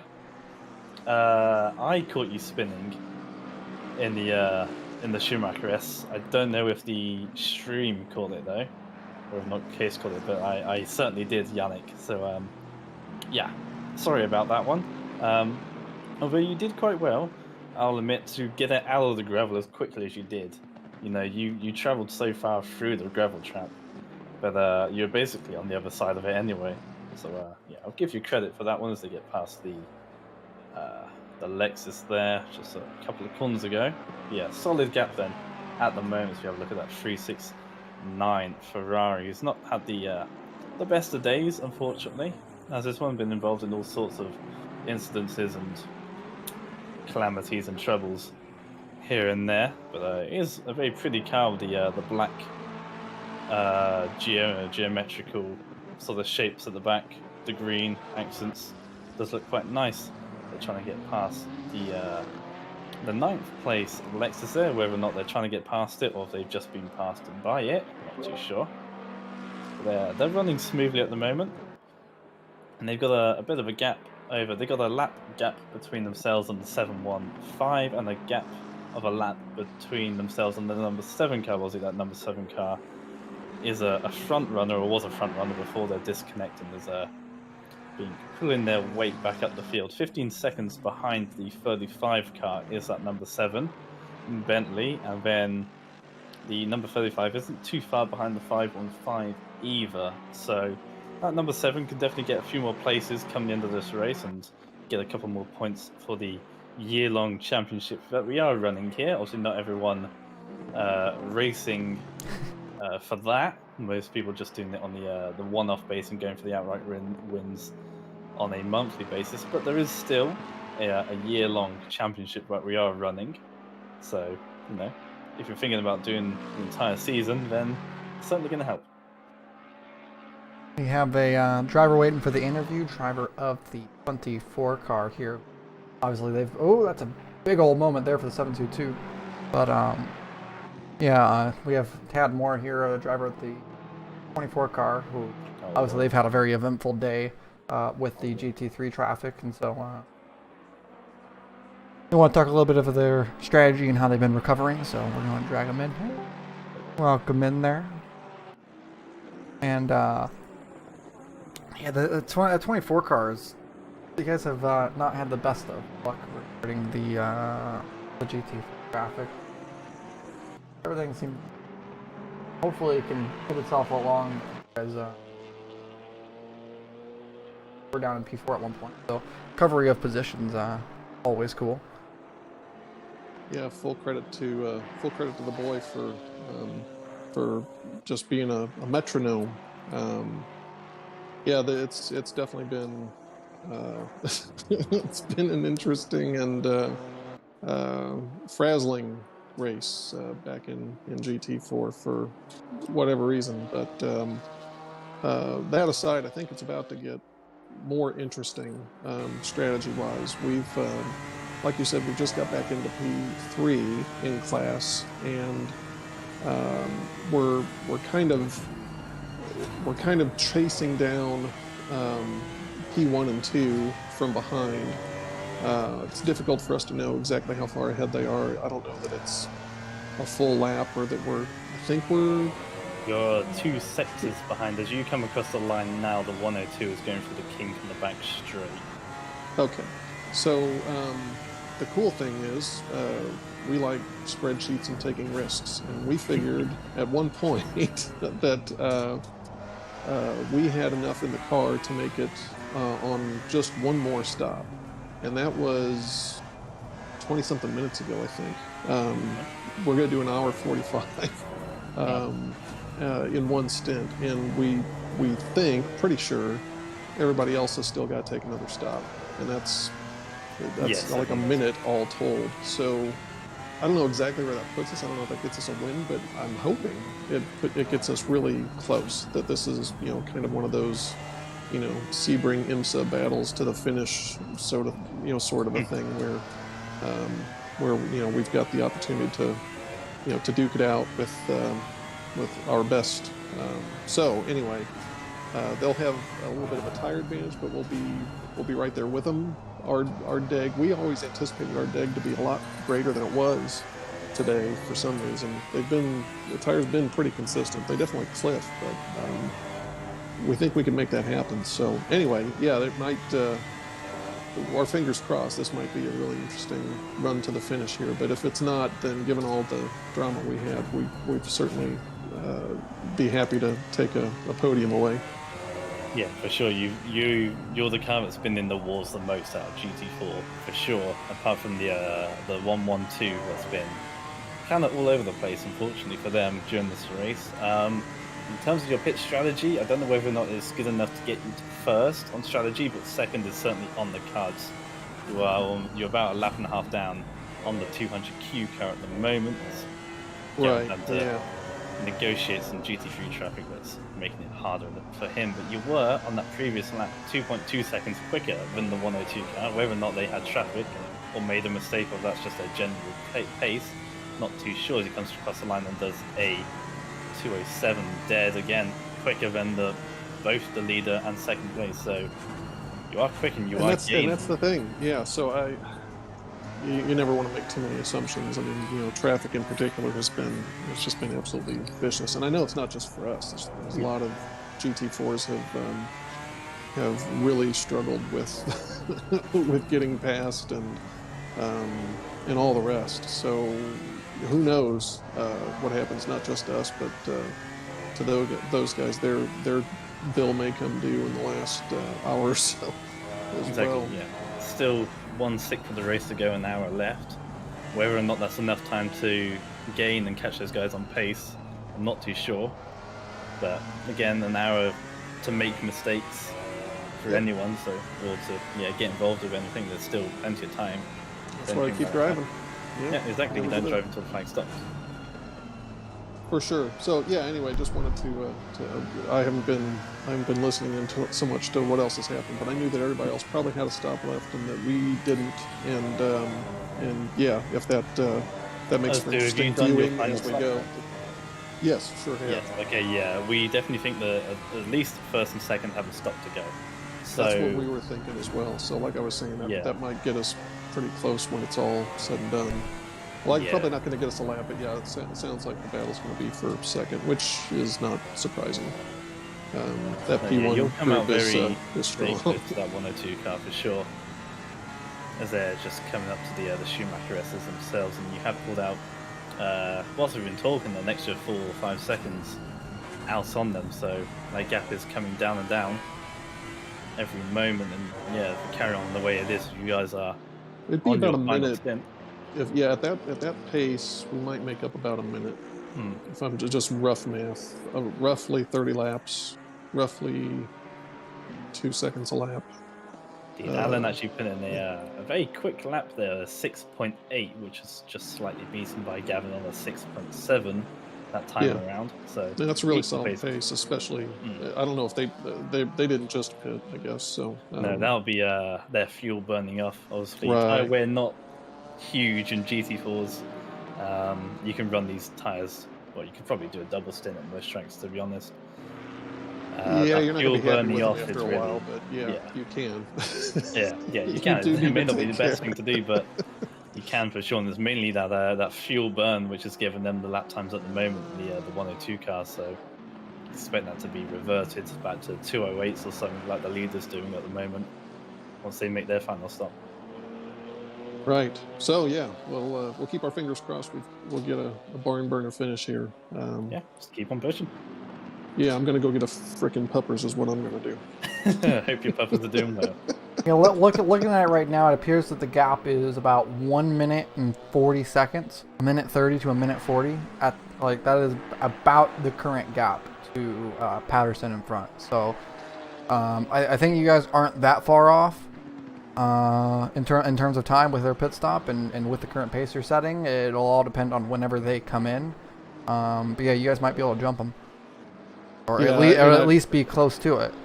I have a feeling that seems like an eternity to them, but I'm kind of getting goosebumps thinking about how this will wrap up. So hopefully we're right. Our definitely looks like it's going to be a move on track. This one for sure. Yeah, for sure. They'll make their pit stop and probably come out 15 or so seconds ahead of you. It looks like here, if that. And then it'll be a race. Indeed, it is. There's penalties across the board in GT3. The 392 has a 20-second penalty. The 35 has a stop go further, and the 198 has a drive-through. That's happening to the GT3 cars. Could happen to the GT4 cars as well.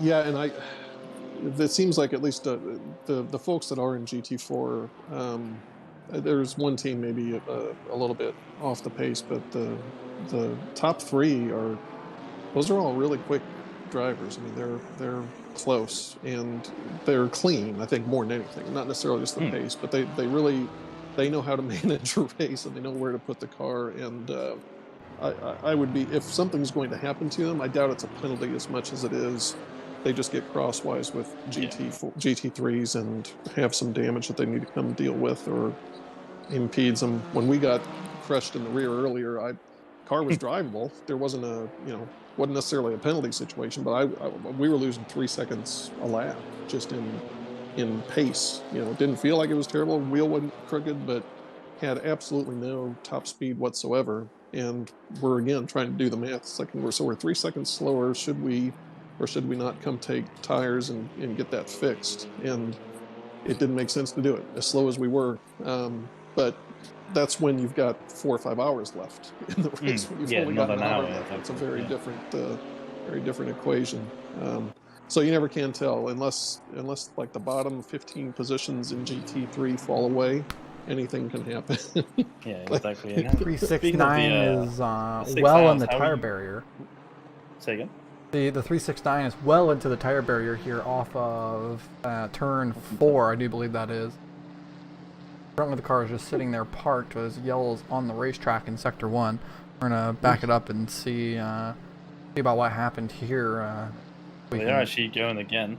I think they might have had a hardware issue, but in terms of endurances, what is your experience with the longer endurance? Obviously, we've done a fair few 4 hours now with GRG. What about the longer ones, the 6 and 12s and 24s? I guess this is my first 6 hour, isn't it? I think I've only done the 4 hours. Gavin's done a couple of 12 and 24 hour races, either in ACC or he's done actually, ACC and iRacing and RF2. He's done all 12 or 24 hour events of one fashion or another. So I caught it right at the end there, not to jump in on that, but so the 369 was sitting there for more than 30 seconds, but I caught right at the end of the replay there that the Salman Saad 198 had himself a big moment coming into the pit lane. The car that he was side by side with also tried to come to the pit lane, and he spun coming in. So I'm curious if there is some sort of bit of contact there causing a spin on the pit lane entry. Interesting. The first few laps of this race were, I almost wish you guys would have been on board with this because there was chaos everywhere. I think like lap 3, we saw 2 people had one car was backwards in the pit lane, like the pit entry, and another was trying to figure out how to get around him, or had just run into him or something. I mean, it was dogs and cats living together at the start of this race. From our windshield, anyway, it has been very, very eventful. Not necessarily in a good way. Indeed. True that. No, yeah, the experience of both of you guys paying off quite well in order of just keeping yourselves clean. Really, the accidents that you've been involved in are not really your fault. 70% of the time. Yeah, and I'm a magnet for him for whatever reason. It's probably it probably is pace. I mean, it's not necessarily. I don't know. I just think that even if you're doing the right things and keeping yourself clean, if you're that much slower than other people, at some point, it's going to jump up and bite you, right, wrong, or otherwise. Which is unfortunate, but Gavin has probably had more near misses than I had incidents by like 3 or 4x, and I think the combination of his pace and car control allows him to avoid problems. Yeah, just sort of catch that instant before it becomes an accident. Yeah, exactly. My philosophy is like, it's cool if you can do that, but it shouldn't be something that happens regularly. Your success shouldn't be dependent on your ability to avoid other people's problems. Sure. And that I don't know that everybody is so lucky, but it's all for fun. It's all just kind of sim racing, but you do try, right? I mean, people are doing this because they're trying to do it well and they're trying to be good at it, and it is frustrating when you can't through no fault of your own, especially for 6 hours of it, or 12. Or it's a long part of your day to give up. Yeah, my grass is growing and I'm not cutting it. So, there's other things I can be doing, but this is what I chose to do. So, So you want it to go well?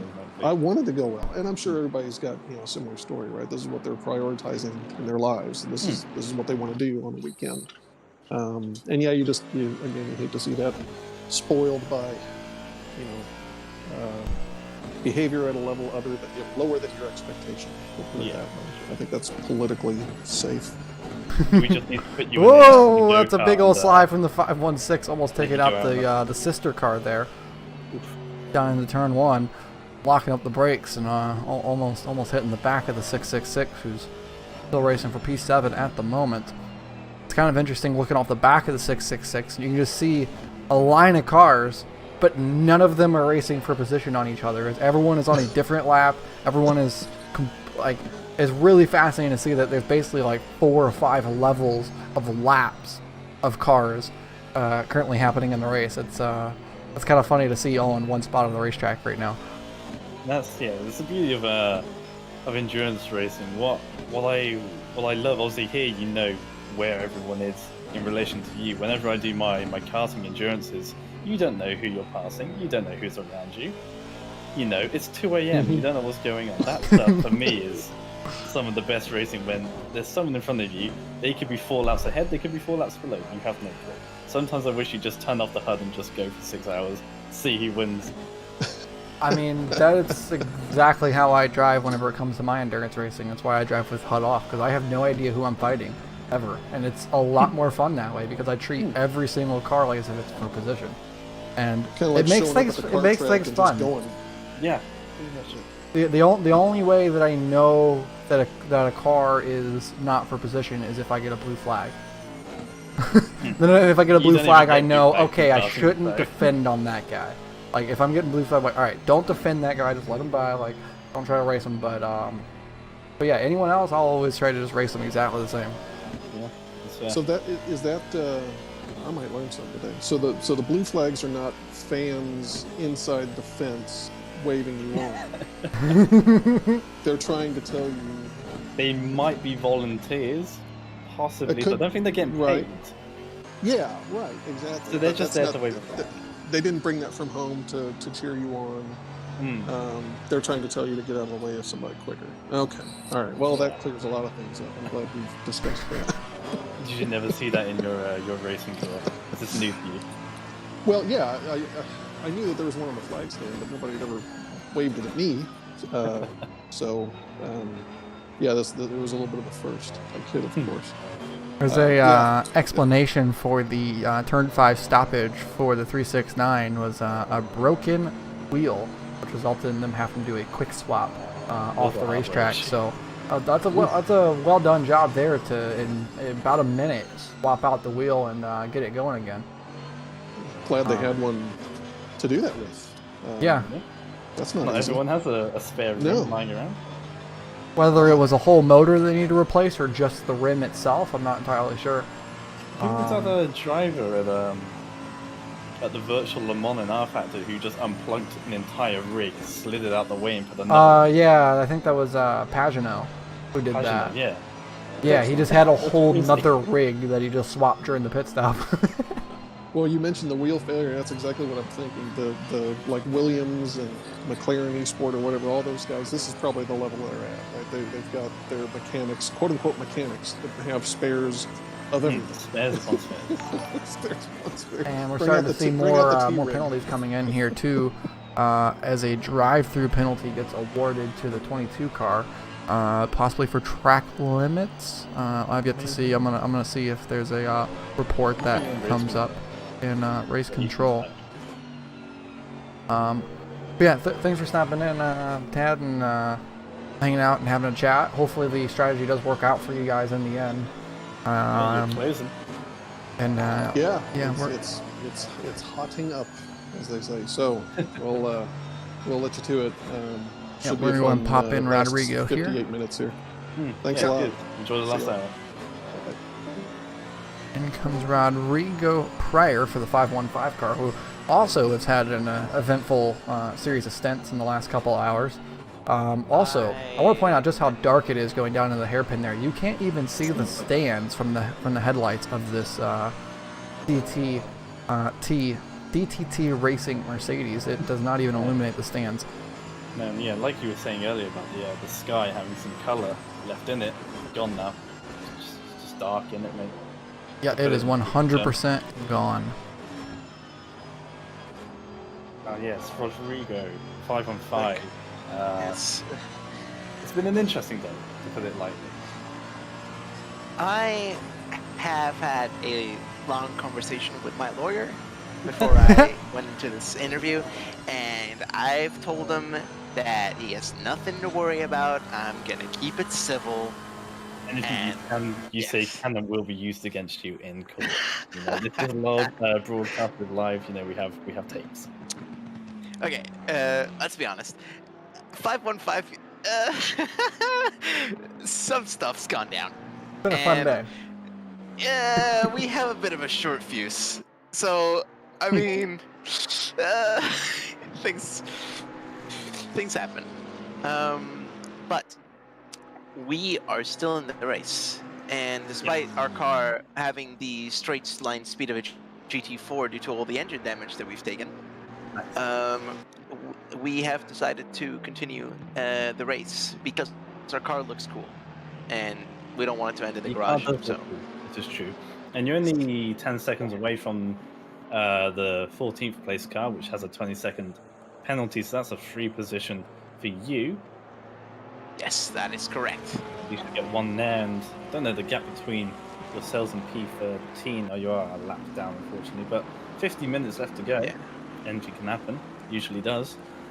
Taylor Williams with a possible penalty as well. I'm not sure if that's just been served or not, as they're in the pits as well. That 22 car has a fun time as well. But as a Definitely has team, been. you know, stuff to learn. Obviously, HSP guys are always there or thereabouts. You know, you always seem you bring so many cars, so you always have one doing well. That was a little bit of an adventurous move there by the 7, trying to unlap themselves on the 666, making just a little bit of a door there going down into the hairpin. That was definitely a reach of a move there, missing the apex. So it could also see an avoidable contact penalty for that one to happen. Anyway, go on. Sorry. No, so I was eating the grape. Yeah, just like the day as a whole, just purely your team and also the 4, 5, 6, 12, however many cars you brought to this one. You know, been a bit We've actually hired a sleeper agent. Every single car that doesn't have the HSP badge on it is actually working for HSP. They're getting paid. They're getting paid to lap themselves for us. Of course.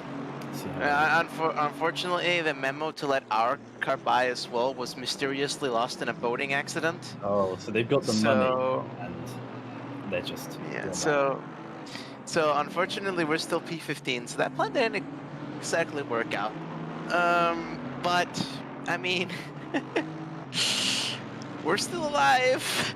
It does look quite bleak. Despite being P14, we had a pretty good start, and it looked at one point like we were going to get something good. But our plan of just doing 5 stints, take it easy on the fuel, was set back by almost causing a nuclear explosion down in turn 13. So it kind of just went downhill from there. But we're still in. I suppose. So that instant down at the kink, then, what was your sort of perspective of that? Which of the 20? Oh, the one with the GTR, I guess. Was that with the Lexus on the straight, or? Possibly. Trying to remember which one. Yeah. I don't know if it was you guys or another Porsche I was involved in. Unfortunately, I have to count a lot of incidents tonight. You've been involved in. Obviously, you were with the 4-pack of GT3 cars trying to just gang up on a poor GT4 car coming up through past the Schumacher S's and into the next left right. That was a bit of a squabble. It's kind of fun to watch from our angle. I think the GT4s get bullied way too much. I hit a GT4 tonight out of turn 1 into turn 2. I just bopped it and I killed him. I just murdered him. And I was also murdered, but the killing blow was dealt by a time penalty instead. So, but in the case of the Lexus that was side by side, we had the Chevy, the 112 right in front of us, and we had the Lexus right beside us, and it led to an unfortunate event where the Lexus front left wheel stepped over a piece of gum, and the guy that dropped the gum was still like sticky with saliva, so the tire completely got no grip and he slipped and hit us, and I kind of went off the track. So they're silly marshals not taking care of themselves, you know, caused an accident. Yeah, I don't even know how the gum got there. That guy must have had an arm. Like, oh my goodness, unbelievable. just had a little moment down the front straightaway as they crossed the start-finish line of both class leaders side by side, flashing their headlights as they went by. Cool little moment. That's sweet. Yeah, you're still within that 20-second barrier for the 392. Do you think you guys need to make another pit stop? 45 minutes left to go. No, we're going all the way. And I think most. Yes, I unfortunately was not willing to go and finish the half an hour that off because I have had an insufferable back pain the entire time I've done my stints because I changed chairs since the last GRG event, except Solder, but we don't talk about Solder, and. Well, so that kind of led to complications because it's an office chair, so it's got wheels, so I have to use a towel to be able to press on the brakes without sending myself to Narnia. I recommend getting yourself some bedroom, like some bed coasters. They're like little circle things with like bits of rubber underneath. That's what I use on my chair.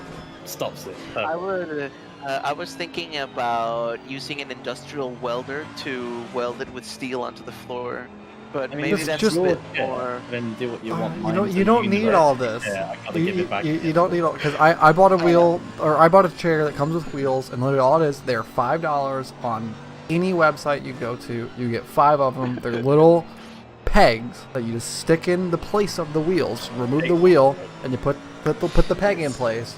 And then it's exactly one of those little rubber coasters on the bottom. It's just got a grippy, non-stick pad. I had a feeling that an industrial welder was a bit of a logistical problem that was a little bit unnecessary, but I am a little bit impulsive at times, that you can see in my driving, so... Well, you either do that or spend a couple of €100 on the proper rig, your choice. May as well just buy an actual car. This is true. Then again, if we hit another GT4 in a real life car, it's gonna be a big bill. So maybe I'll think about that.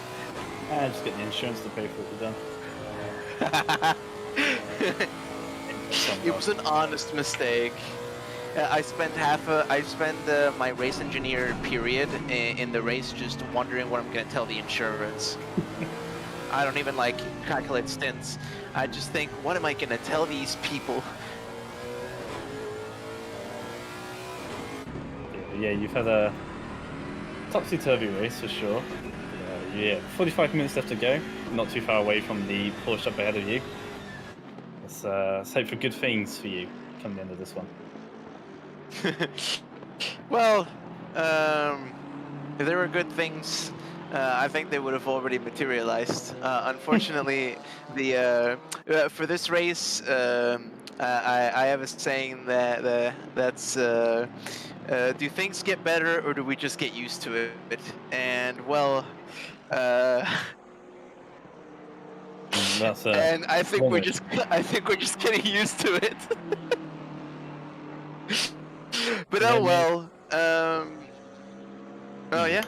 You can write this one off and look to next month and hope for something a bit smoother for you guys.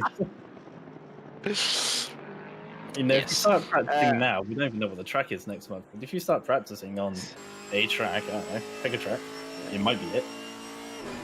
Yeah. You might have that start. I think I'm going to pay the mechanics crew for our immediate rivals to drop a cigarette in the fuel tank. So they obviously have to fish out the cigarette before they fill it with fuel, and so they can't race. So we have like a 20-minute head start while they have to stick their arm into the fuel tank to pull the cigarette out, and that's like maybe a good 20 minutes. And I think with that we can actually maybe get a podium position with that. You've just taken a P14 away from the number 17 car, who's just exited the pits. So as well as attacking that 392, you're gonna have to start defending from the number 17 as well. Right on. Luckily, my my teammate and very, very good real-life friend, makes up for my unacceptable excuse for driving by making our car not only look fast, but actually be fast, despite it running on a lawnmower engine. So, yeah, credit goes to him, man. Like, he's insane. Doing the best with what he's got. He's doing a good job indeed. No, definitely. Anyway, gents, I think I've disrupted your regular scheduled programming a bit too much now. So yeah, thanks for stopping in. So good rest of the day. Good rest of the day. Good night to you too. Have a good one. And then we do have Ruben for DSRT to come in as our final interview of the night. So we'll go ahead and pop him in here for a bit. Welcome in, Ruben. Yeah, sorry about the wait there. And you all came at once. I saw. So how's your 6 hours going? That's It's the question I want to go. That's what I want to ask. Which car are you in? Are you in the DSRT Chevy GT4? GT4. Well, I think our for 6 hours are going very steady. Just knocking the laps down. Yeah, you guys you've been involved in a couple of instances, but none of them have really been caused by yourselves. You know, you just unfortunately tripping up over others. But in terms of your solo pace and consistency, all your drivers have been very consistent, just doing pace that they're comfortable with and keeping it on the black stuff on the time. I think you're doing a real solid job of it. Yeah, I think we did well, unless I think I had two lag spikes in my stint, so I went off when. And sometimes it's a GT3 going for a gap that isn't there, but still, I think it's going very well for us. So Sure. Yeah, let's see Eric's in the car now, so hopefully he will just knock the laps down and finish the car and bring it home. For sure. And as a squad, is this I forget how many DSRT teams we've had. Is this a new entry for you guys in GT4? We've been the last race, Tory car. It was. Were you the COVID car? Was that No, we were the bread car. Ah, yes. The COVID car is now the GT3 Bentley, I believe. And we have the ducks, of course. The ducks. Yes, that team actually doing quite well for themselves on their debut. So yeah, good to see. We had an interview with them an hour or so ago. One of the drivers, and they seemed really pleased with them. Obviously, they did come into a bit of strife here and there, but such is life when it comes to endurance racing. Yep. Yeah, so just your plans for this one, just to keep on taking down the rest of the laps then? Yeah, we just want to finish right now. We were close to P24, but then our tires gave up, so we just pitted and now we're last again. But your times are matching that of those slight slow one. That previous one, a bit of traffic, but the others have been 08s, 09s, and off pace of the others around. So that's promising look into the future. But you are with pace with the others as well, and hopefully we get a few more GT4 drivers as well to keep things a bit more entertaining for you guys. Obviously, only 5 cars out there isn't the best. Yeah, when you're driving with 5 cars, it can get a bit boring. You're all quite fast. There's one in the penultimate corner. There's one in turn 3. You're quite close to the 200Q car, and the other one's going onto the back straight. So yeah, you're all good. Yeah, it would be cool to see more GT4 cars around. Would make up the field more exciting. Yeah. Hopefully we'll pull some strings and hopefully get that going. If we could get maybe 8 or so, I think as a minimum next time, that'd be a good place to start. Yep. GT4's are good, and qualifying was super close on GT4 and GT3, but mainly GT4 super close. So. Yep. Yeah, I just see some good competition. next month. But yeah, you guys are keeping the boat steady. It's yeah, good consistency for you guys. Yep, thank you. Yeah, thanks for that. Enjoy the last half hour of this race. Thank you. You too. Cheers. Cheers. We've also got another Ruben. Another Ruben. Another Yeah, Ruben. that's true. At once. Which team do you win? I'm really bad at names. It's actually no worries. It's Cardano boys. It's 113 the Merc. 3, the Mercedes, the one. Yeah, we were just riding on with you guys, and you guys have been really putting together a heck of a recovery drive. Yeah. After being pretty well down the grid early on, to now be up in the top 5. Sure, you can't be too disappointed with that one. No, that's definitely not what we expected before we entered here. So for me personally, it's my first race in like, I don't know, 8 months or so, 9 months. So I had a hell of a time off. And then to start with a 6-hour endurance is definitely heavy. But yeah, something weird happened in the beginning. We got caught up in an incident and we had a lot of damage to repair, and indeed we like fell back entirely. But I think most of the position gaining that we had was lucky, because competitors in front of us like had penalties or battles, or I think car 7 also disconnected, which was also a competitor I think that we had. So yeah, I think it's indeed things came together just in our favor, I would say. Yeah, for sure. It's you guys have had the fortune. And then again, it is unfortunate for the other cars to fall down the grid. But I mean, you gotta take what you can get, and you know, there's always a plus in every negative per se. And I guess for you guys, that's even more true, as their disconnects and such have brought you guys right up to the front of the field. I mean, with the gap that's at the front, I mean, it's astonishing to me the fact there's a lap between each of the top cars in the top 4. Oh really? From first to second is nearly 2 laps. From second to third is nearly 2 laps, and then from third to you guys is like almost a lap. I think it's just under a lap. Like the gaps up front are rather large, and then you guys of course have also got a huge gap to the 12, the car behind you. So yeah, that one's also almost a lap. So right now it's more so about half a lap for that gap. So like the size up the front of the grid has been crazy to see, the outright pace from the front to really break out and just separate from everyone else. Because then from you guys it jumps down. It's another 4 laps down from you guys to P7. So like the gap in pace between the top cars and the rest of the grid is massive.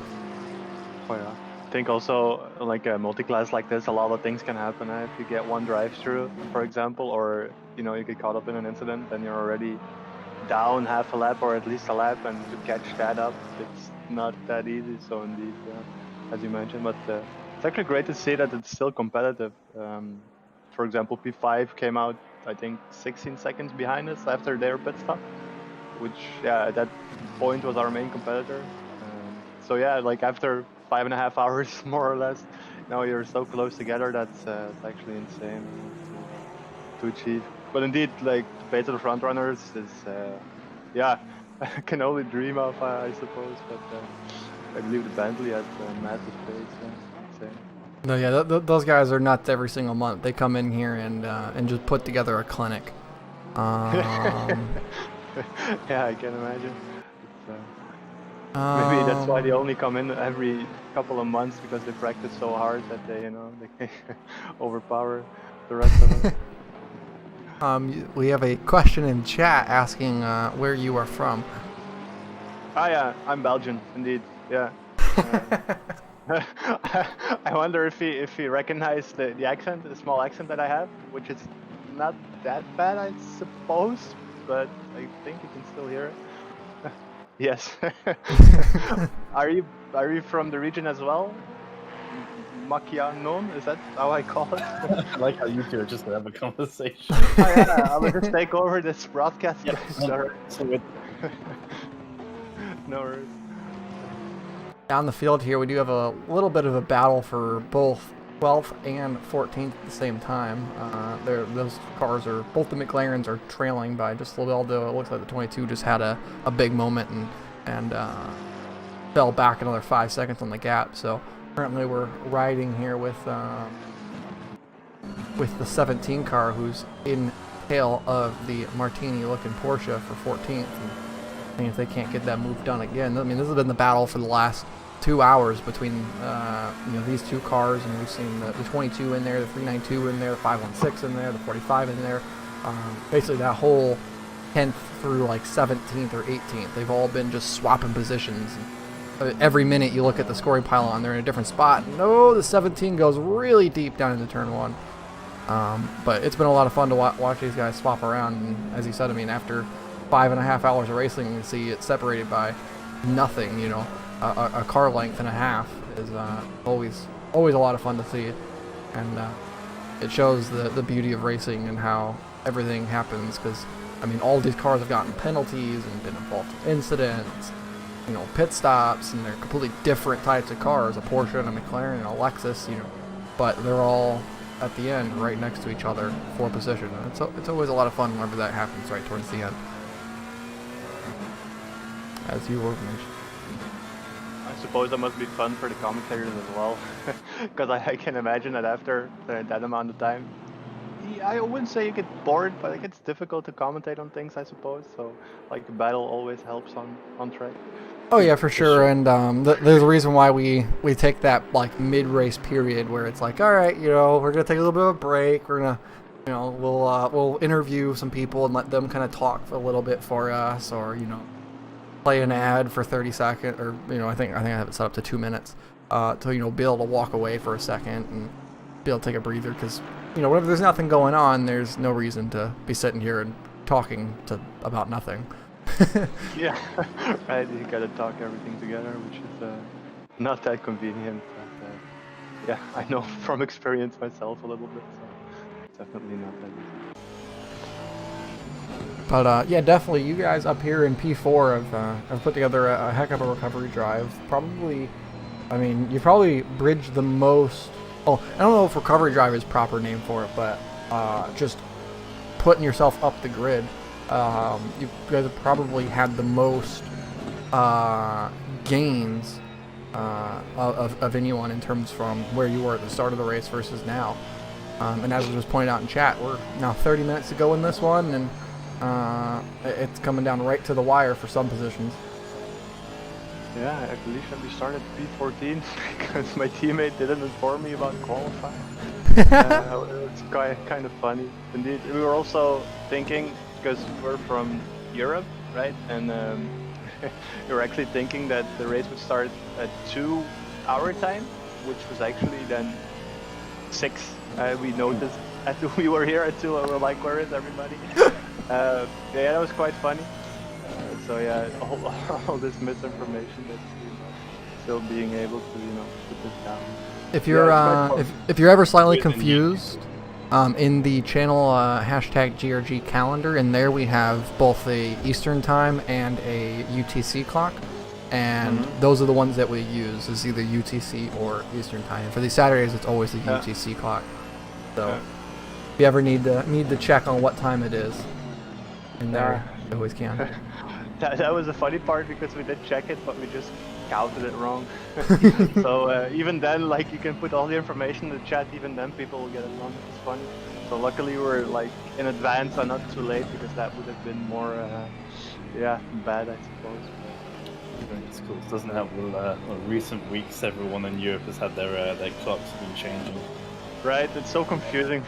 Yeah. Readjust. Yeah, it caught us off guard too, because we were hosting a race on the Sunday that it changed for the US, and of course most of us who host it and such here, we're all North American or South American based, and so we were hosting on the Sunday that the clocks changed time, and so we all woke up an hour late, and we missed the start of the race by an hour. And so we ended up having to delay that one for an hour and then just going with it from there. But luckily, It wasn't one of these endurances. It was just one of our local series, and so there's only like 7 or 8 of us there. So it wasn't that big of a deal. But yeah, that was kind of a funny moment to have to delay that because we weren't aware of the time change. I would have liked to see that one person that probably did arrive on time, you know, that knew in advance what was going to happen and set its alarm. Yeah, I would have loved to see the look on his face, like, where is everybody? That would be great. Anyway, guys, I'm going to excuse myself. Thank you for broadcasting this. I think it was very much fun to be a part of, especially first event after that many months. Yeah, definitely. Thanks for making us your return. Keep up the good work, and I'm going to help my teammate a little bit still for the final 25 minutes, and then hopefully we can get it to a good end. Alrighty, good luck for your last 30 minutes here. Thanks, guys. See you. All right, and that puts us 25 minutes to go. Yeah, it puts us 25 to go, and I mean, the battles are shaping up here. I mean, everyone's got pretty similar pace on the racetrack, but we do have a couple cars that are separated by just a few seconds. And really, again, it's coming down to what we said earlier of who's going to make that last mistake, because it seems like every time that someone gets a gain, then they throw it away with a mistake, or every time that one makes a mistake, the next one follows it up with it. So it's really all going to come down to who's going to make that last moment of a mistake and be able to just keep the car in check all the way to the end here, because it doesn't seem like anyone has the outright pace to win it. It's just who has the consistency to set the same pace over and over to not lose out. Exactly, and there's still penalties out there. Taylor Williams, obviously the 22, has a drive-through that needs to be served. The others with 20 seconds can just have that added on at the end of the race. So it's interesting to see how that plays out. I think Taylor Williams is only 15 seconds behind the 392 car, which means the 5.5 car is 20 seconds behind the 392. So still all to play for, even if they're not actually battling on track pole position, they're battling in the time sheets between each other. Yeah, that is oh man, the 17 missed the braking zone a little bit and almost ran over the back of the 515 Porsche as we were just talking about them. Yeah, that is a good point, and that really showcases why that they need to make these moves, that they need to do it now. Because right now, the 515 and the 17 who are battling for position in their own right are also in a spot where they have a GT4 and a GT3 ahead of them that are both showing to be slower. And it really, they need to get these moves done and get through, so that way they could try to play that 20-second gap to the car in front as well.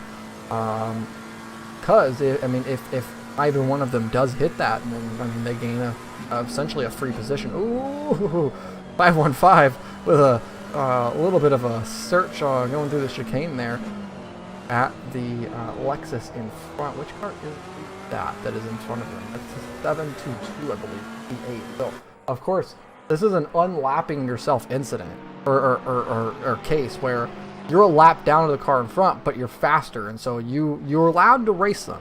In some series, in some classes, they don't let you make this pass, right? Like, you can't race this, but we allow that. It is perfectly fine as long as it's clear, you know. But at the same time, if you cause an incident, or if an incident is caused by you trying to unlap yourself, then I mean, you're at fault for it. You shouldn't have been there, but you are allowed to do it. You can try to race past them, and you can go on. That's why blue flags aren't mandatory. Like, you don't pull over and just let them by. And as we saw there, I was just going to say that the 722 elected to let them by. As I say, I mean, yeah, at what point are you sitting in P8 and you realize that they're fighting for position? It's not your fight. Give up the 2 seconds. It's not going to end your race. Give that up, and you know, go continue racing, because they have 50-second gap to the car behind. It's only a 20-second penalty, so they got more than enough gap to live, and to just go and just give those 2 positions up, sacrifice a little bit of time, and then let them go duke it out. So then you're not causing problems for them, and they're not going to cause problems for you. Definitely is a good idea. Well, it's crucial that 17 car got past the Lexus as quickly as the Porsche got through as well. Unfortunately, Alexis just got back through, in fact. Yeah, 17 dipped a wheel through the gravel coming up for the Schumacher S's. The 515 we'll see as he comes through the final sector split time. Now we'll see the gap between himself and the 392. It is apparently 4 laps. That is incorrect. Good.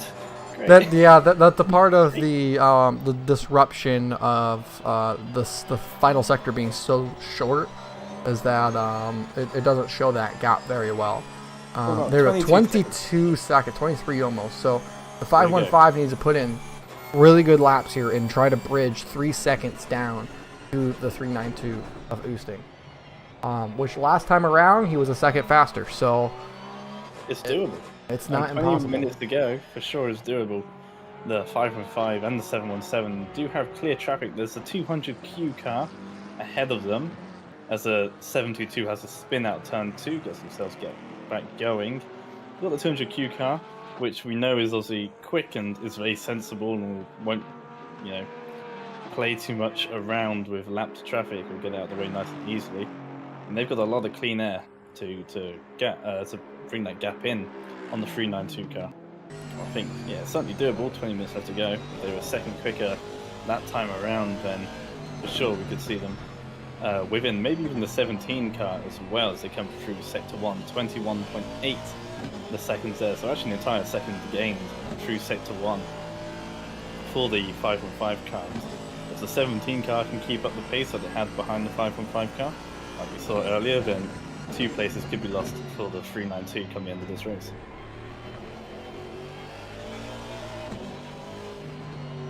I think here with 20 minutes to go, we're going to cut to just a short break to just go take that final refresher for us to come back and spend these final 20 minutes fully energized, if you will.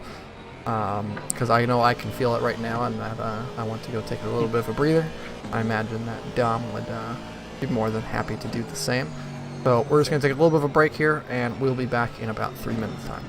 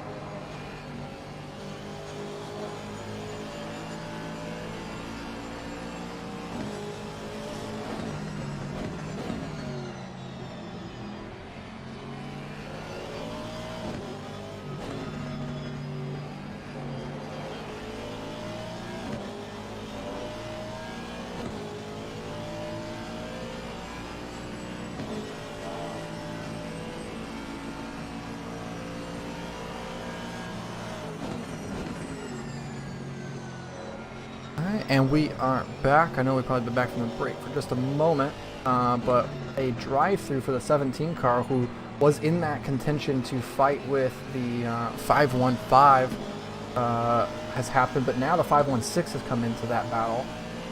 We're going to go ahead and open that very quick. As the two Solus racing cars are now kind of in that contention of just a couple seconds apart, and both of them are trying to fight to get within that 20-second gap of Oosting. I'm not quite sure what the size of that gap is at the moment, but I know that it's not massive. See, we're looking, yeah, we're right about at that like 22-23 second mark still. So Gomez and Huso really need to push it hard to try to close that gap down. Just another couple seconds.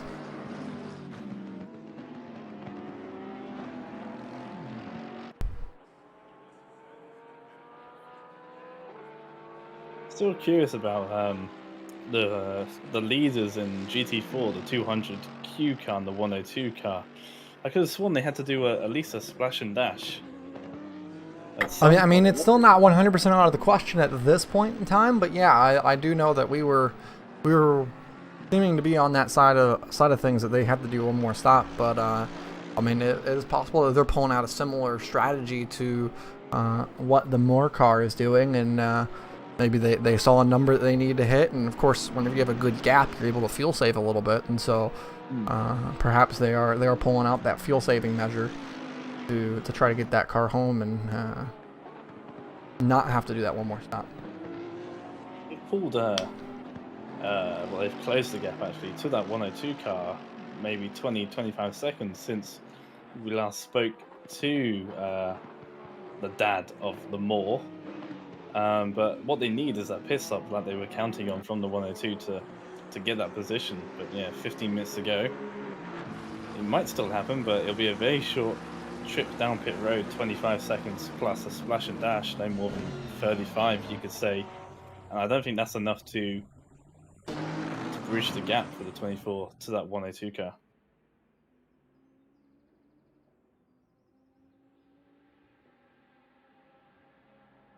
We're looking at a little bit of an aerial shot here.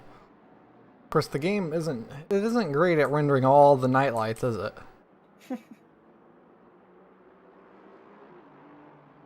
Kind of see how that they pop in due to draw distance. Oh, there's a car off track. That is the 200Q car. Ooh, big crash. Going off track pretty decently there from the blimp cam that we're looking at here.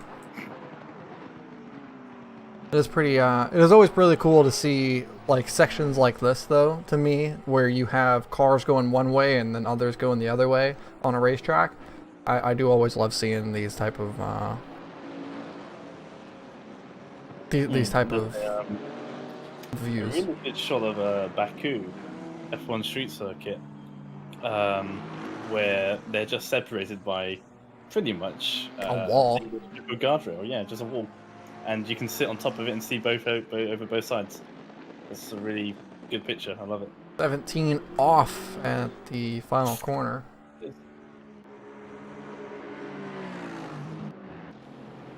Rejoining back onto the racetrack. I'm really curious what happened to that 200Q car. They seem to have a pretty big incident there, sending them off of the racetrack. Up front, of course, we still have Yannick Rombach back in the car, just cruising away. I mean, just plain and simple, they are dominating as usual. I mean, again, there's just nothing more to say about this team and how that they always produce. They are always there on race day. Yeah, it's quite ridiculous how bulletproof they are. A couple of mistakes here and there, but nothing major. They've kept themselves out of trouble. The mistakes they have had have been of their own accord and haven't tripped up any GT3s or GT4s. They've been rock solid the entire time. Looking at possibly seeing a battle here between the two GT Hub HSP cars, the number 12 Dylan Canton and then Daniel Hutchins, and the 666 are quite close to each other on the racetrack, battling for that P5 position. You can see them just up the road. Let's see, what's the gap now as they went to go through traffic? 2 seconds, the gap. So definitely a manageable gap to close. Again, you can see it's the next car in line up the road. Is that position that they're going to go chase down. That's P5. So again, I mean, from a pride standpoint, you know, I mean, finishing the difference between P5 and P6 is only one position, but from a pride standpoint, the difference of top 5 versus not top 5, at least to me, means a lot, especially with a pretty packed grid like this one is. Sure, and it's your teammate too. If you can, you know, best out one of your team cars in the final dying moments of a race, you know, you can hold on to that. You can rub that in maybe every now and then if you wanted to do so. Oh yeah, for sure. Being able to go and get those last second moves is definitely I mean, you can't get angry about it. It's one of those things that you want. And honestly, you could even get angry if you didn't get it.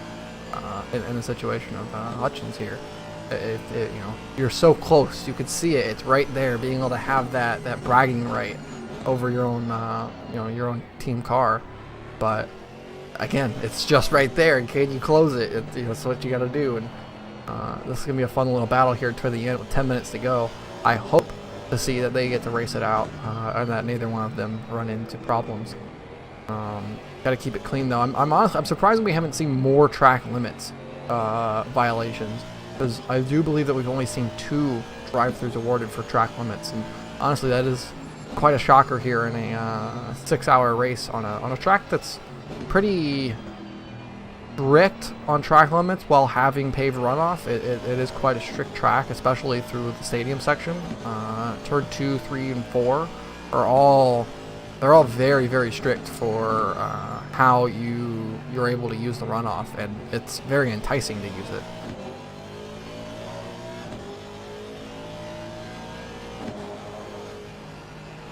Touch the 6 car. When touching distance runs a couple of wheels in the dirt and sends the 46 or the 48 car off. No contact there. The McLaren just run himself out of the road. That'll drop the Aston Martin away from the back of the number 12 Honda. Oh, that's a big spin. Oh, that was a good job to catch it though, sliding it all the way through the corner there for Daniel Hutchins, but managing to keep it intact, going straight, and still within attacking range. Obviously seems to be the faster car at this time. Just can he put it together for a good amount of laps to go get that gap in front and take it. Meanwhile, down for 11th, the gap is closing.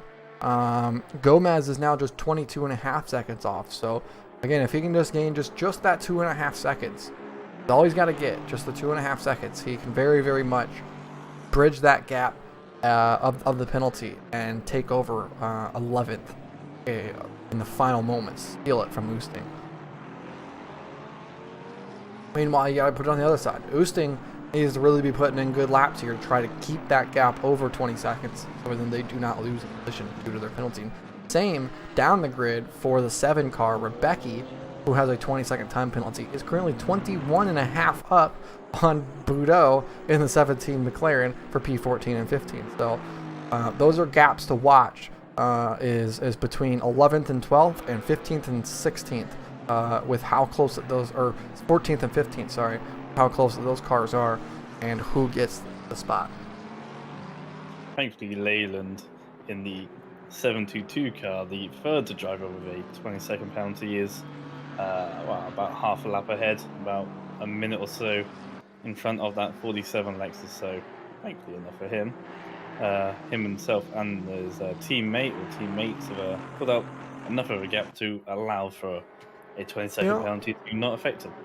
Yeah, it had to have been. There has to be some sort of display glitch, because the fact that Leyland has been in the car for, I think, the entire race. I don't know if I've seen another name in the 722, and if there was another car in the 722, then yeah, it definitely hasn't hit 2 hours.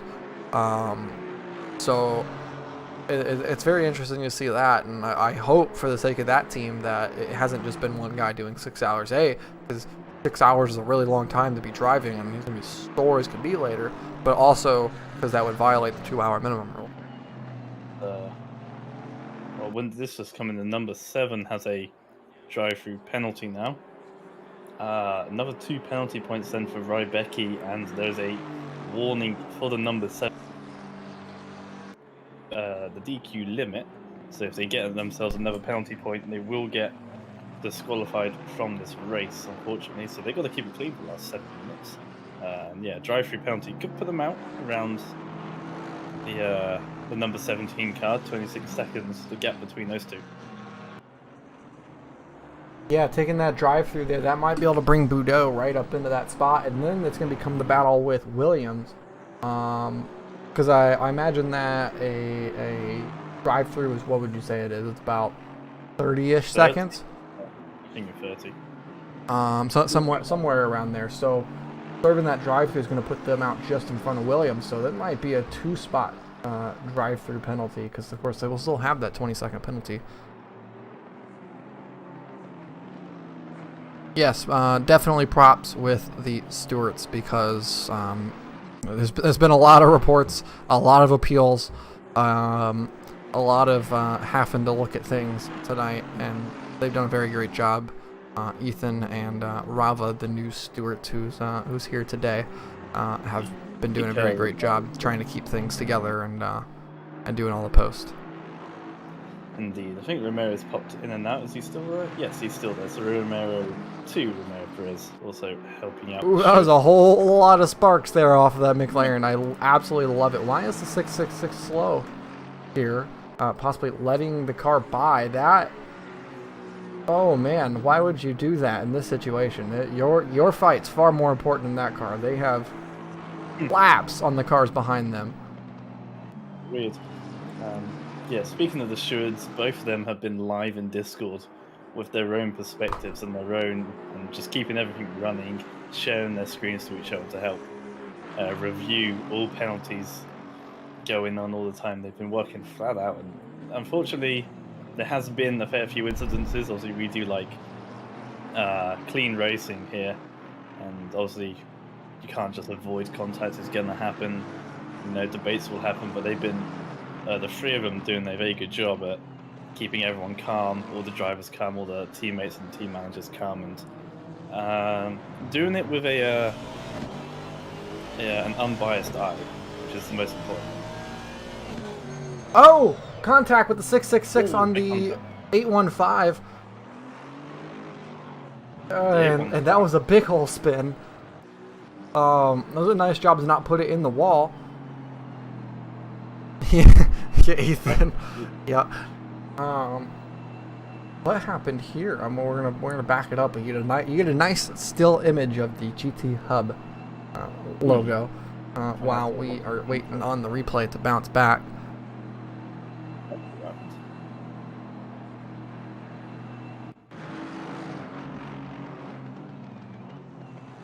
So coming through 3 and 4, they're going to go to the right side of the 815 Aston Martin. I want to see who made the move. Oh man, yeah, the NSIR car just came right over into him. So that's going to be a unfortunate late drive-through for the 815. I mean, that's no questions asked there. 815 with a drive-through.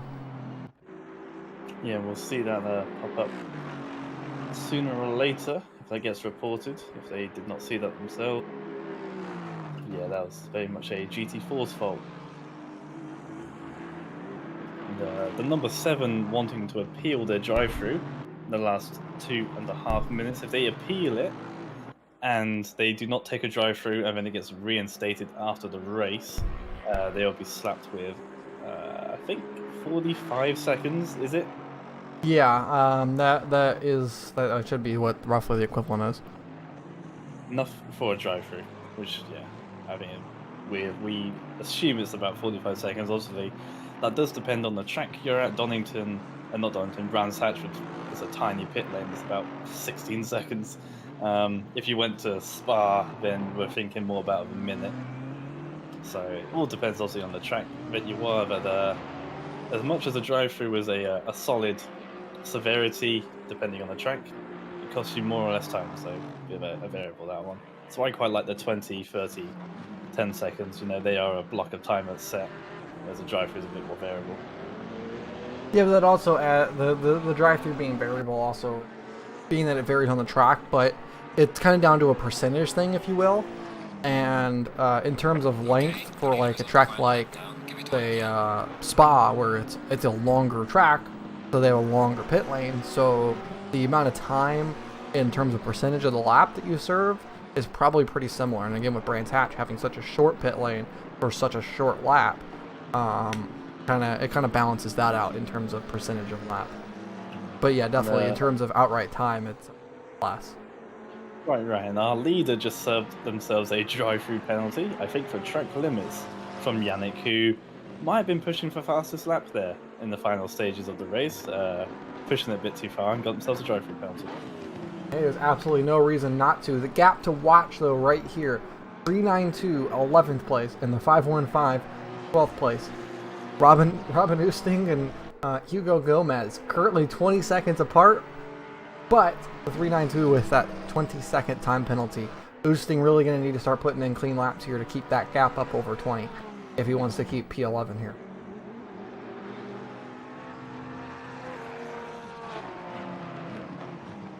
This is actually going to be quite a fun little incident here to watch. Of course, the 7 is reviewing their drive-through.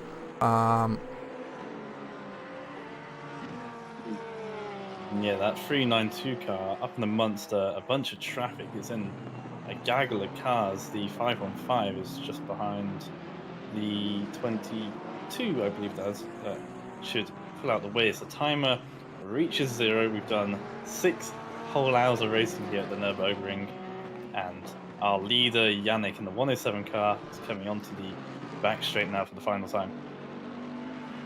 I mean, yeah, again, enough can't be said about just the pure pace that these guys have every single time they come out. The team is just more and more impressive. They're going to win this race by nearly 2 whole laps, and I mean, it's just remarkable. Just the sheer pace. Actually, after serving the drive-through, it's actually down to they are actually on the same lap now after serving that drive-through. But again, it's just remarkable the pace that this team has time and time again to be able to so fast, so consistent, and again, you know, put themselves in a position where they can afford to make mistakes. Because I mean that's a big key is being able to afford it. So you can make mistakes and have it cost you a lot, but you can also make mistakes and be able to put yourself in a position to not. Gap for P11 is down to just 19 seconds now, so Gomez currently sitting in a P11 after the finish of the race if the timing stays the same. We're watching here Alex Hode coming down the back straightaway for the final time, going to be the winner in GT4 over the 102, who's already crossed the finish line. So this is a confirm. They can literally park and they would still finish first place because they've covered the most distance. Yeah, cracking drive by those guys again. The 200Q team always up there. Didn't really have a challenge this time, unfortunately, with the 24 having some issues earlier on in their race. Normally see those two fighting at the top like we did in qualifying last week out. But yeah, the 200Q team flawless in the same way the 107s were. Yeah, just remarkable by them. But another good show.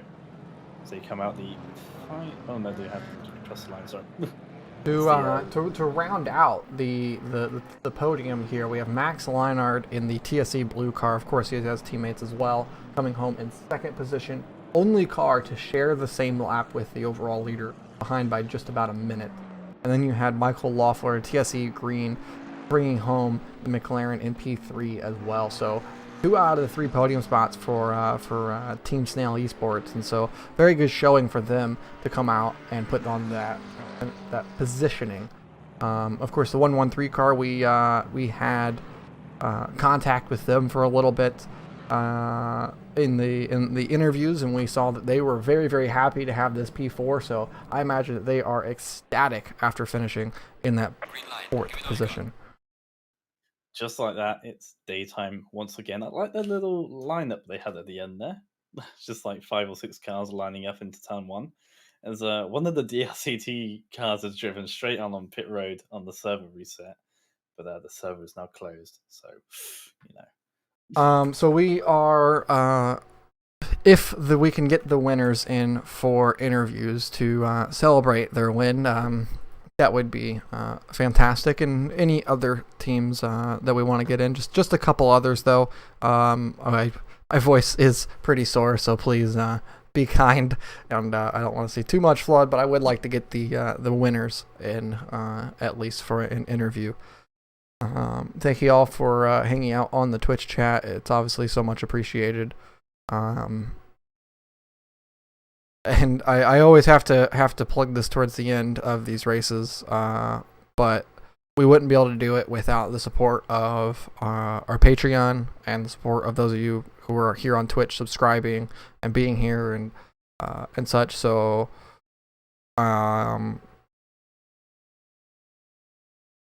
it's just I don't know, I can't say enough without it. And obviously every bit that goes to the Patreon and every bit that goes to the Twitch, it immediately goes back into funding the servers and trying to make our events bigger and better every single time. There's Nightbot right there going with me on the plug. Just go to patreon.com/wearegrg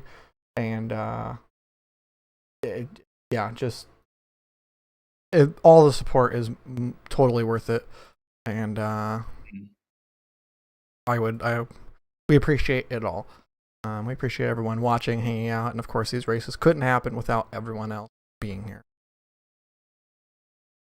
For sure, yeah. When we put out these races and we see such good response back, obviously, unfortunately, last month was a little difficult for a lot of people. But bouncing back and getting a 25 car grid for this was much appreciated, and yeah, we're looking forward to next month.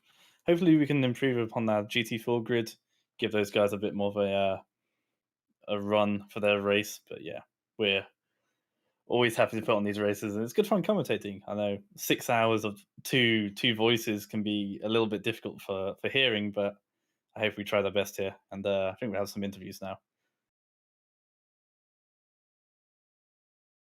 So I think we'll pull Yannick in first.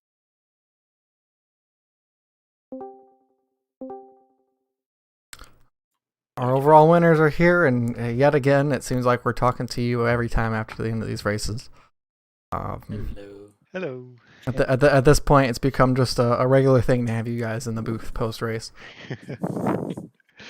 Yeah, we're very happy to be here. I can imagine. I mean, does winning ever get boring? Not really. It's still exciting as always. It's always the question you ask yourself: are you fast enough for the race, for the next race? Are other guys faster? And qualifying was extremely close, I think. Yeah, the qualifying was a ton of fun to commentate and watch and be a part of there. So I'm sure that was even more exciting to be in the car and be fighting for every little thousandth of a second like that, trying to get the pole. Yeah, unfortunately, our qualifying driver is not here right now, but he's done very well. We both were away for the qualifying, so it was great that he took over, Stefan. Yeah, without a doubt. If he wasn't to be the qualifying driver, he knocked it out the park for you guys. Obviously, only just, but still. Seeing those qualifying results, were you a little bit apprehensive coming into this race, it being so close there, or did you just know you're going to be fine? Well, we knew we were going to be on the front runners, not exactly where and how fast everyone else around us would be. It's always the question, you never know, and you never know if it's going to rain or whatever. So we think we saw ourselves as getting a podium was a good chance, and getting a win was also possible. And as the race started, it transpired that we were in a good position to fight for the win. So much so that Yannick managed to get himself a nice little drive-through penalty at the end. No, obviously we saw that. Were you pushing for a fastest lap or something? That's what we're assuming. Kind of. Yeah. The way our strategy worked was that we had a very short stint in the end, and in these nice cold conditions, you just go for it. Yeah. Yeah, and that's credit to you, the fact that that you made up such a gap anyway that you could afford yourself a drive-through penalty. It didn't cost you anything. Yeah, true. But I didn't mean to kill the 200 Q car. It was a little bit of a misunderstanding, I think. The Schumacher S. Yeah. That's what happened to them. We weren't too sure. Apparently, I hit them in the back trying to avoid it last minute, but I didn't feel it in the wheel, but I clearly hit them in the replay. Yeah, they went cartwheeling almost. I guess they went for quite a few spins, but they still won the race. Like, I'm sure they won't be too upset with you guys. Oh no, we made sure to send our apologies and worked it out. Yeah, if you ever looked through the Discord chats throughout that race, you've seen quite a lot of words being said. People were getting themselves into situations, we're going to call them, throughout this race. So how did you guys just avoid all of that? Well, I think we just drove carefully, and the best part for us was that after the first and second stint, we had a gap that we could use. Like, if you lose 3 seconds behind the GT4, so what? You can afford it. So that gives you the calmness to avoid a lot of stuff and to just say, oh, they're doing some weird stuff up front. Just hold back for the next corner and take them on the straight. We're not under pressure from behind, because that forces you to take risks and then you make mistakes. For sure, yeah. The context changes for you guys because you have that time to give away. If you're mid-pack and you're battling, then if you need to go for that move to put a car between you and the person that's chasing you, you're going to do it. So yeah, you guys had the liberty. We're fortunate to have such liberties to back off if you needed to. But still, you guys at the first few stints had to pull out that gap anyway to give yourself such luxuries anyway. And yeah, you guys did a fantastic job, all three of you. Thank you. Thanks. Yeah, so on to next month. We don't know where we're going yet, but any hopes for tracks that you guys might want to go to? Depends what's in the pool. Everything we haven't done is in the pool. Is Oulton Park still in there? Please say no. We're not so sure if we want to do the option of the British GT pack just as yet. Okay, good to know. Thanks. Yeah, we aren't entirely sure on if we're gonna do it to another vote or if we're gonna set what the track's gonna be. Just based off of what we had a couple months ago, where we put up the vote, and it ended up not working out per se because it was basically swayed by just a select few people who could control the entire vote. So unless if we see a significantly higher turnout for votes, then we're probably going to go to just setting what the track is and start promoting it going forward that way. But yeah, we'll figure out what it is, and hopefully it's going to be good fun. And obviously, we always like to throw curveballs and keep things kind of random and honest. So we hope to be able to have fun with it. But yeah, I mean, I fully expect to be interviewing you guys in a month's time. Let's hope we see each other then. Yeah. Yeah. Thank you guys for turning up with your best efforts once again and putting the class above everyone else, showing them how it's all done. And it brings everyone closer together when you've got such a formidable team to fight against. It makes everyone else improve, and next time I'm sure qualifying will be just as close, if not even closer. Let's hope so. And thanks for organizing again. Obviously, it's pleasure as always. There's some work behind it, so we're happy we can participate. Yeah, exactly. And we do that so guys like you can come and just either have a fun race or go compete for a win. Everyone's here for a reason, whether that's to have fun or to do as well as they can. And we're more than happy when we see the signups that we do. So yeah, thank you guys, and yeah, we'll see you guys next month. All right. See ya. Thank you both. Next up is our P2 finishers overall.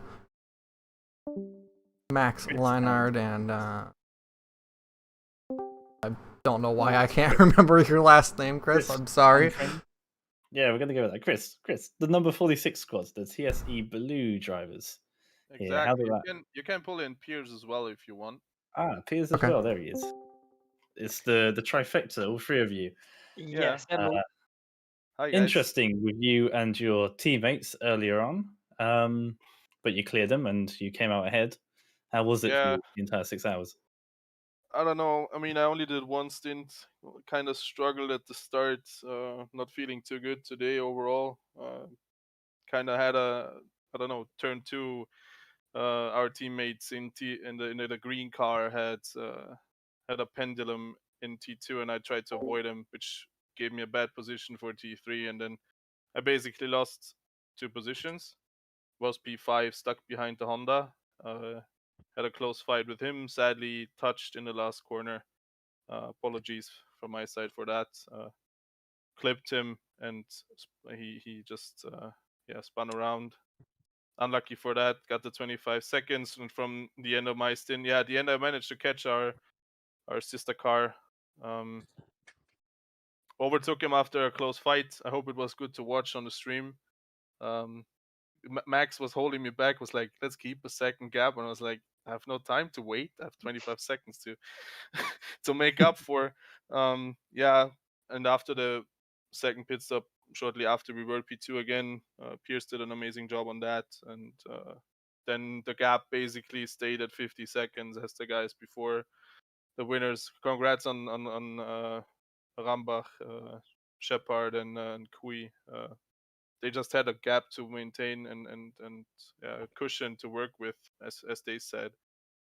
But yeah, overall it was a good race. I think could have improved from a setup standpoint, but we might be back for the next one to give them a closer fight as it was today. Yeah, it was yeah. Me and Don come back at the same time. Yeah, you also had your battle with your teammates, the 107, pulling a gap earlier on, and were pretty much, not to say a class above the rest, but they sort of had that race under their control for most of the time. You guys just running with your teammates and those P4, P5 really. Yeah, basically. I mean, I think we had a great result overall. As a team, or as Team Snail Esports, I mean, we finished P2, 3, 9, and 10, which is, I think, super. It's an insane result for us. Never happened before. Basically, 4 cars in the top 10. So yeah, we are for sure back for the next one. I don't know if my colleagues in the car wanna give their view on the race, as well. Not only me talking there. Yeah, why not? No, yeah, but like Chris said, like, yeah, we had a rough start basically, and then with the pace in front was it was tricky to catch up basically, and all we managed to do is keep the same gap and hoping for them to do a mistake, but they didn't. So kudos to them for that, and on to the next one, I guess. Yeah, and next month I asked the winners in GT3 this one. I'll ask this to you guys as well. If we do put the track selection to a vote, which we're not too sure on doing because obviously last month we had a bit of a indecision. But if we do, where do you guys want to go, excluding the places we've already been? I mean, for me, I'd have to go with what the winners said. I'd love to see a British GT track. But yeah. Let's just go to Alton or Donington, basically. Yeah, One of yeah, them. they said not Alton, Donington, Snetterton. One of those. I mean, either that or one, I think, track that is too often forgiven from ACC, which is the Nürburgring, which I personally like, and that is most of the time forgotten, I guess, by most communities, and it's a bit of a shame, from my opinion, at least. Yeah, no, that's fair enough. Especially with Hungaroring is a bit much of a. A lot of people choose other tracks before you get down the list. Unfortunately, to Hungaroring is a bit underrated for sure. But we'll soon see in 3 weeks when we go back to qualifying for next month. Are you guys gonna stick with the car, or are you gonna change? Depending on the track.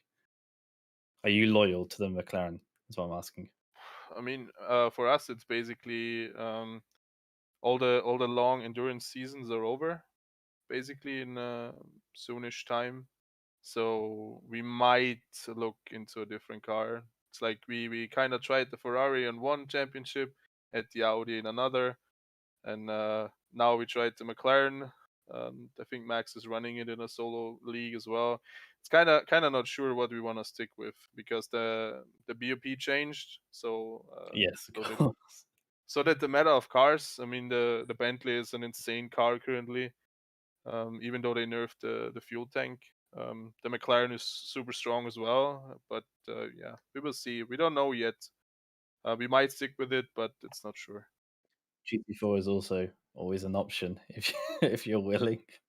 I mean, if we would go GT4, we would always take our lovely shoebox, the crossbow. Oh, of course, that's a that's a left field choice as well. Yeah, congrats, guys. Well fought between yourselves and your teammates. Good podium for both of them. Yeah, Yeah. thank you. And thank Thanks, guys. you for organizing, as always. Good to see you back after a bit of a downtime, I guess. And yeah, looking forward for the next one. As you say, most endurances in ACC, R Factor, iRacing, they're all coming to a close as we go into the summer. They take their summer breaks and stuff, and we'll keep on going. So hopefully, grids can get a little bit larger. 25 was okay. The GT4s are a little bit left out with only 5 in their class, unfortunately. But yeah, hoping to expand the grid and have more competition at such a high level. Yeah, let's hope that there will be more people coming back. But yeah, we will see in 3 weeks' time, I guess. Indeed, yeah. Looking forward to it. Yeah, enjoy it, guys. Thanks for coming. Again. Thanks Thank again from all of you. Thanks, guys. And see you guys around. Bye bye. See you. All right, and I do know that our GT4 winners they had elected to head off to bed, so it is midnight in the UK for those two. Yeah, I can't blame them for wanting to go to bed. I want to go to bed. It's only 6 p.m. But I do know that I want to go eat as well, and so we're gonna go ahead and we're gonna get ready to cut this stream off here very shortly. I just want to thank everyone for hanging out in the stream, coming by, talking, being in the Discord, coming and racing. Again, obviously we wouldn't be able to field these races if it wasn't for the 25 cars of 3 or more people who showed up here. I mean, 50 plus people to commit to something is a lot of people, and it's really a big deal, and it means a lot to all of us. So to be able to have you all here is fantastic, and we can't thank you all enough. But yeah, we're gonna go ahead and we're gonna play one more ad, and then we're gonna run the stream out, and we will catch you all at a later date. Thank you all for showing up. Join the website. Go to the website and join. If you want to do these races next month, we host them every single second Saturday. We also host races on other games every Saturday. We host endurances because we're going to be doing 2 a month now. Is our plan is 2 endurances a month. One on the second Saturday and one on the fourth Saturday with the qualifying in between on them. And so the second Saturday being ACC and the fourth one being whatever variety of game that we decide to do. So be sure to join, go to the website, join the Discord, get in, and we're going to start really pushing and promoting and trying to get more endurances, more fun races, and a whole bunch of really good stuff coming here. So for sure, head over there and let's have a good time. For sure. So again, thank you all for watching, tuning into the stream, being in the Discord, being in the race. Again, just thank you everyone, and thank you Dom for being here. And I wouldn't be able to do this on my own. Pleasure as always, Kate. And it's gonna be a good summer for GRG. Can feel it. We've got a lot coming. Definitely. So we will see you all with the next stream, which when will that be? Probably in 2 weeks' time. I'm not sure.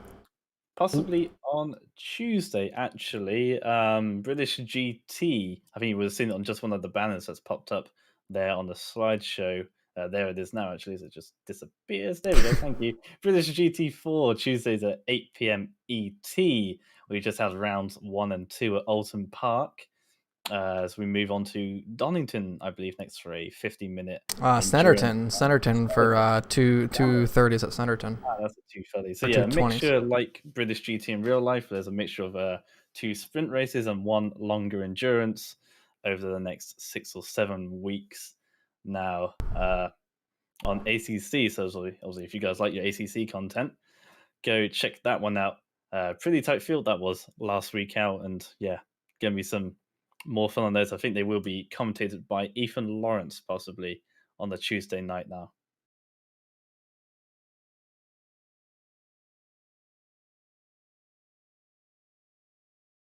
Yes. Tuesday. Forgot about that. Tuesday. I'm racing in it and I forgot about it. Ethan even said, "Oh yeah," in chat. Yeah, Ethan, you said you were going to do this, so do it. Now I've said it. Thank you. Appreciate it. All right, yeah. So yeah, we'll catch you all later. Thank you all for being here, and have yourself a good rest of the weekend. It's Sunday tomorrow. Woohoo! Or actually, it's probably Sunday for some of you already, because Europe. Indeed, it is. Anyway, whenever you go to sleep, you're gonna wake up and it'll be Sunday. What she said. Yeah. Yeah. Thank you all guys for coming out this time. We had fun. We've been streaming for 6.5 hours, and yeah, we'll see you guys soon. Yeah, I don't know what else to say. Just see you guys soon. See you guys next time.